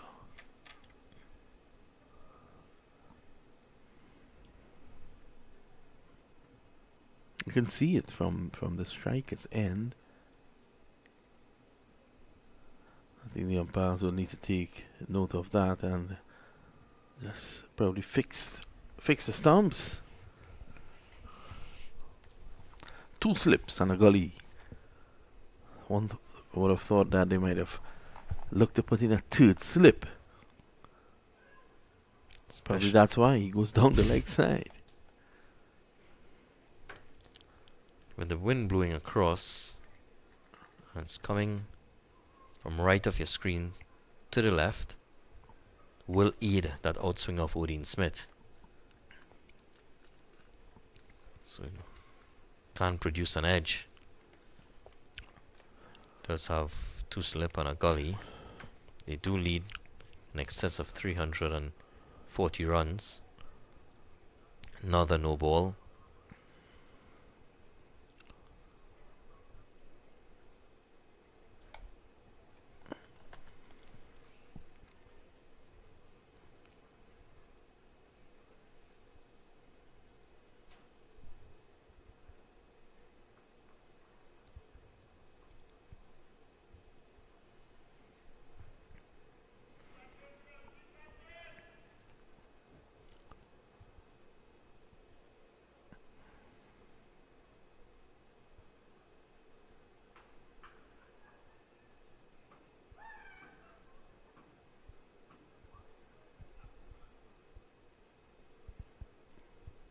Cephas Cooper facing up. Solidly behind that one. Who was the first man that you ever saw marking his guard with the bails? Would have been Shivnarayan Chandapal. And a number of guys have done it since, but Chandapal came out to say that the reason that he normally did that was more to also say a prayer. You know, as Hindus, they pray to Mother Earth as well. Slashing and no ball. He has to be careful here.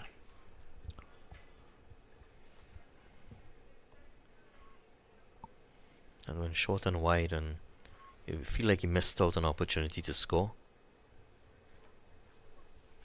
Tiger. And from Guyana, he's now doing some coaching. Is he in Nepal? I believe. He's a national coach there. Would have won the CPL when the Tala was. Him and Curtly Ambrose would have been the assistant coach.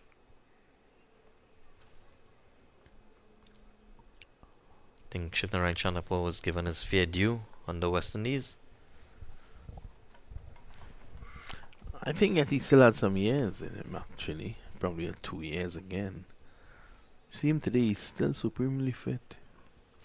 I think with Shivnarayan Chanapal, the funny thing is the team was struggling and they decided to play the numbers game with him in terms of his age. Yeah. If there's one thing, he was always hungry to bat. Hunger for runs was something that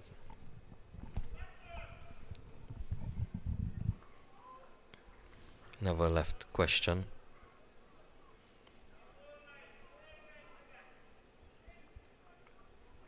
Very unorthodox, extremely open stance, but at the point of release he was very side on and ready to face that delivery.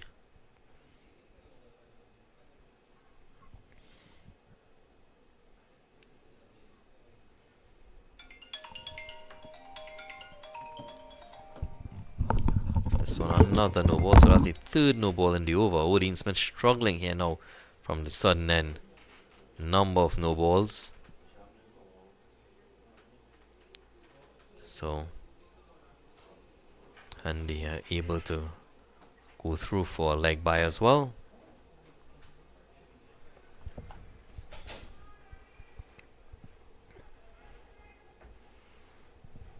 It's 47 for 2. Actually 49 for 2 with the leg by and no ball.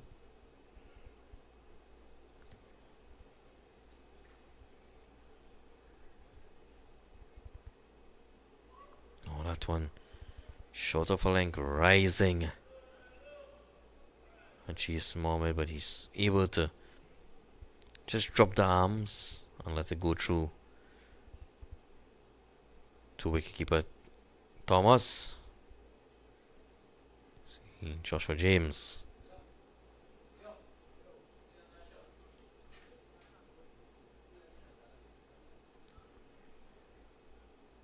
.49 for 2, 12 overs bowled. Redford scoring at a good clip, in excess of 4 runs and over. But they've lost 2 wickets already.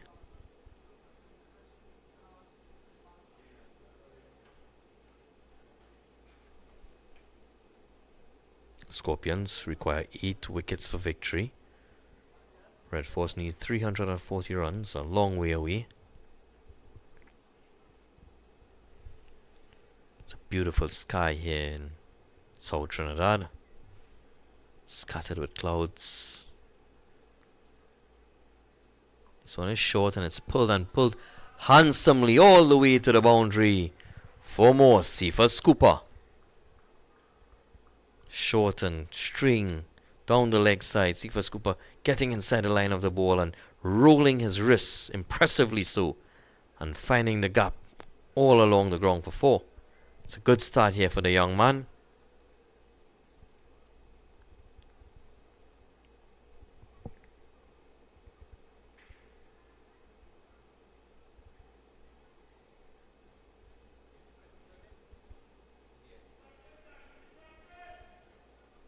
As you see, Vice President of Cricket West Indies and President of Trinidad and Tobago Cricket Board, Mr. Azim Bassarat, with some of his friends. One of the boxes are short and wide, and it's a wide signal there by umpire Lyndon Rajkumar.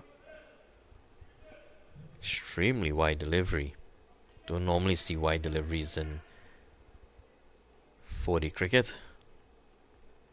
It was very wide indeed. Umpire Lyndon Rajkumar left with no option but to stretch those arms. It's 1 more to the total.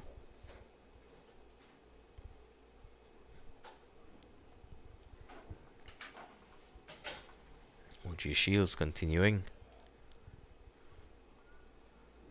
They struggled a bit, the Jamaicans, with no balls, and now this wide. Shields. But he's trying to keep a positive outlook here. There's a man posted on the deep backward square boundary, so he has to be careful. Yeah, and Shields does have a bit of extra pace.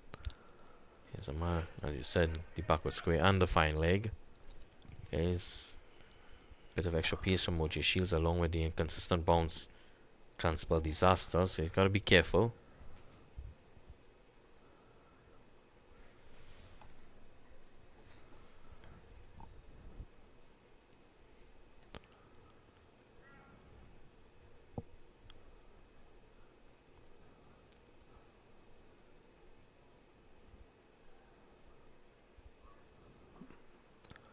Good line. Probably just wants to come a little closer. Good judgment shown there by Cooper. Yeah, very well left. It's important that Red Force dig in, make the Scorpions toil for the wickets, show some fight. Never know. This wonderful game that we play.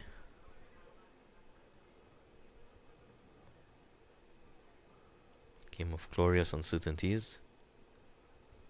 It's a game of life, really. Played nice and straight. Back to him.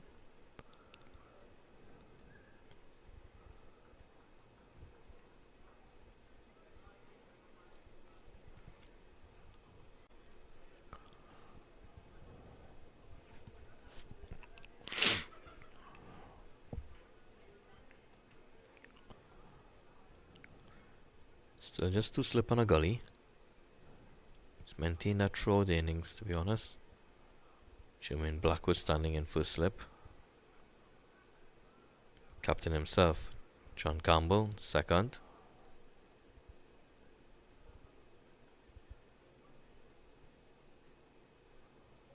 Oh, he's looking to pull, and that one did not get up.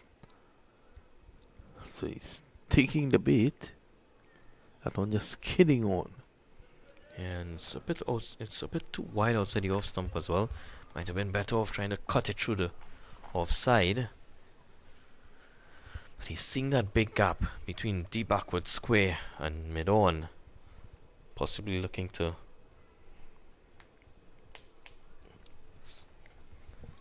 score through that area, but unsuccessful on that occasion. And again, the variable bounce can pose some issues when you're playing those horizontal battling shots.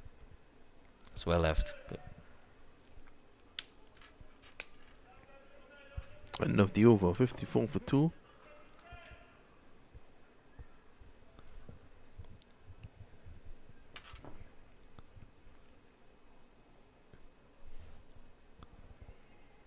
"25 overs remain in the day.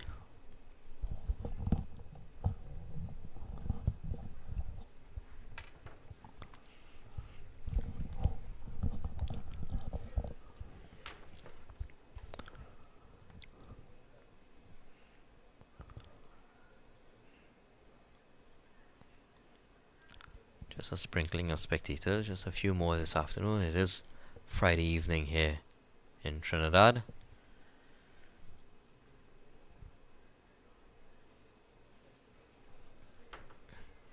Just coming off a long weekend. The weekend is back. Hey, Smith.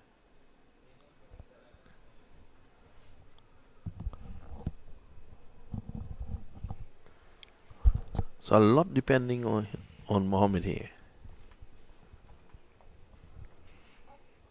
He definitely would have to bat out of his skin.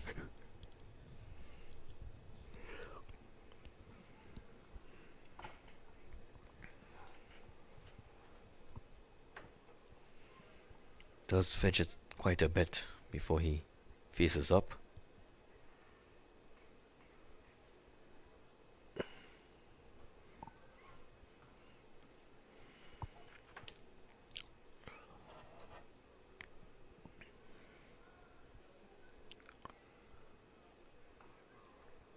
striving for that Yorker. Smith, no long run up, pulls off his shoulders. A similar delivery to that in his first innings that he was dismissed. Full delivery. He was deceived in the air, Jason Mohammed, of the same bowler, Odin Smith.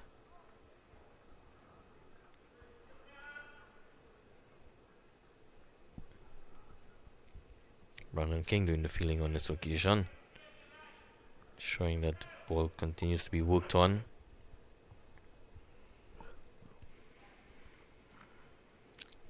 Jamaica would think that if they can get rid of Mohammed, that could be significant.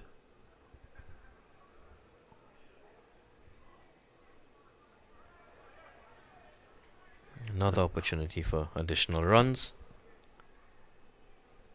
They're able to pick up 2 additional runs, so in total 3 of that delivery.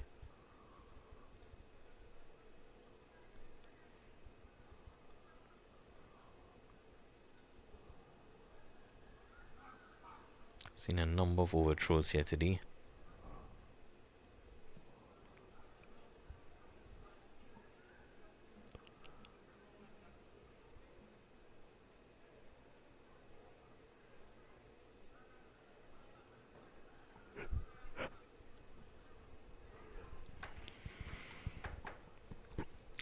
Slight delay, just taking his time to settle in there.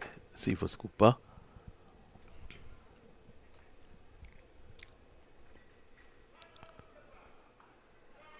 Pulling, and it goes straight down the ground. Won't get to the boundary.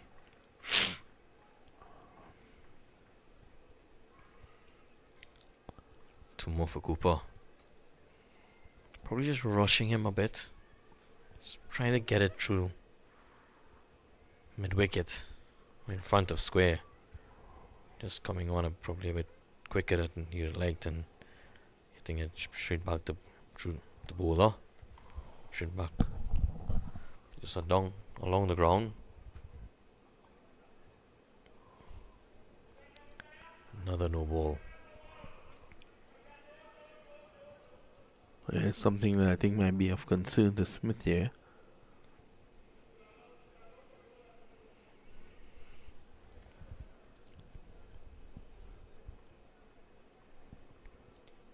.58 for 2. If they can create a bit of a partnership.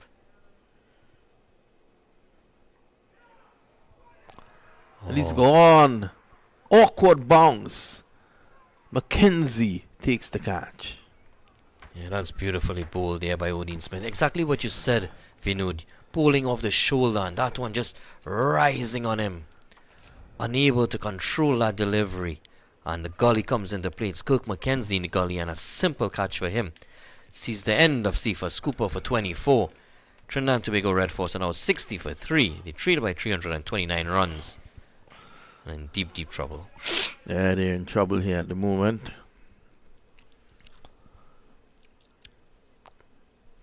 Question would be, would they be able to survive the night? Well, the captain played the captain's knock in the first innings. 86. He will need to do a similar type thing here.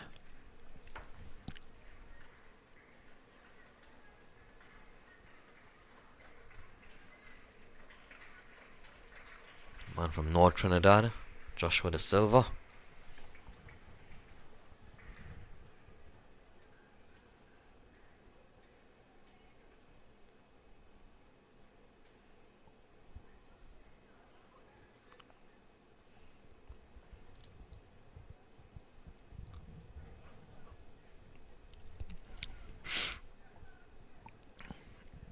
Two senior men in there now to inform players as well. It's going to be Shields.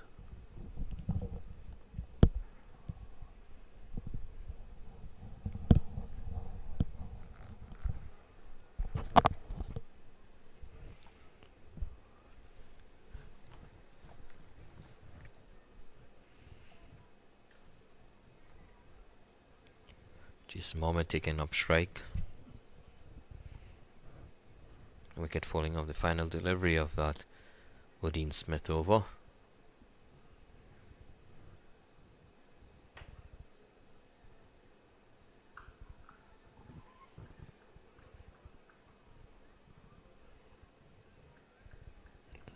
Mansing might be introduced into the attack soon as well. Yeah, definitely. Woodine doing a good job from the sudden end.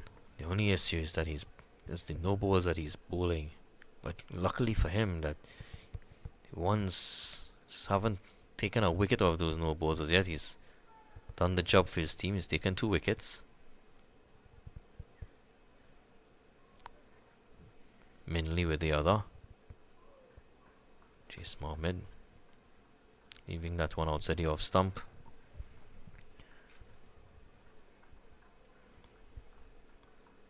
Very similar field as well. Fine leg, the backward square and a mid on. 3 men in the circle on the offside and 2 slip on a gully.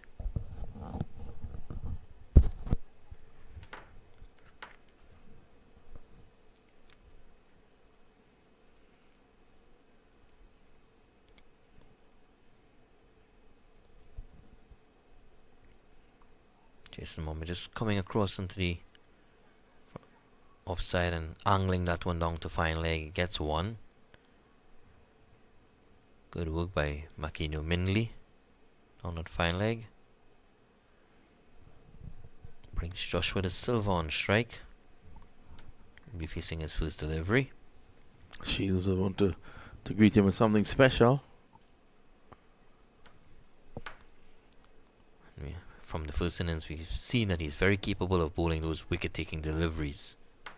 Bowl a couple brute of deliveries in the first innings. Get the wickets of Hines, Curry Pierre.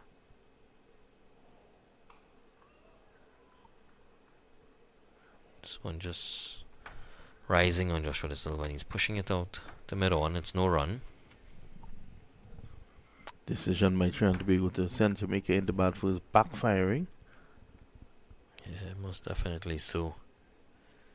One could argue as well as that number of drop catches would definitely hurt them. So a combination of factors.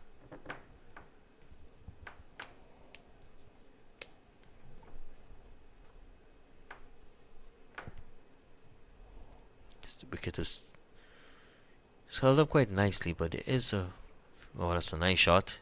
Stroking it, and it's in the gap. He's able to cross over for 2, so that gets him off the mark, Joshua De Silva. Every batsman wants to get off the mark as soon as possible. Feeling of great relief.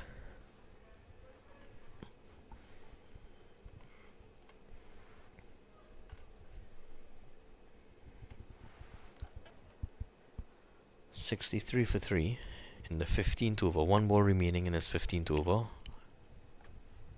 23 overs remain in the day's play. This is the end of that over. 63 for 6. We take a short break.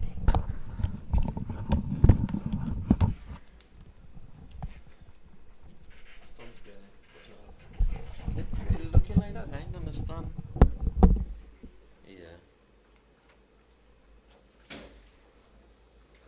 Oh, yes.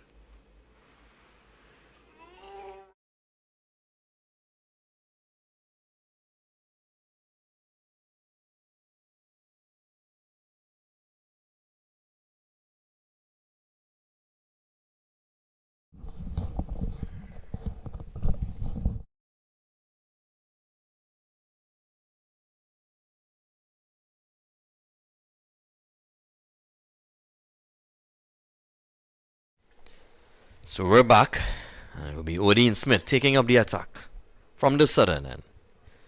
He's bowling to Jason Mohammed. And this one is short and it's rising. He defends it all back to backward point. It's no run.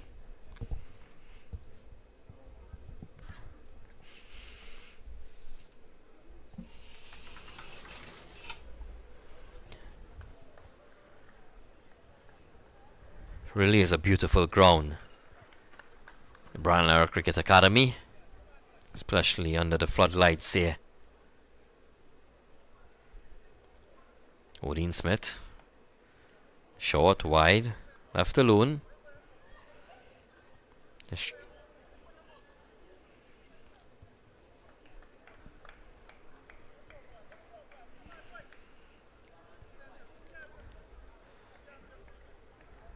Jamaican outfielders egging on their bowler, Odin Smith. He's taken 2 for 11 in 3.2 overs. Odin Smith continuing.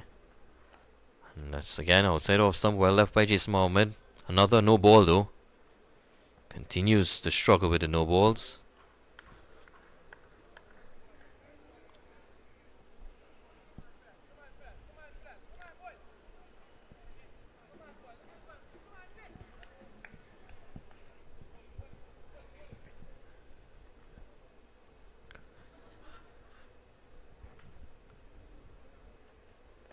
Oh, that's a rip off a delivery there by Odin Smith.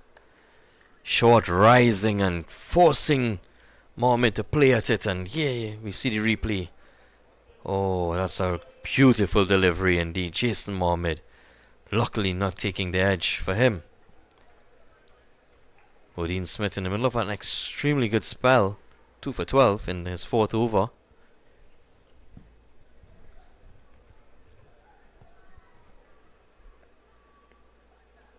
So a bit too wide, and again left alone by Mohammed.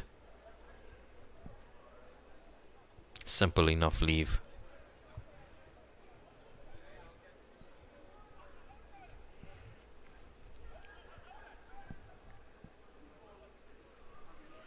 Three men on the onside. It's a mid-on.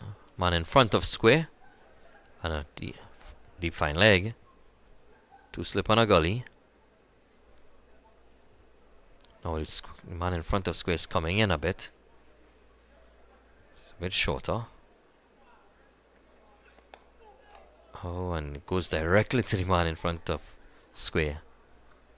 So, stops it. Prevents them from any run. That's Javel Glenn. The Centurion. The only Centurion in this match at the moment. Javel Glenn. An unbeaten 114 in the first innings. Standout innings by Javel Glenn.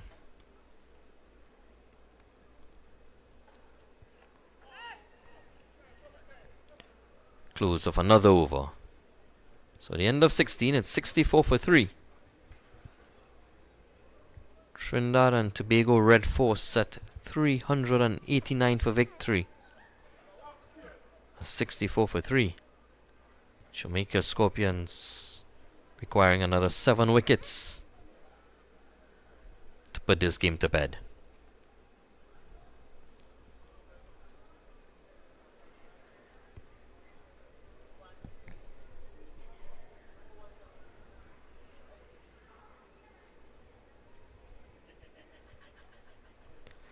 So we've seen a bowling change. This will be Abhijay Mansingh. He'll be coming from the northern end. Abhijay Mansingh. 64 for 3 after 16 overs. Abhijay Mansingh taking up the attack from the northern end. He'll be bowling to Joshua De Silva. It's a slipper short leg. A man a deep backward square. And this one is short. A rank short up, and it's Joshua De Silva rocking back on the back foot and pulling it beautifully in front of square for 4. That will make him feel a lot more comfortable as Joshua De Silva. A rank short ball there by Abhijay Mansingh, and dispatched with authority by Joshua De Silva. Man from St. Mary's College.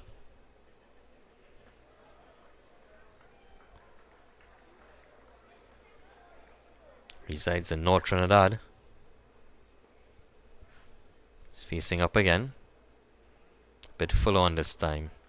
And stroked easily back to mid-off for no run.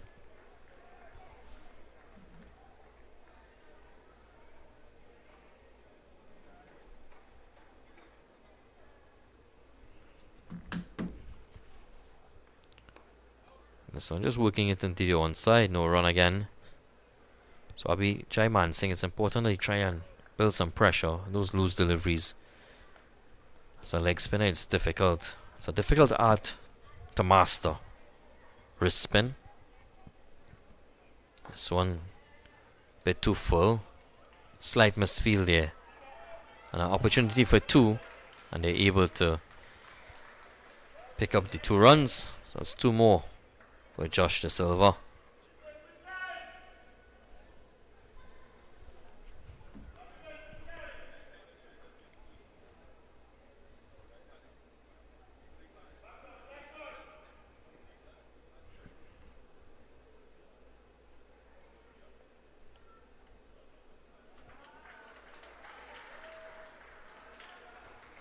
Lovely shot there by Joshua De Silva. That's 4 more to him. Look at this replay again. It's short, it's wide, and he cuts it neatly through backward point. That's 4 more. Beautiful batting here. He's in total control at the moment, Joshua De Silva. 12 runs of 8 deliveries. He's in the pink of form. He's batting well. 3 consecutive hundreds. 80 in the first innings. 86 to be exact. Now he's on 12. Short. Going back on the back foot. He's using the depth of the crease and just playing it out to point. It's no run. So at the end of 17, 74 for 3.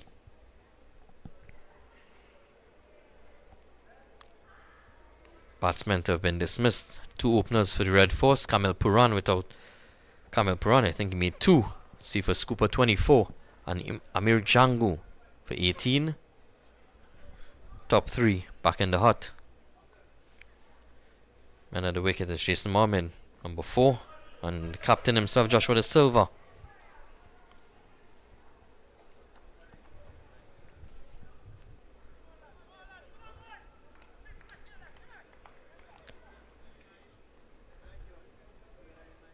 Can the Red Force build a partnership here? It's Jason Mohammed. That's a nice delivery. But another no ball from Odin Smith. It's almost as if you're guaranteed to see 1 or 2 no balls in every over that he bowls.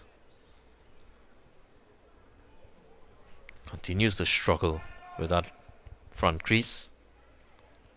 Something that he has struggled with throughout his career.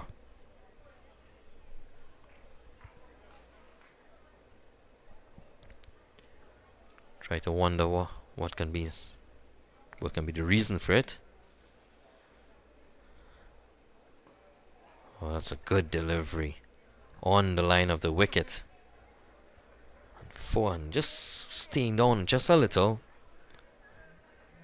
This little Mohammed keeping it out, keeping his eyes closely on it, was able to survive that delivery.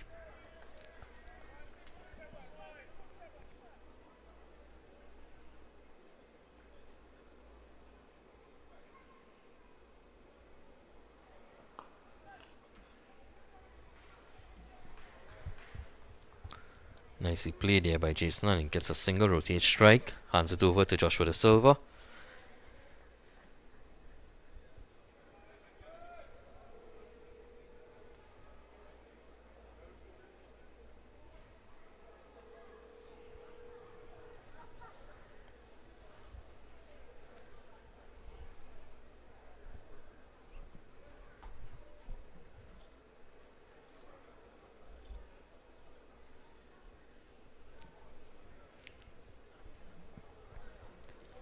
Joshua De Silva facing up Odin Smith. This one full and outside off stump, left alone there by Josh De Silva.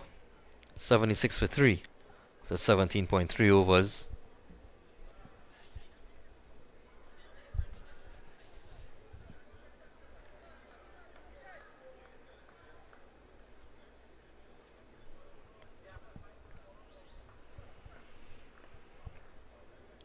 Odin Smith again. This one driven beautifully, masterfully there by Joshua De Silva. All along the ground, straight back past the bowler. And that's 4 more to Joshua De Silva. He's batting well. He moves on to 16. And the score is 80 for 3.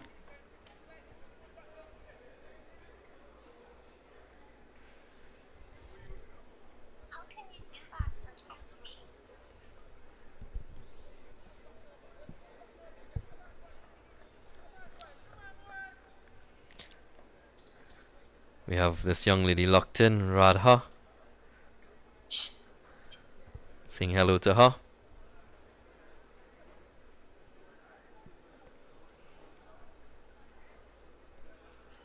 Another very well short of a length delivery on Odin Smith. On just continuing trying to get that wicket taking delivery. Striving for that wicket. Looking to break open this batting lineup of the Red Force. It's taken two so far.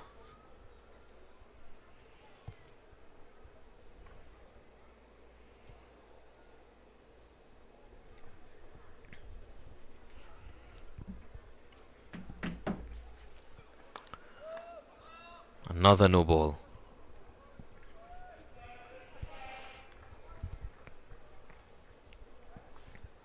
So that's 2 in this over. 309 more runs required for the Red Force. 308. It's 81 for 3. Josh De Silva on 16. Jason Mohammed on 6. And that's a close call. It's kept down. And it's given. That's the end of Joshua De Silva. Odin Smith delivering for his captain. Here we see the replay. That one angling into the batter. And it kept very, very low. Very unlucky there for Joshua De Silva. At high pace and keeping low. May have angled down, but it in front of middle on leg, and it's been given. Let's have a look at that again if we can. And that's a crucial blow. Look at this. Oh, yeah. Struck on the back leg though. Probably front leg. But I've still given the umpire some doubts. But that might have nailed him against the stumps there. Not too happy, Josh, as he walks off. That's a big wicket here for the Jamaican Scorpions. 81 for 4 after 18 overs. And the sight of Kari Pierre walking in at 6.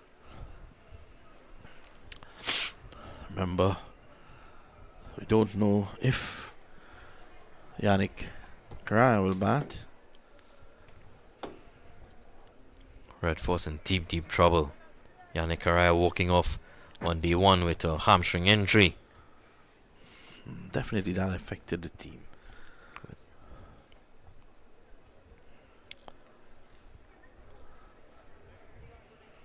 So a big blow there, struck by Odin Smith. Despite his numerous no balls, he's picked up 3. 3 for 19. He has been smart the way he has bowled. He's attacked the stumps. This is a good move here now, Vishram. Getting Makino Minley back in. Yeah, definitely. Abhijay Man Singh was very expensive in his over. Joshua De Silva took him apart. But he's no longer with us. It's Makino Minley to Jason Mohammed. It's a good delivery. Mohammed squaring up a bit.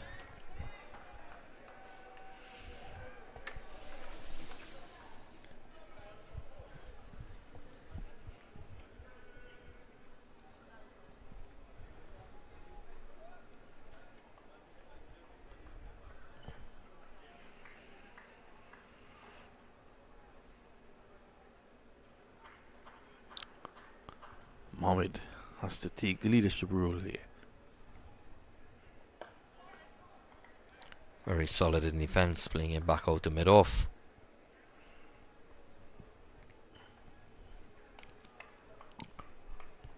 The Jamaicans entered this game 5th on the table. And coming up against Trinidad and Tobago, who was 2nd. And playing at home. Yeah, definitely. Probably wouldn't have been given much of an opportunity.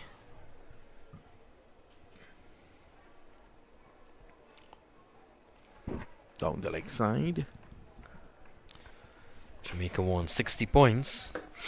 at the end of round 5. Barbados on 78. Leeward Islands on 80. Trinidad and Tobago 101. And Guyana Happy Eagles on 103. Jamaica believe that they can get an outright victory here now.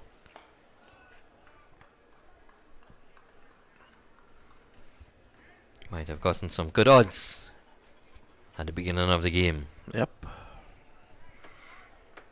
Take nothing away from the Jamaicans. They really played good cricket. They were in deep trouble on day one. Fought back nicely. Can't underestimate that 140 not out. And yeah, bowling has done well. They've attacked as a unit. They've all contributed. I totally agree with Vinu there. That Trevor Glenn innings definitely one of the big differences between the two teams. Couple half centuries as well. Jermaine Blackwood, Abhijay Mansingh, Brandon King, all contributing. This one is short and it's pulled in front of square. Vintage Jason Mohammed, short and pulled, raising that front leg like Gordon Grinnell style. beautiful, beautiful indeed there by Mohammed. 85 for 4. Trinidad and Tobago needs something special from someone. Most definitely. We have about 5 more minutes till we probably get a drinks break. Still, what, 19 overs to go?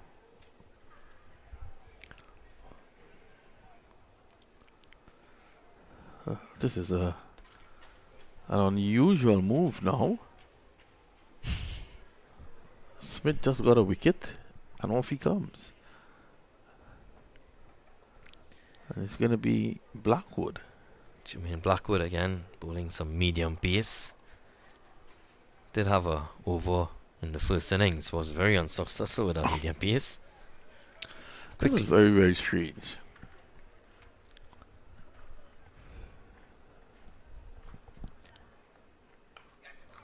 Pair forces this away, runs here. 4. 4 of them indeed. He'll be very happy with that to get off the mark with a boundary. For the first time in the match, we have a few more spectators, creating a bit of atmosphere.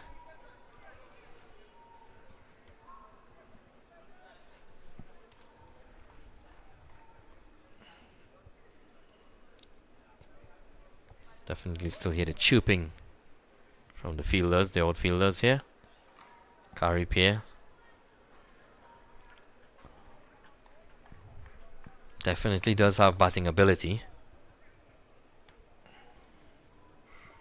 And he will need to stand firm here with Mohammed.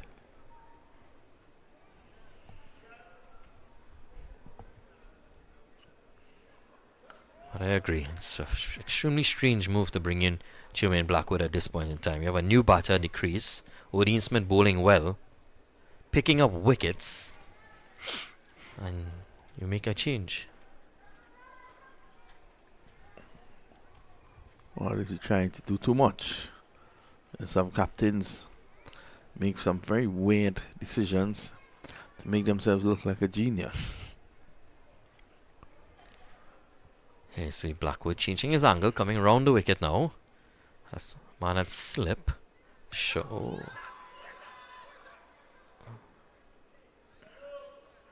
Yeah, loose shot there. Yeah, agree. So there's a space in the slip cordon. Man at first slip and then possibly about between a third and a fourth slip.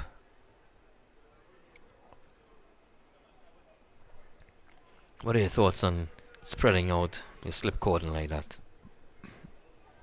There's never one of those who supports that because you can't really tell. What is it to say that that ball would not go between first slip and what I think is third slip. Yeah, it's just a gamble. Yeah. Blackwood driving his carry pair to close off that over at the end of 20. It's 89 for 4. Well, unless Smith comes from this end, which I still can't understand it because he was getting the wickets at the other end. I just cannot understand that. We'll take a short break. Probably we might find out.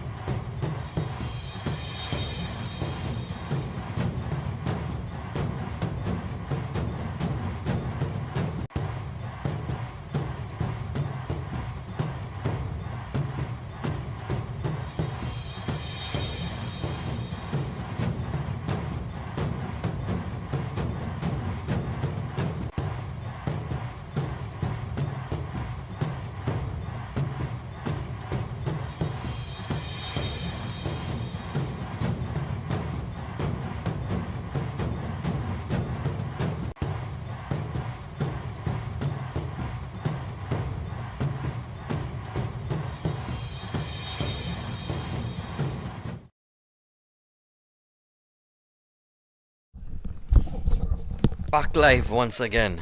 Trinidad and Tobago Red Force 89 for 4 after 20 overs in pursuit of 389 for victory, trailed by another further 300 runs. Yeah, it's a situation where it's all about survival, I think, now. If Trinidad and Tobago are to get those 300 runs, Mohammed will have to get 200 of it. Probably carry pay at 50 and Terrell Hines at 50. So let's see. Markino Minley will have different ideas. Driving nicely through the covers, on the move as he played the shot, and the scorer marks 4 in his book. Yeah, that's a classical looking cover drive there by Jason Mohammed. He exudes class when he comes into that front foot, presses forward and just straight back, stroking it neatly into the gap, and that's 4. So it's 93 for 4 now.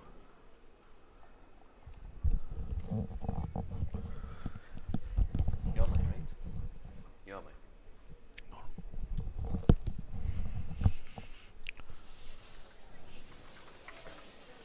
Driving again, a repeat of the shot. Minley loves it, and Mohammed even more. Yeah, this one even more glorious. And that was not a replay. That was the next ball. Look at this. Oh, beautiful. Yeah, he's in good form, Jason Mohammed. That His, one hit with a bit more power. his dad, Nazruddin Mohammed, has been there for the entire day in the stands. He will appreciate that. Yeah. Glorious shot by Jason Mohammed.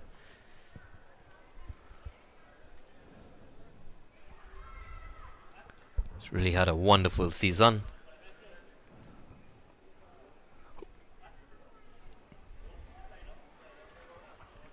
Facing up Minley again.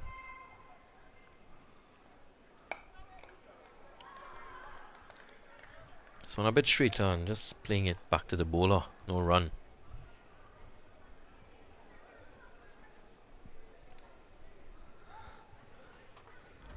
Well, during the course of the break, just now I was told that Smith likes to bowl in short bursts. But, leading up to the water break, I would have taken at least one. He had at least one more in him. Yeah, certainly could have rallied for the team and bowl at 1 over. Especially it being the last over before the water break. He would have been able to get some refreshments thereafter. Pressure was taken off with bowling of Jermaine Blackwood. And with the new batter, Carrie Pierre. Would have been an opportunity there for the Scorpions. But Minley, continuing. Clipped away through the onside runs here for Mohammed. And Javed Glenn skips across, only a single. Brings the left-handed Carrie Pierre on strike. He's off the mark with a boundary himself.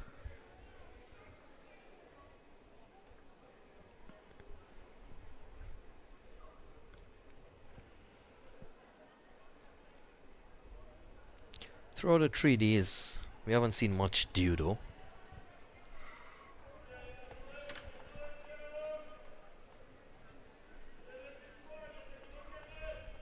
Yeah, I think the air is dry this time of the year. A lot of bushfires around as well. End of the over. Mindley, 1 for 30. Got the first wicket. That of Kamil Puran for 4.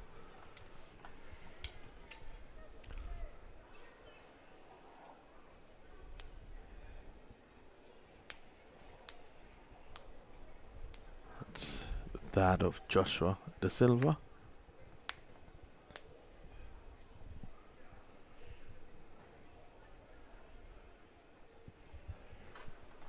Blackwood continues.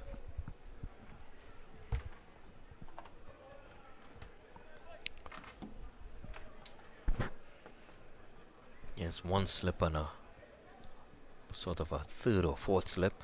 This one down the leg side, but not cleanly collected by Aldine Thomas, and it goes through for a bye. Red Force requires 291 still.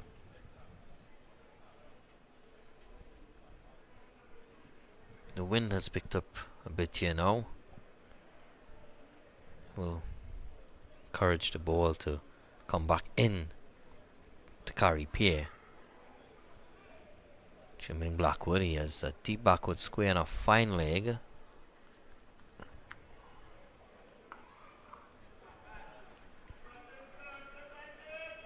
Very solid there by Carrie Pierre.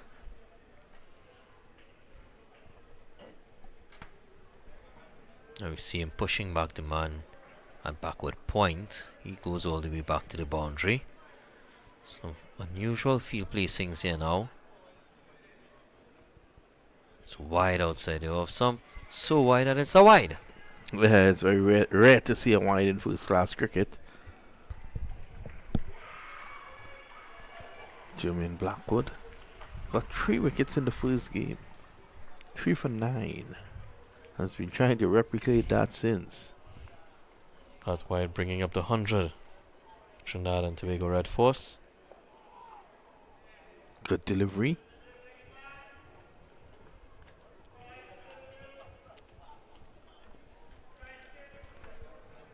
Jermaine Blackwood would have bowled some off spin earlier on in his career. It's now bowling some medium pace. Oh, it's a good delivery. Well, that one kicks up a bit. He's probably getting into a little rhythm here.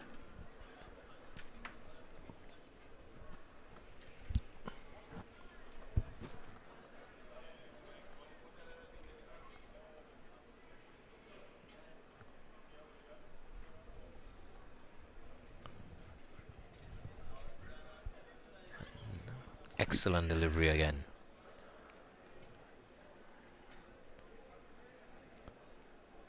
Very close to that outside edge.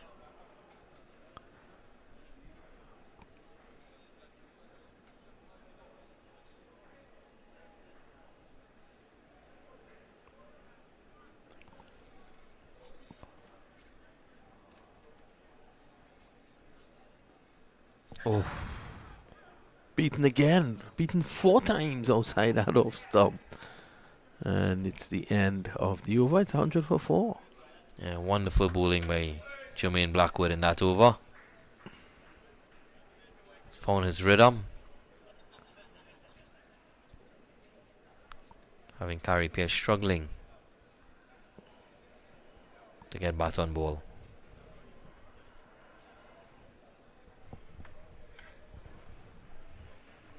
To me, Makinyo Minley continuing from the commentary box end.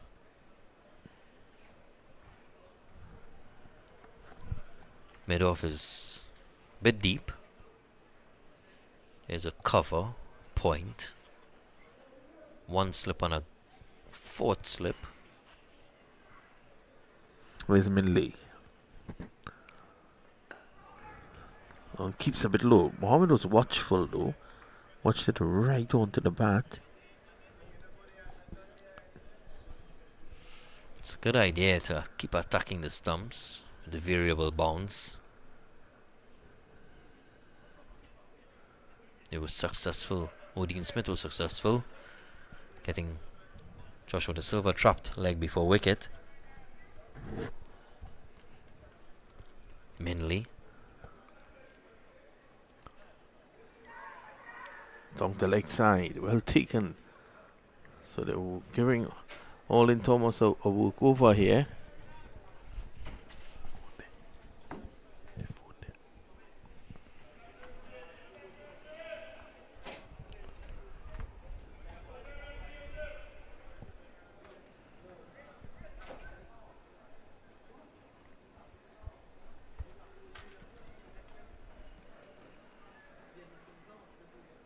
Minley. It's opening the face of the bat. Playing late. Was able to negotiate that well. Manat Gully doing the fielding. Kirk McKenzie. So Mohammed just needs some assistance with his boot laces.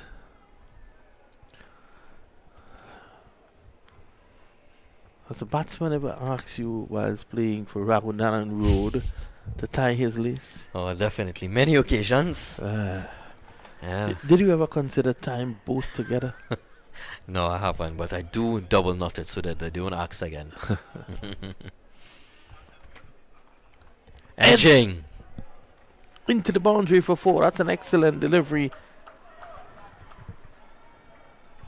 Makinyo Minley doing well to get the edge of Jason Mohammed's bat, but there's no second slip. Dropping short though. Sort of dropped short of a second slip anyhow.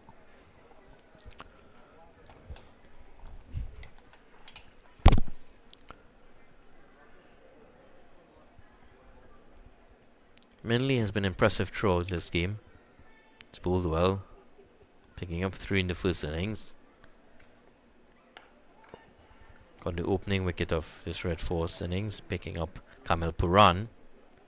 Well, he had both Puran and Sifa Scooper without scoring. And that would have opened up things. That's correct. Trinidad never recovered from that.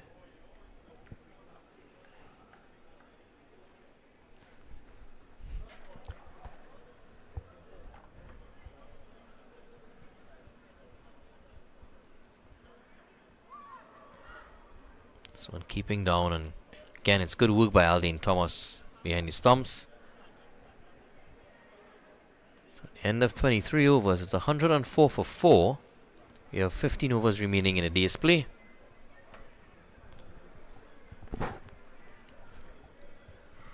Well, whichever comes first, 8:30 p.m. or the 15 overs. Well, it seems as if we're going to see a change of bowling, and it's going to be Barnes to take up the attack from the far end. So we're going to see spin now.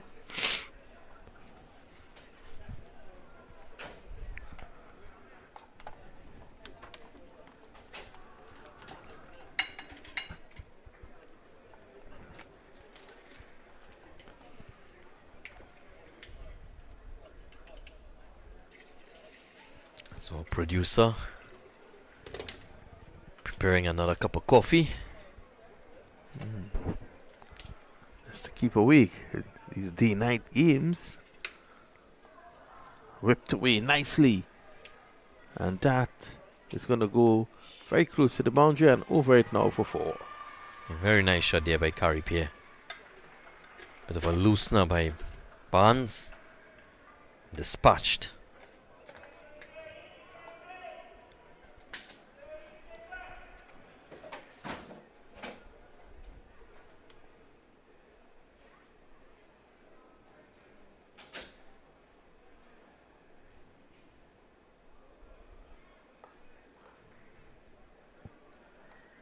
Carey Pierre, man, who's good enough to have scored a first class 100 for Trinidad. Need to replicate that here. In this innings, it's vital that the Red Force doesn't lose any more wickets overnight.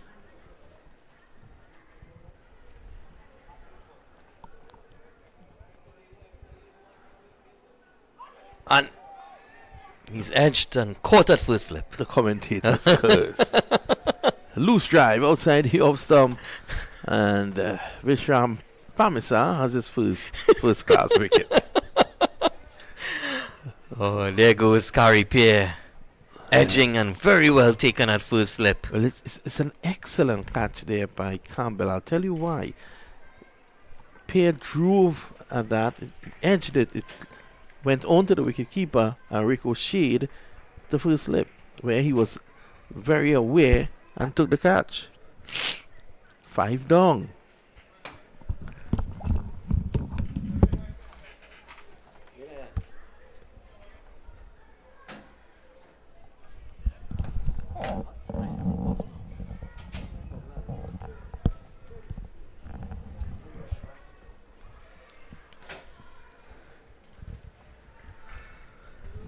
So what a bowling change there by Captain John Campbell, bringing on Brad Barnes in his first over, dismissing Carey Pierre, taking the edge and caught at slip. It's 108 for 5.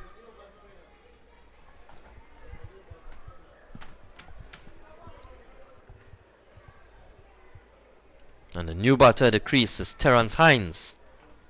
Still have 14 plus overs remaining in the day's play.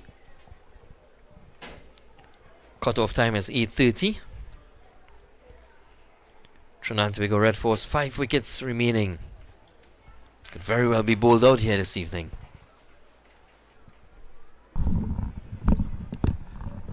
Most they can do at this point in time is to at least see how the days play, with the hope that if the rain can come tomorrow. But Mohammed is still there. Hines has a first class 100, and you're not going to say anything again.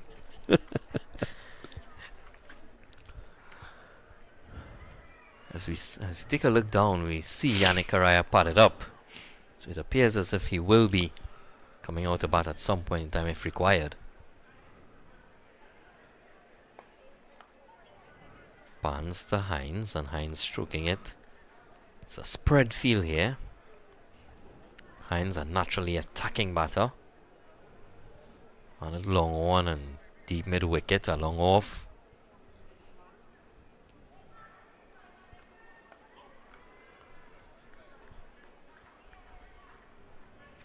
$108 for 5.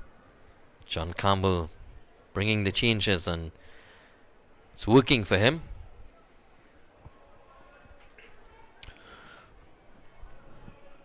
Seems to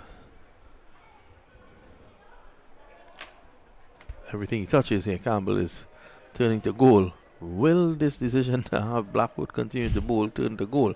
Blackwood beat Pear 4 successive times outside the off stump. Pear is not there anymore. No swapping ends. Yep, he's replacing Makino Mindley.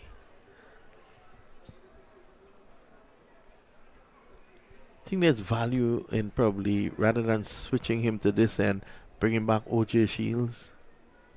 Yeah, definitely. Especially this point in time. There's just about 14 overs remaining. Give OJ Shields a crack.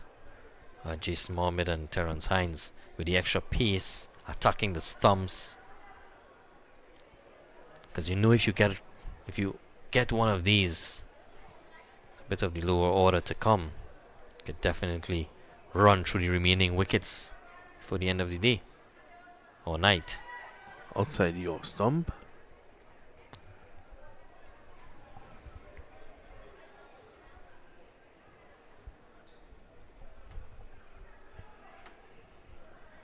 It's really been a match to forget for Trinidad and Tobago Red Force. Been outplayed from day one. I think from probably the third session. The first 2 sessions, they were large and in charge, and then all of a sudden things changed. Yeah, very good partnership by Javel Glenn and Abhijay Man Singh in that third session of day one. And made the game evenly poised. They closed the day at 260 odd for 6. But now that partnership continued to blossom in early day 2. Trinidad and Tobago dropping several chances. Yeah, the fielding left a lot to be desired.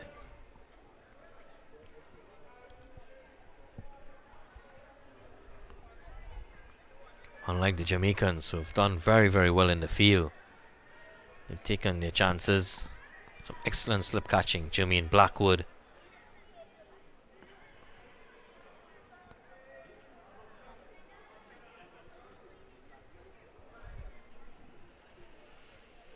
Terrence Hines. Mid-off has pushed back to long off.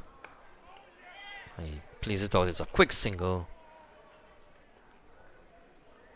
Brandon King unable to collect. So able to cross over for 1. Trinidad and Tobago just looking to push this game into the final day.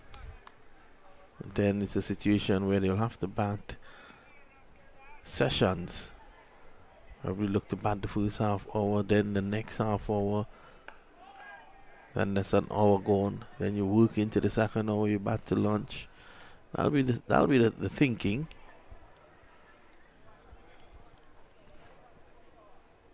With a little prayer for rain. Yep, can't see Trinidad and Tobago getting 270 runs still with 5 wickets in hand. As good as Jason Mohammed is, and as good as Terrence Hines is as an all-rounder.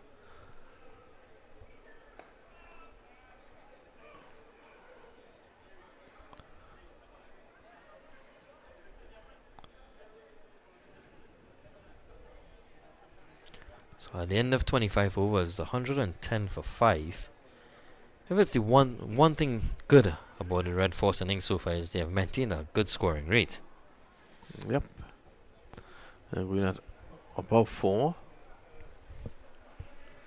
They continuously lost wickets at critical moments in the game.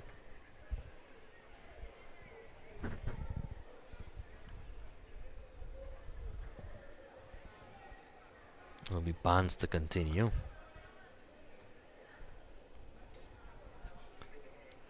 Jermaine Blackwood, none for 6 in his 3 overs. So he's been economical. Bans to Terrence Hines. Appreciable turn there.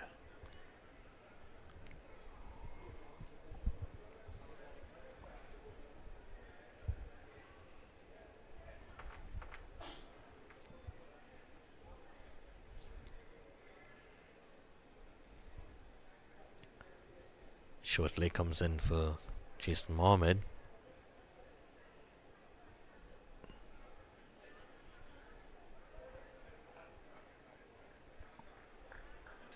Very solid. Knocks it back to the man at short mid wicket. Comes across and collects it. That's Makino Minley.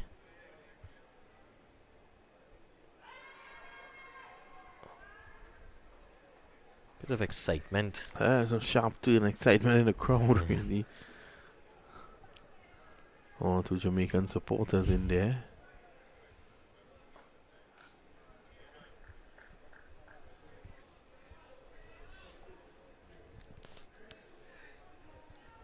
It's nice to have the few spectators in, creating a bit of atmosphere. Voices. Cheering on the players.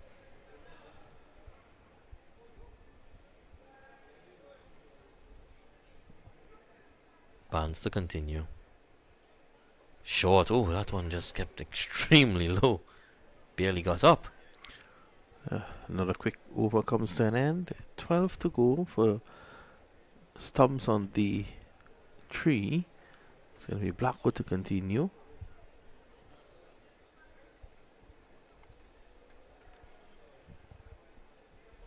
$111 for 5 in 26 overs. Odin Smith, Chief Destroyer, 3 for 19 in his 5 overs. It was a wonderful spell by him.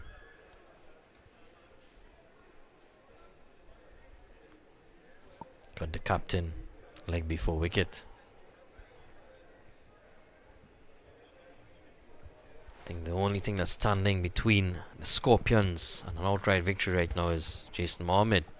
Yep.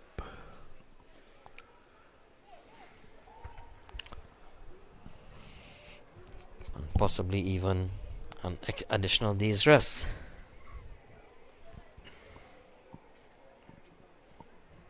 I'm sure the players will appreciate that.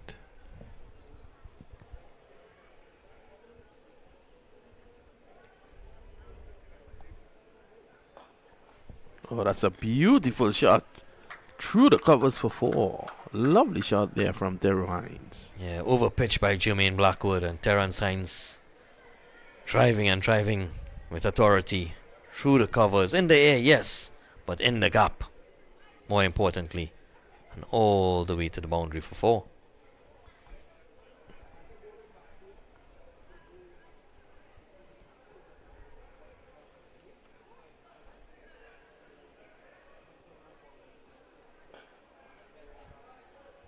Much better delivery, just shortening his length a little. Attacking the stumps again. Not giving him that width as he did the previous delivery. Hines just knocking it back. His team needs him. Oh, that's a big appeal. It chugged back in sharply. Hines is just rubbing his tie, it seems. Let's have a look. Going down. And also high, striking the inner part of the thigh.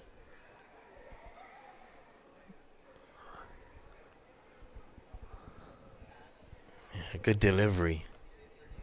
Just not hitting the stumps. That's another good delivery. So a better end to the over. One delivery remaining.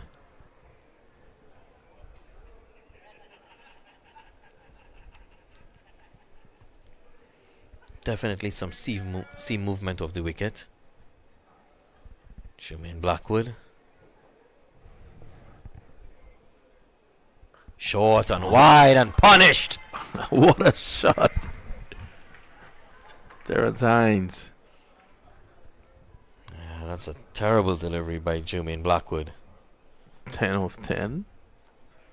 Beautiful shot there by Hines. Yeah, that's too short, too wide, and just needed some bat on it. And did he put bat on it? Goes all the way to the boundary for 4. 119 for 5, 27 overs bowled. Trinidad and Tobago Red Force, they require 270 runs The Jamaica Scorpions require a further 5 wickets. And we have 11 overs remaining in the day's play. Just about an hour.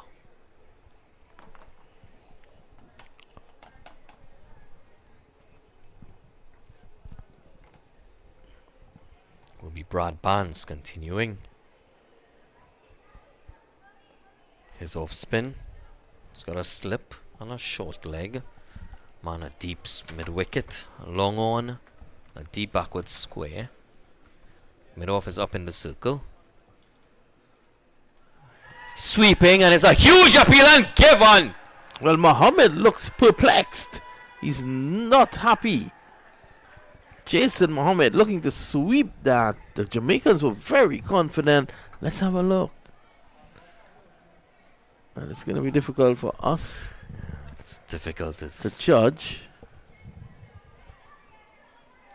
What I can say though is that it was an instantaneous appeal, and they were very, very adamant that was out. You can see the disappointment in Jason Mohammed, but that's a big, big wicket here for the Scorpions. That kind of opens up things with what 11 overs to go now. Trinidad and Tobago, they've lost 6 wickets. Continues to look at his glove, so maybe he did get some glove onto it, and that's the end of Jason Mohammed. He falls for 23. Another big wicket there for Brad Barnes. Well, Yannick Karaya comes in now. The injured Yannick Karaya. I think they'll just be looking to see out today's play. It's been a very good team effort here by the Scorpions. Everyone contributing, bat and ball. Despite the captain feeling in both innings, John Campbell, he's done well with his captaincy, changing the bowlers, his field placing.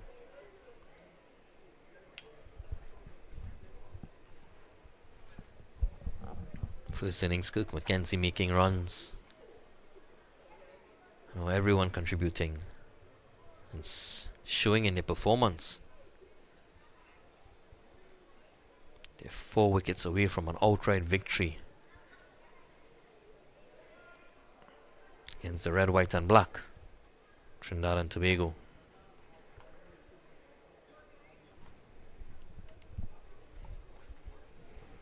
Yannick Araya to face his first ball from Brad Barnes.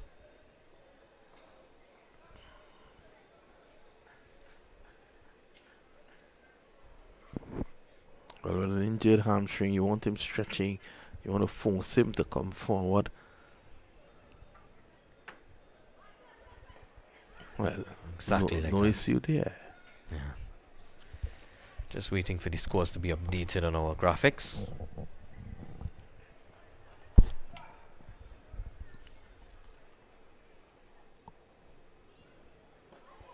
Short and just punching it back. Odin Smith collects at mid-on. Odin Smith always wears a smile.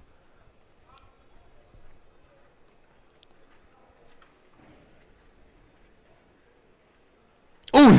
Bowled him. What a delivery! Barnes, you beauty. What a delivery, as Vishram said. Look at this. Oh, didn't know too much about that there. Good old Creech. And he has to go. Yeah, that's a chaffer. That's unplayable. That's unplayable. You know, you feel it there for Karaya. That's unplayable. Just come in, he's injured. Still trying to fight for his country. It's not going to happen. Yeah, 119 for 7. another one bites the dust. Yes. Well.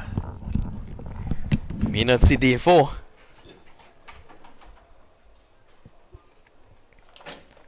Oh, that was a beauty of a delivery there by Brad Barnes. Drifting in and dropping. And a sharp turn, taking the off stump of Yannick Araya. He goes for a duck. And Trinidad and Tobago Red Force, 119 for 7.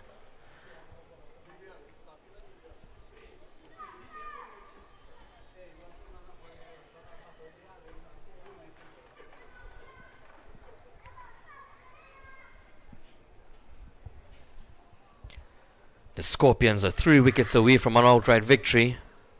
They'll be pushing hard to accomplish it today. Is it possible? We shall see.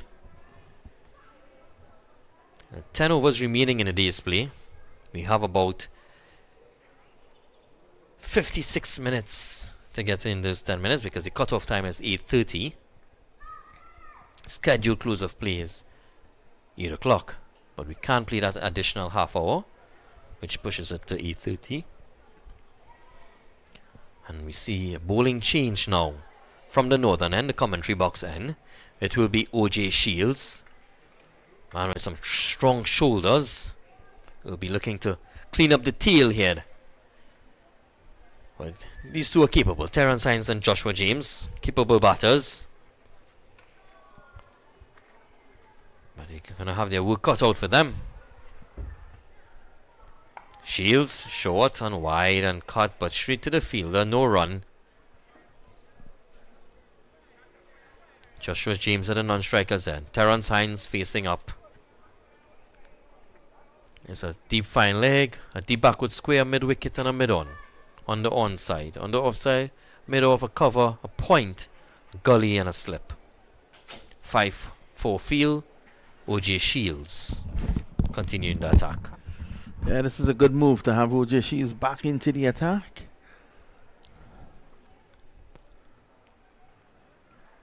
Yeah, you can see the extra pace of OJ Shields, but just a bit too wide on that occasion. Hines is going to play his shots, I tell you that. Regardless of if it's 9.4 to go. James is in there with him.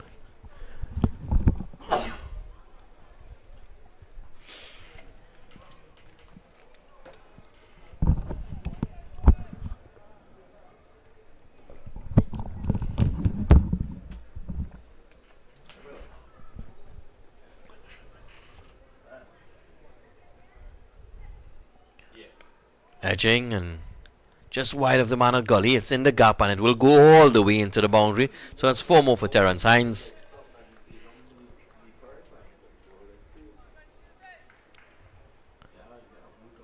So 123 now for 7. Terrence Hines scoring at a good clip.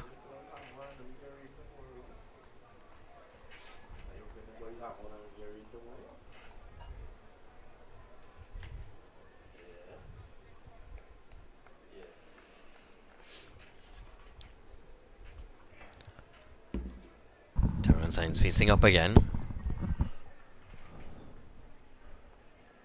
Full delivery and just worked into the onside mid-wicket, collects. That's Makinyo Minley.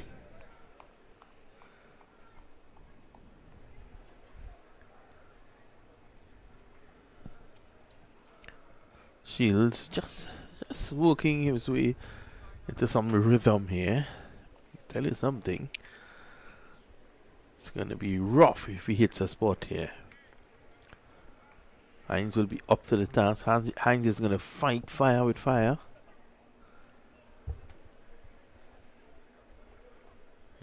Short delivery, just swing out the line. Well played. Keeping his eyes on it. Umpire Rajkumar signalling that's 1 for the over.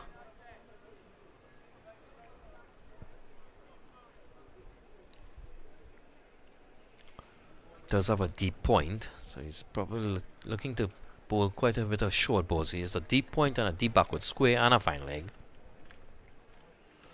Maybe just double bluffing. Going to go full and straight. Shields. That's into the body of the tight pad and into the offside to close off another over. Over number 29. Trinidad and Tobago 123 for 7. They would not be happy with this. Brad Barnes has been almost unplayable. 3 for 5. Smith was also very good. 3 for 19. Cooper 24 and Mohammed 23. The major scorers. Yeah, that was an inspired bowling change by John Campbell to bring in Brad Barnes. Yes, it was. And immediately delivered. So it's probably the ball of the game to dismiss Yannick Araya. Dream delivery for any off spinner.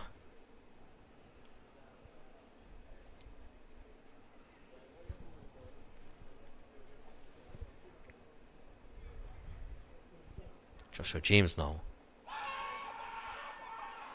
Too high. He's a tall man, is Joshua James.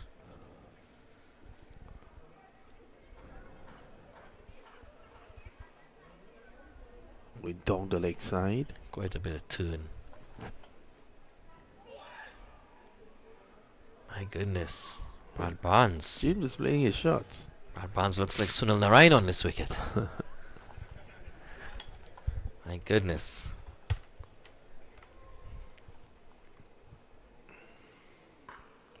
Oh, he goes with him, and that's 6. He's not going to muck around. Brad Barnes would not mind this. He wants him playing his shots. That's a huge hit. It's gone umpteen rows back into the stands here at Brian Lara Cricket Academy. Fighting fire with fire is Joshua James. There is a T10 competition in Tobago. For all you know, he might. If his team is in the finals on Sunday, it ends on Sunday, he may well be back in Tobago for that.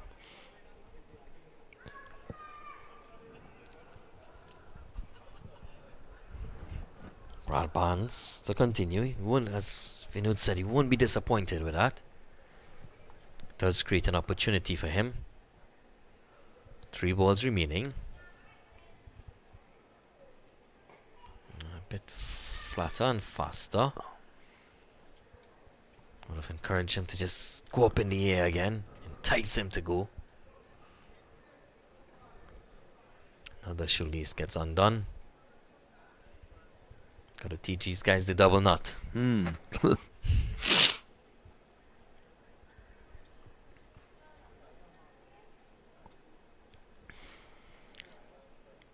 down! It was coming! Just a matter of time. Revenge is sweet there for Barnes. What was the thinking of the young man? Look at that. Yeah, that's a horrendous shot. Not on this track. Look at the turn. Also kept a slightly lower than was expected. And that's now 8 for 129. Yeah, terrible shot there by Joshua James. He seems annoyed for something. He just went out there and just, as we say in local terms, pelt his bat. Yeah, that's definitely what he did. Slugging and not making contact on that occasion. Brad Barnes going through the gate. And he's now 4 for 11 in his 4th over. What a spell here by Brad Barnes. This game is close to being finished on day 3. Who would have thought? Yep, 8 overs to go, 2 wickets to fall.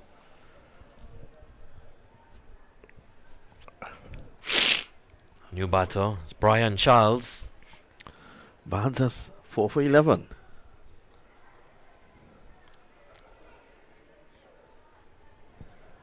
It's been a wonderful spell.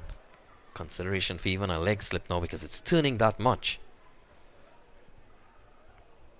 It was always going to be an uphill task for the Red Force to get anywhere close to that total of 389.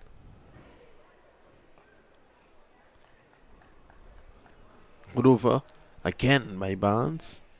Shields may continue from this end. 4 for 11. Odin Smith 3 for 19. And Marquino Mindley had the first wicket to fall, that of Kamil Puran.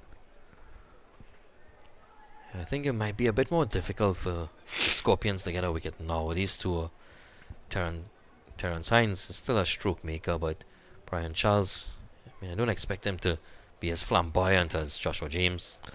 He might put a price on his wicket, which should be good for Trinidad. But OJ Shields. Final man padded up is Shannon Gabriel. Having a joke or two with the third umpire. With the Red Force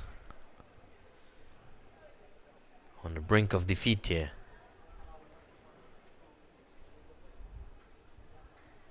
Terran Signs. Playing it out to the deep point and gets a single. Shields. I'm just having a little word with Shields.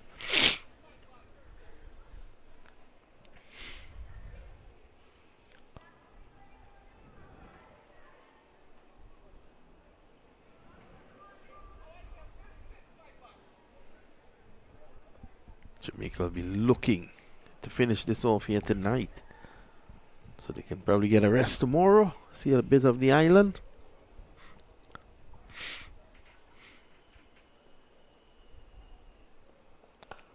Good delivery, well played by Charles.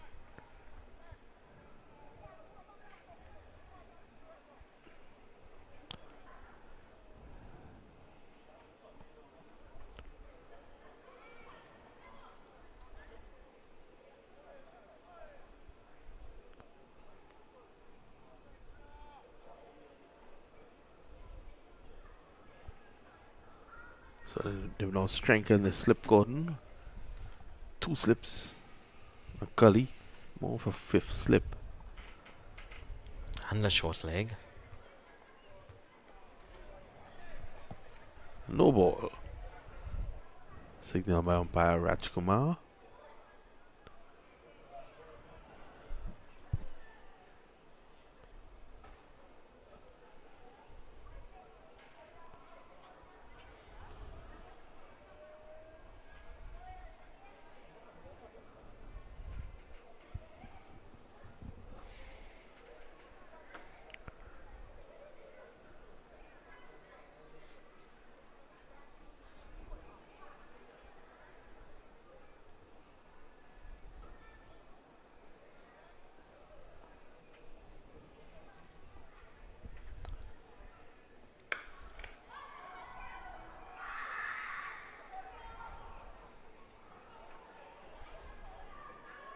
Trinidad and Tobago will have to go back to the drawing board. They will be keenly looking on at the Guyana game, hoping that that match ends in a draw. Guyana, I think, would now, going into this round, they were 3 points ahead of Trinidad and Tobago in first position.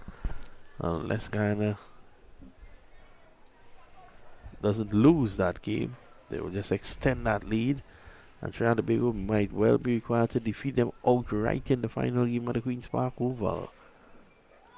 Swing and a miss. Yeah, to have any chance of finding that elusive 4-day title. It's been 19 years. May very well be 20 now. It's a long, long way away.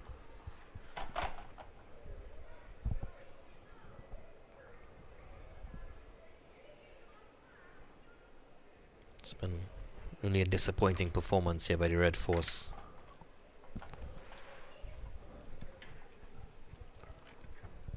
Batted just about 40 overs in the first innings. Now they've barely gotten to the first over and they've already lost 8 wickets. So it's really been a poor performance with the bat. Yeah, Coach Riyad Emirates would not be happy with this.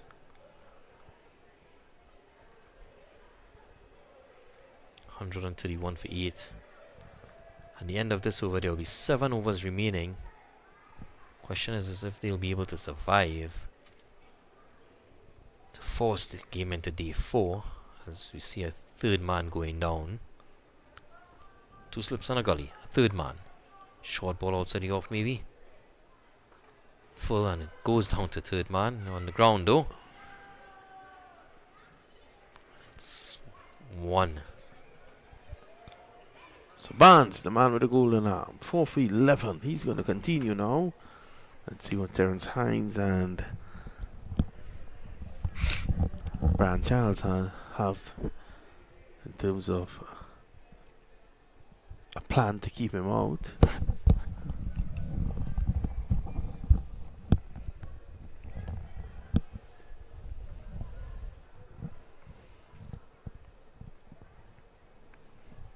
Brad Barnes, it's been an incredible spell by him here. He's getting some sharp turn.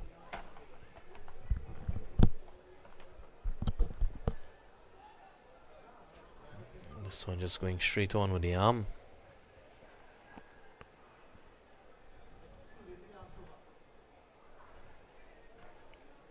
Brian Charles facing up. Oh, that's a struck on the pad, probably just heading down leg side. Barnes is not happy. Let's have a look. And back Crawford saying not out. and here's some sharp turn. Yeah, definitely going down the leg side. Yeah, agree with that.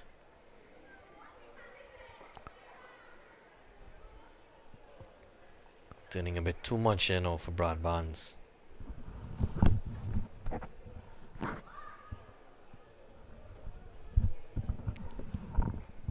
Attacking is John Campbell. Slip, leg slip, short leg.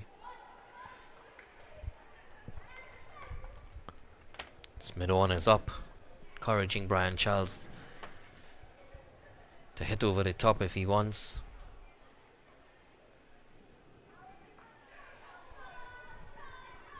He attempts to do so, but it scoots out into They come back for two. deep square area. Two more. Brian Charles.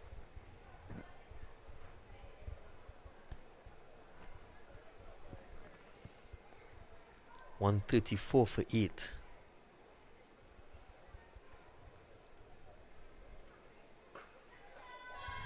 This time he goes over long on and some good footwork there. That's Abhijay Mansingh. Was he able to save it? We'll see in the replay.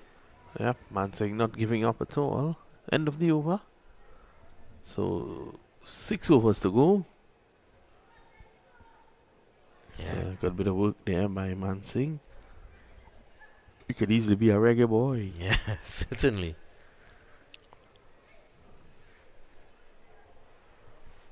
It's good work there by Abhijay Mansingh, saving his team a few runs.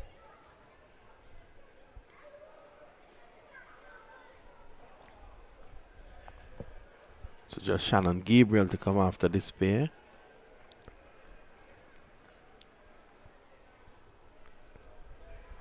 Six more overs in a day.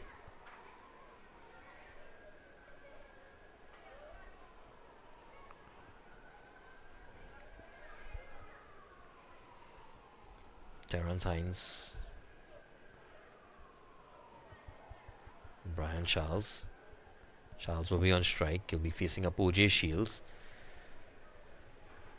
OJ Shields generating some pace now. Oh, that's stand and deliver. shot of a top class batsman there. Yeah, just opening up his front foot a little and hitting it through cover on top of the bounce, and that's 4 to Brian Charles. Well, the Jamaicans won't mind this. They have loads of runs to play with. Matter of fact, that Charles is not defending. He's willing to play his shots. Gives them an opportunity. Shields done for 38. I think the extra pace is a bit discomforting for Charles. This one he's going up over the top again, over long on, and it's going to go into the boundary. So that's consecutive boundaries for Brian Charles. Just clearing the front leg, opening up his body and hitting it down the ground. Yeah, the few spectators in the crowd enjoying those back-to-back boundaries. Something to cheer about. Trinidad and Tobago hasn't given them too much to cheer about.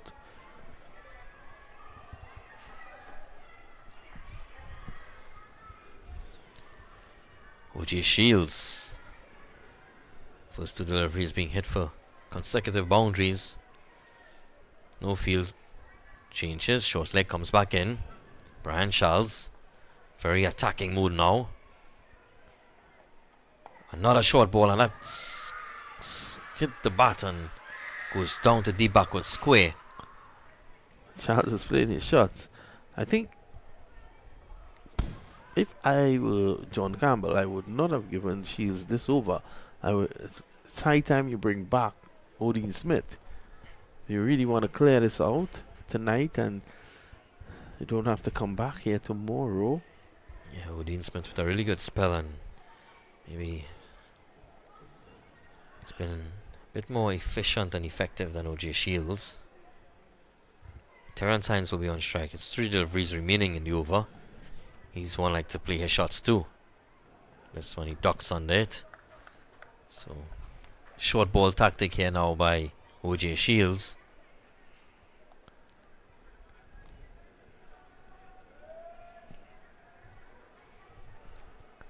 Two balls remain in this over. At the end of it, it will have 5 overs remaining. Brad Barnes has bowled well. Probably won't want to take him out of the attack. Shields to Terrence Hines. It's a slower delivery. Played out to deep point. Gets a single.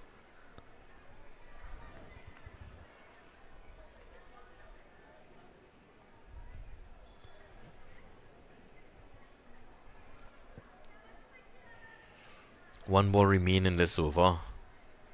Brian Charles back on strike. Field changes now once again. Short leg comes back. It's a deep backward square. Fine leg. And mid one going a bit wider. And quite a bit shorter. So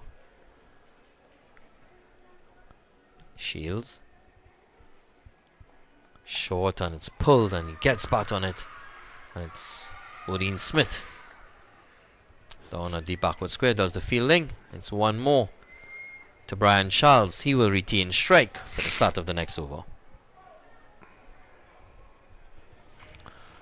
Just what, 5 overs to go? It's definitely going to be Brad Barnes from this end to continue. Sorry, from the far end. Might definitely be seeing bowling change from the northern end. Well, Shields has not been impressive at all in this innings.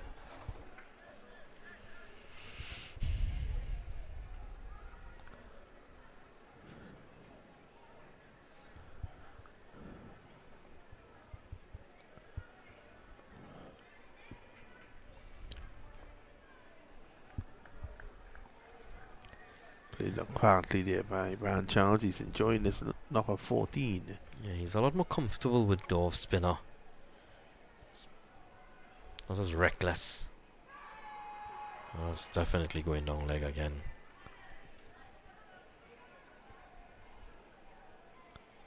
The extra pace of OJ Shields is playing a lot more shots. John Campbell bringing up the mid on. That's beautiful shot. Yeah, he'll go back on the stream and clip that. That's wonderful. Yeah. Brian Charles showing that he can handle the willow. Look at this. Yeah, classical off drive. True. Just wide of mid off all along the ground for 4. Brian Charles, you beauty. 150's up.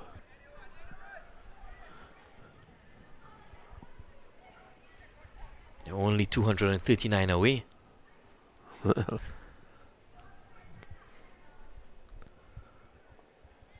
Can it be Brian Charles and Terrence Hines to bring it home?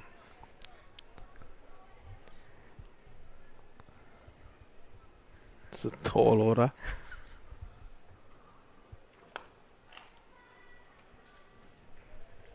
It's a nice little partnership developing. It's 21.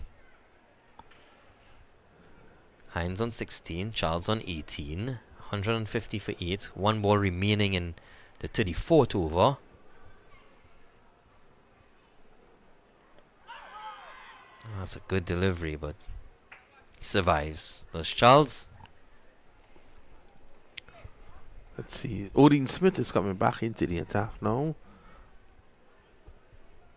Well, he took his hat off and was walking towards the non-strikers then. McKenna Minley is taking. Mansing is going to come. So Amjai Mansing gets a ball here now.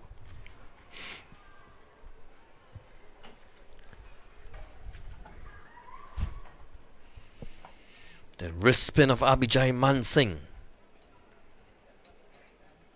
4 overs remaining in this play. We're at our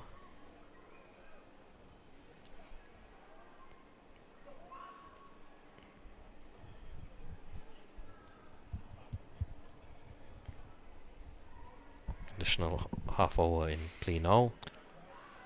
This one just onto the pass, going down the leg.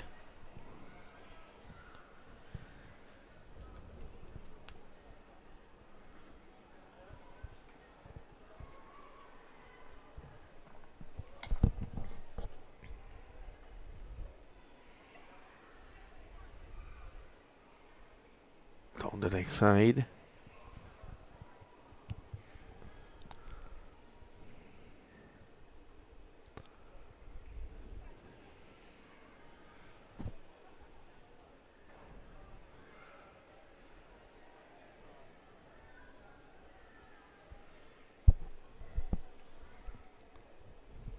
Really thought he would have tried to maintain that extra pace on this side with Odin Smith.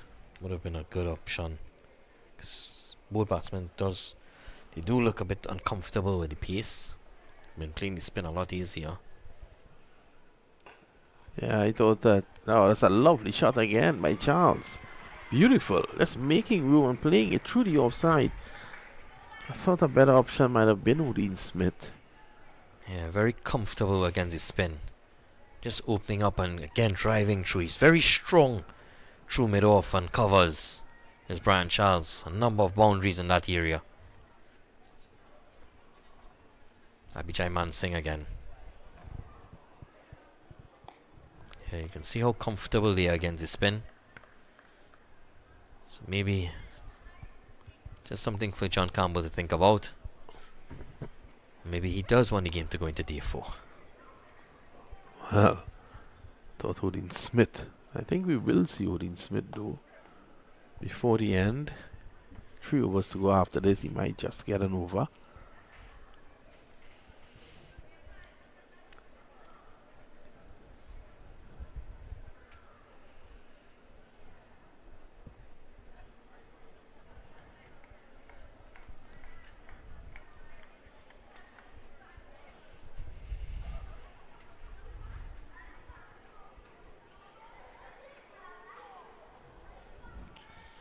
Just drifting down the legs again, and it's Aldine Thomas doing some work at the back. The end of Abhijay Mansingh's 3rd over. And after 35, it's 156 for 8. 3 overs remain in day number 3. So that's 18 illegal deliveries to get 2 wickets. Can the Red Force survive and push the game into day 4?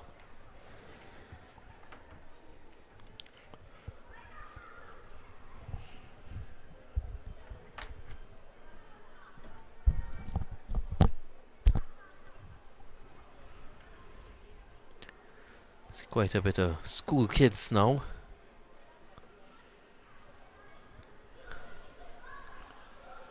Could be kids from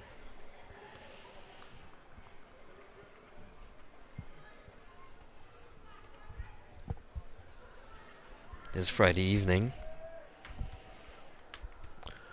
Kids getting an opportunity to come and look at the cricket.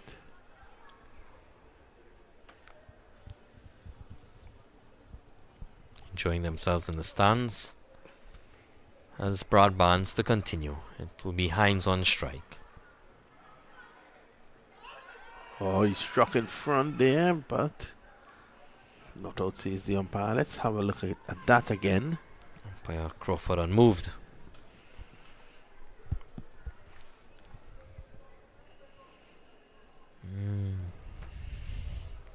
Well, I think that looked closer. Yeah, much closer than we thought. That one didn't turn as much. Had a bit of drift about it. The ball is going to drift away from the right-handed Hines with the wind. That's in play. Another attempt at a big shot. Goes through to the wicketkeeper Aldine Thomas. So 2 deliveries remain in the 36th over. After this we have 2 overs remaining.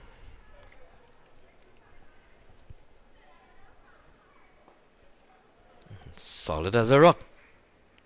Terence Hines.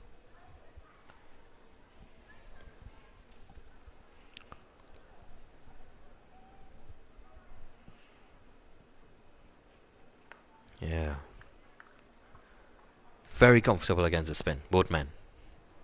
So let's see who's going to get the final over. From the northern end. Well, it seems to be Mansing again.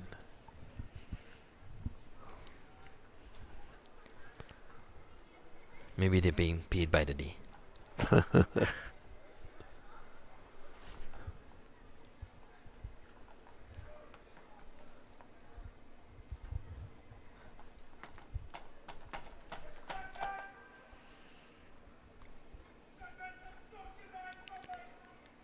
Brian Charles to take strike. Abhijay Mansing bowling the penultimate over of the day.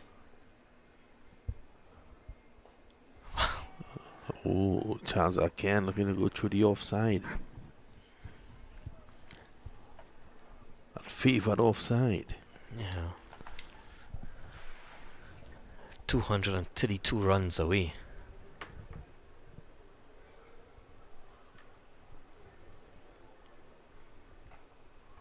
Oh, cutting and cutting well. That's 4.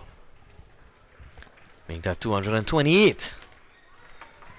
2 wickets in hand. That's a good shot there by Brian Charles.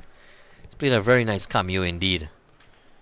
Now 28 runs of 29 deliveries.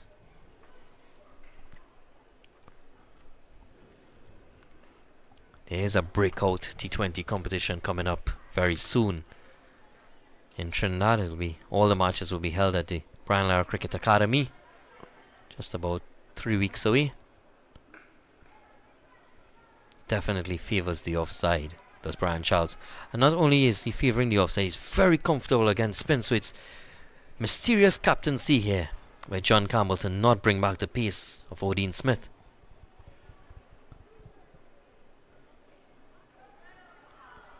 And there you go. Abhijay Mansing taking the wicket of Brian Charles. Bowl all over the shop. Neck and crook, as they say. So Mansing finally gets his man.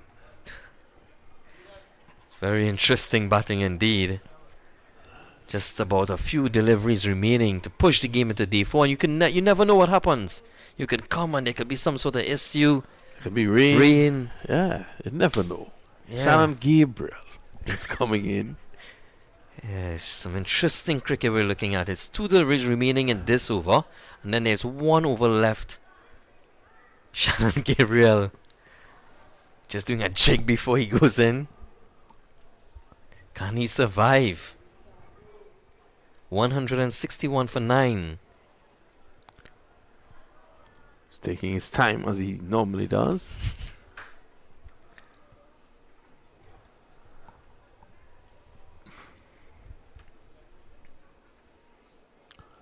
The man who plays for Woodland Cricket Club.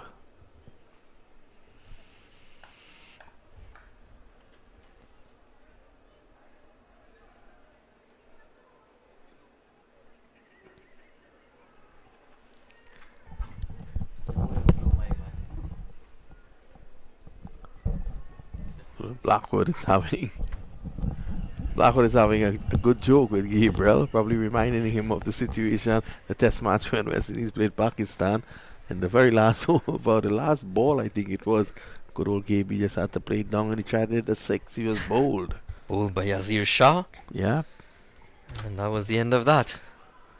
So he means business. He's taking the guard, but he's looking at the wicketkeeper and not the umpire. The umpire told him he was good. Abhijay Mansing here. Opportunity for a second. And he ended. Oh, bad delivery. They're going to take a single. In fact, it's going to go for 4. 4 byes. Terrible delivery there by Mansing. Should be looking to give it some air and encourage Shannon to. He doesn't need much encouragement to try and hit it over the top. 165 for 9. They trail by 223. There's 1 wicket remaining. There's 1 ball remaining in this over, with an over to be bowled again from the southern end. Shannon Gabriel. hold him. Shannon Gabriel has given Jamaica the victory. 165 all out. And Trinidad and Tobago has been dealt a severe blow to their title hopes by losing to Jamaica Scorpions by 223 runs. More thoughts from Visham Pamisa. Yeah, what a performance here by the Jamaica Scorpions. They came to Turuba, the Brian Lara Cricket Academy, and they have completely blown away the Red Force. Very impressive performance here, led by their captain John Campbell. A complete team effort by the Scorpions, hammering the Trinidad and Tobago Red Force and completing a clinical performance, a comprehensive victory in 3 days. Yeah, it was a wonderful victory. You said it right. It was a team effort by Jamaica. Javel Glenn 140 not out in the first innings. Abhijay Mansingh 67 with the bat. And you have 35 odd from the opener. And they responded from at 9 for 2. They came back and were very impressive to get 378. Trinidad and Tobago, in response, bowled out cheaply 171, with skipper De Silva getting 86. And batting a second time, Jamaica were bowled out early on today, setting Trinidad and Tobago. Jamaica bowled out, I believe, for 187, and the Trinidad and Tobago set a huge victory target of 380 runs. They lose by 223. Again, you go back to Jamaica's second innings under the words of team performance. The man standing up then was King, Brandon King, who got 89.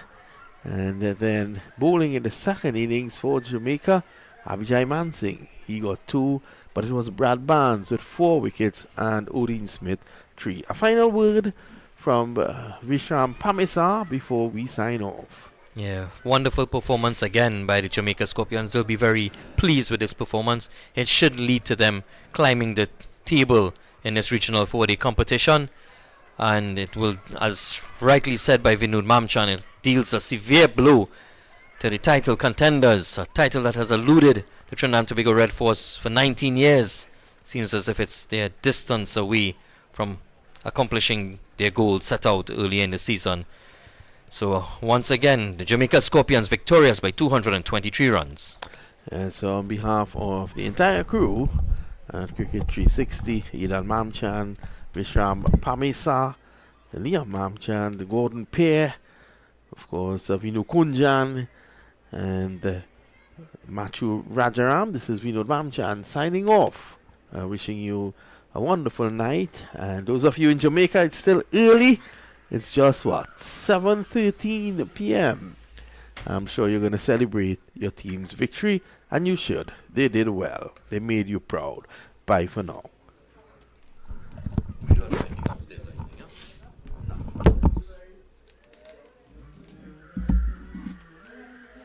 Wow. Yeah, money to collect.